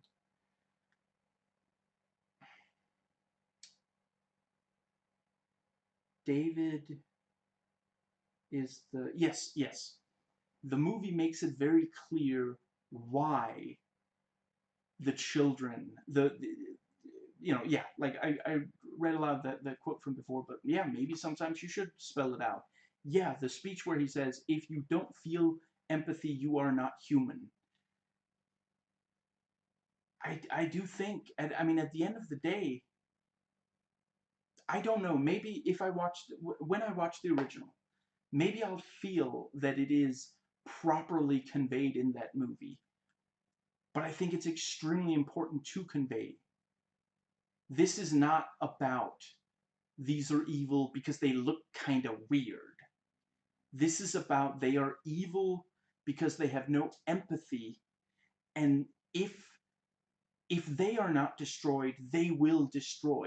Maybe it is, maybe the scene of the cops shooting each other, maybe as much as you might say, maybe it gets too bombastic, maybe it's necessary, because at the end of the day, this really is, if you do not stop them, and the only way to stop them is the bomb and focusing on the brick wall. If you don't do that, like, if they can do it with, I don't know, what are there, a dozen cops or something, and they deal with them with less effort than it takes to crumple up paper. You know, what reason would we, like, let's say they had to go up against like hundreds. Okay, maybe they would have to change strategy a little, but if they, like, let's say they mind control, if each of the let's yeah, 8 or 9 of them, whether or not David is with them, if each of them controls at least one person, and that person is very effective in gunning down others, then they're extremely effective and dangerous. But the yeah, this movie hammers home. By the end of this movie, you understand this is not about that they look weird. This is about that they don't have any empathy, and if they are allowed, if they are not dealt, if yeah, if Christopher Reeves doesn't blow them up, they're going to murder and enslave all of humankind. And yeah, you know, the I really feel like that is extremely important. And yeah, I think I've pretty much said what I didn't mean to go there when I started doing this video, but I'm sorry. I just can't. I seriously. Anyway, so let's see. Honestly, yeah, read the entire review for yourself. I don't have. Yeah, so the one-line summary is: the fear that others will take our place. It's an excellent review. I don't agree with absolutely everything in it, but the person makes excellent points, and I don't have a lot to say to the rest of them. So, but I very much appreciated reading. That's some of the best, some of these movies that I'm rewatching to do videos on. Not all of them are amazing, but I always find something compelling in, IMDb or Wikipedia, and often also Rotten Tomatoes and Metacritic.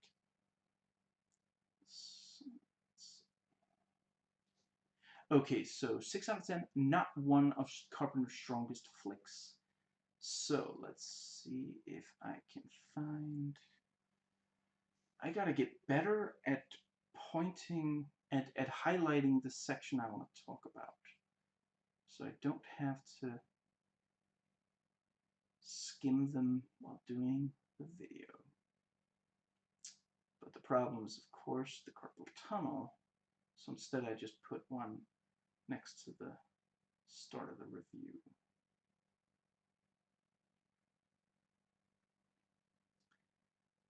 And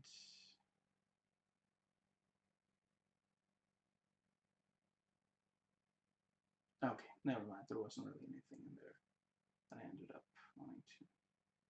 5 out of 10. The kids aren't alright. I like that a lot. That's a one-line summary. Excuse me. Excuse me.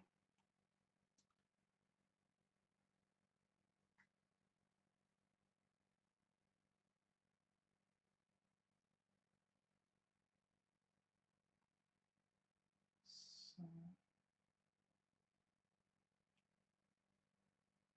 the film caps.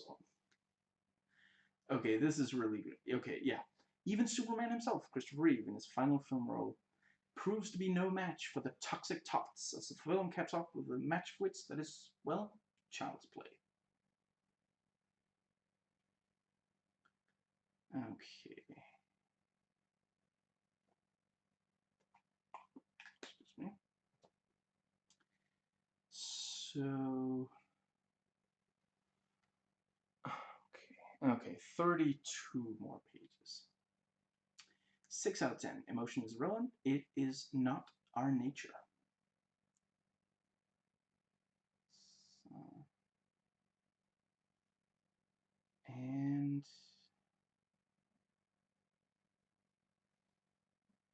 all those blonde-haired children has to remind you of the children of the Third Reich.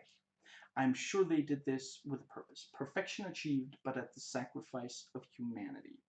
Excellent point. See, that is something you really, yeah. I still don't think it's not right when it's children, but if you absolutely cannot avoid demonizing children, if they're Nazi children, yeah, that is, because they were legitimate, there were the Hitler Jugend, I believe, they were the Hitler Youth, German, they were actually, I, I couldn't say for sure if there's like, but one could imagine that they might turn in their own parents, for example, like that Soviet one. Yeah. Okay. So, Village of the Doll. Excuse me.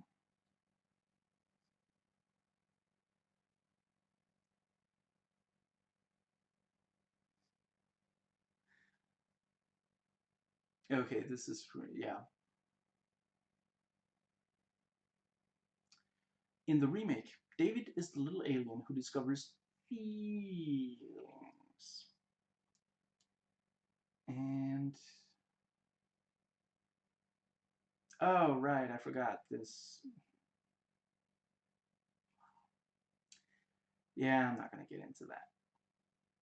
If you read the review and you know me, you know what bothers me about it. And if not, then I'm not gonna get into it.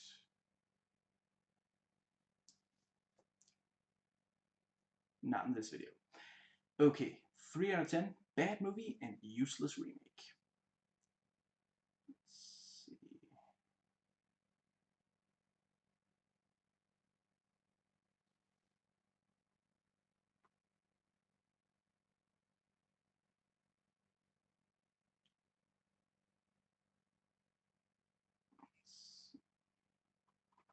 Yeah, Carpenter movie only adds useless stuff to the basic premise of evil children, mysterious conceived. Sorry. I don't want to make this video longer than it has to be. Longer discussions about the phenomenon. Isn't the tension better if we are left to let the violence grow in our global experience, not just as artifacts of the story? Dozens of cops, soldiers, firemen, and the token government scientist blinded by her outstanding research. This is no longer a small village cut from the world. This is a disaster movie set. I think that's an excellent point. It really, yeah. 3 out of 10. John Carpenter's Midwich Horror. Okay. So, let's see.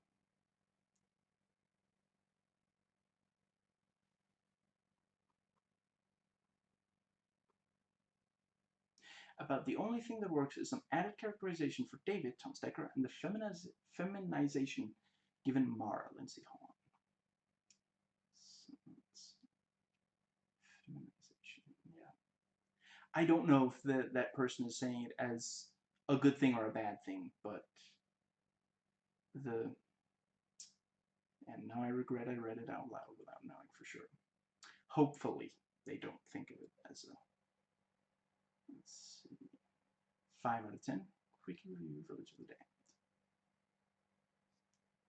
Village of the Damned was made well into the I'm tired and I just don't give a damn anymore stage of Carpenter's career. Like the word 15 years later, it feels so bland and pointless. What is there to gain from watching this film? It's not scary, it's not funny, and it certainly doesn't make use of a cast that includes Christopher Reeve, Kirstie Alley, and Mark Hamill. The direction is lazy, the execution clumsy. Okay, so let's see. And okay, this is not going quickly enough, I don't think. Okay, I'm gonna skim quicker. 8 out of 10. Enjoyable movie, forget Carpenter. Despite Carpenter. Oh, right, it's this guy. Yeah, I forgot about that. Okay, so let's see.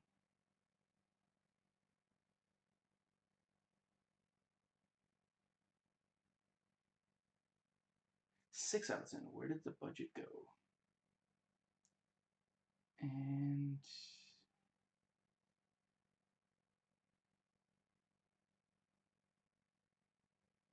okay. Excuse me. 7 out of 10. What happens to Christopher Reeve for the first house? What happened to him soon after?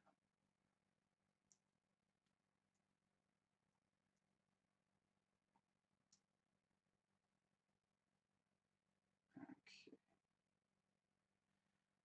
I swear I try not to mark too many of these. I try to only go for the ones that's like, okay, this is something I want to talk about.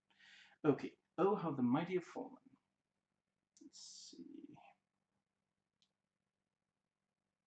And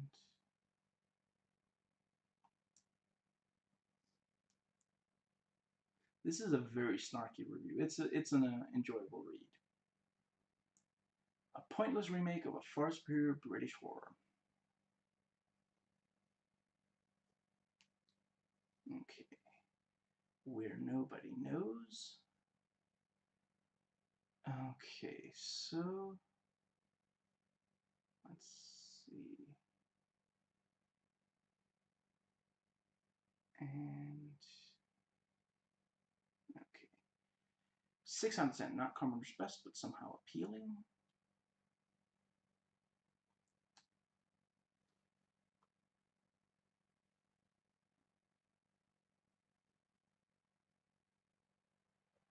Yeah. 6 out of 10. Lost Opportunity.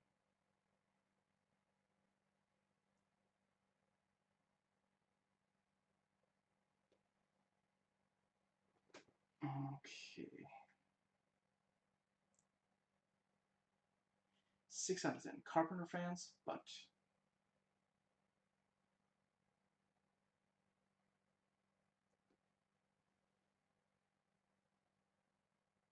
the hive-like behavior of the children. That's a good way to put it. 5 out of 10. Not bad, not good, just average. And he points out a Carpenter movie should not be average. Okay. 15 pages more. Okay.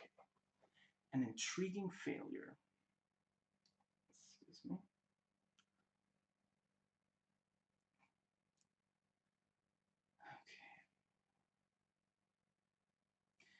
Characters are underdeveloped and just don't seem as concerned as they should be over their imminent destruction. And this one-line summary is just, huh? Question mark. Okay, so yeah, okay. Bad, bad, bad, and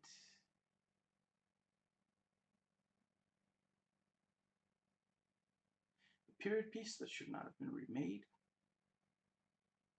Right, here we go. Pavel Morozov, teenage boy who overheard his parents criticize style and turned them into the NKVD, And yeah, this testament to the power of the totalitarian state to turn love and trust and family into evil and betrayal and hate horrified Westerners. And yeah, it's very true that, yeah.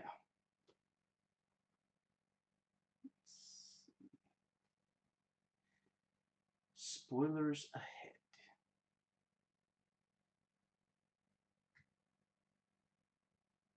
6 out of 10. It's not as bad as many people say.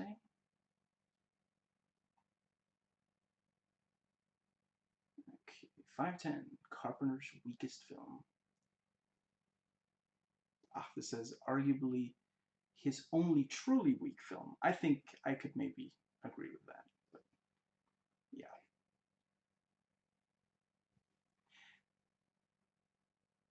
A long and violent gun-oriented action sequence which would seem more at home in a gangster movie. I think that's perfectly put. 7 out of 10. Feels like the iconic director was going through the motions. Okay, so let's see.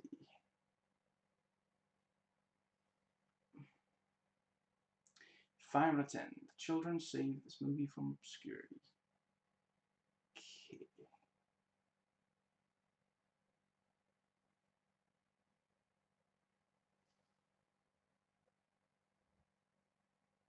From the children being born to them being of school age happens in the blink of an eye. I suppose this had to be done, but it just seems sloppily executed and a bit disorienting. I 100% agree. That really is. They really needed to do. Yeah. 10 out of 10. rated R for what? And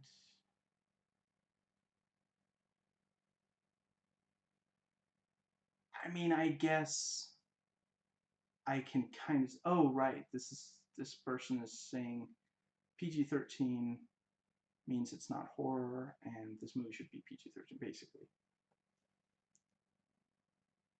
I most I don't think I've ever seen a PG-13 horror movie that worked, except for the ones that were psychological horror. Other than that, I do agree with. Yeah.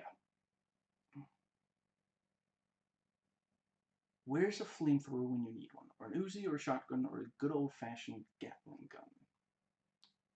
And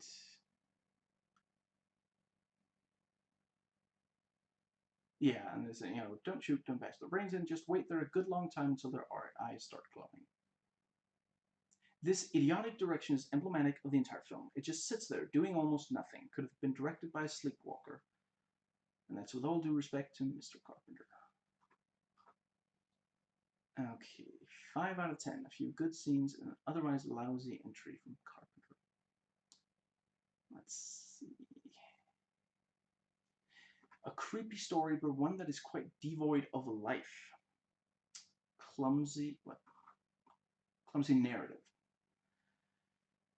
6 out of 10. Great adult cast paired with annoying children. And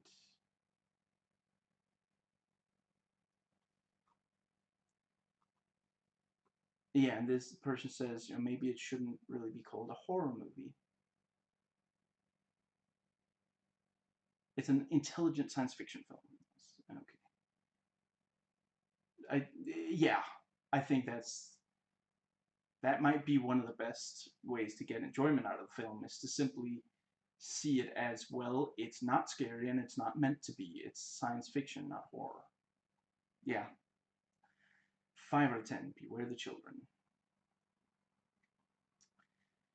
Okay, so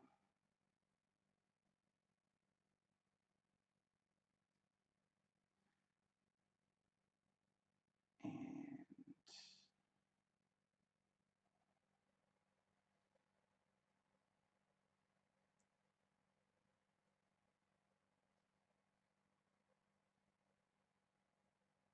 like the film's cliche score of a child's lullaby, used to great effect in films like Rosemary's Baby, and utterly meaningless here, this movie will put you to sleep. 5 out of 10, average at best. And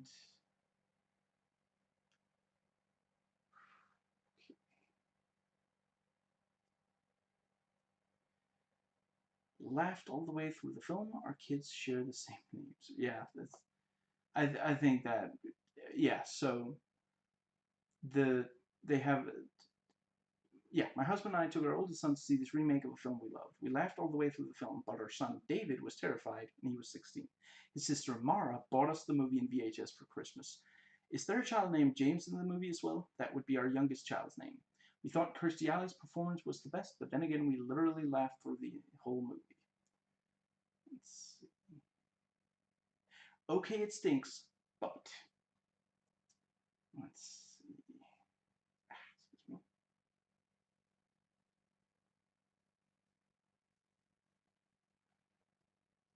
So, right, yeah, this is what I wanted to bring.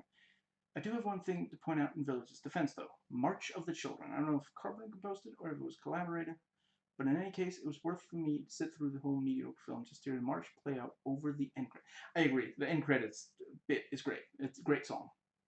It alters between, okay, I don't know how to say it, 4 and 3 bar phrases. Is that how you say it? I don't. Yeah. Making it unpredictable and unsettling, the big tune comes to a huge gains on triumph. Major chord the first time it's played, non-menacing opening fifth thereafter, if only the rest of the movie were so inspired. Well done. Wow. Yeah, this guy doesn't think he's made a good movie since Halloween. Okay. He's entitled to his opinion, but I completely disagree with it. Let's see.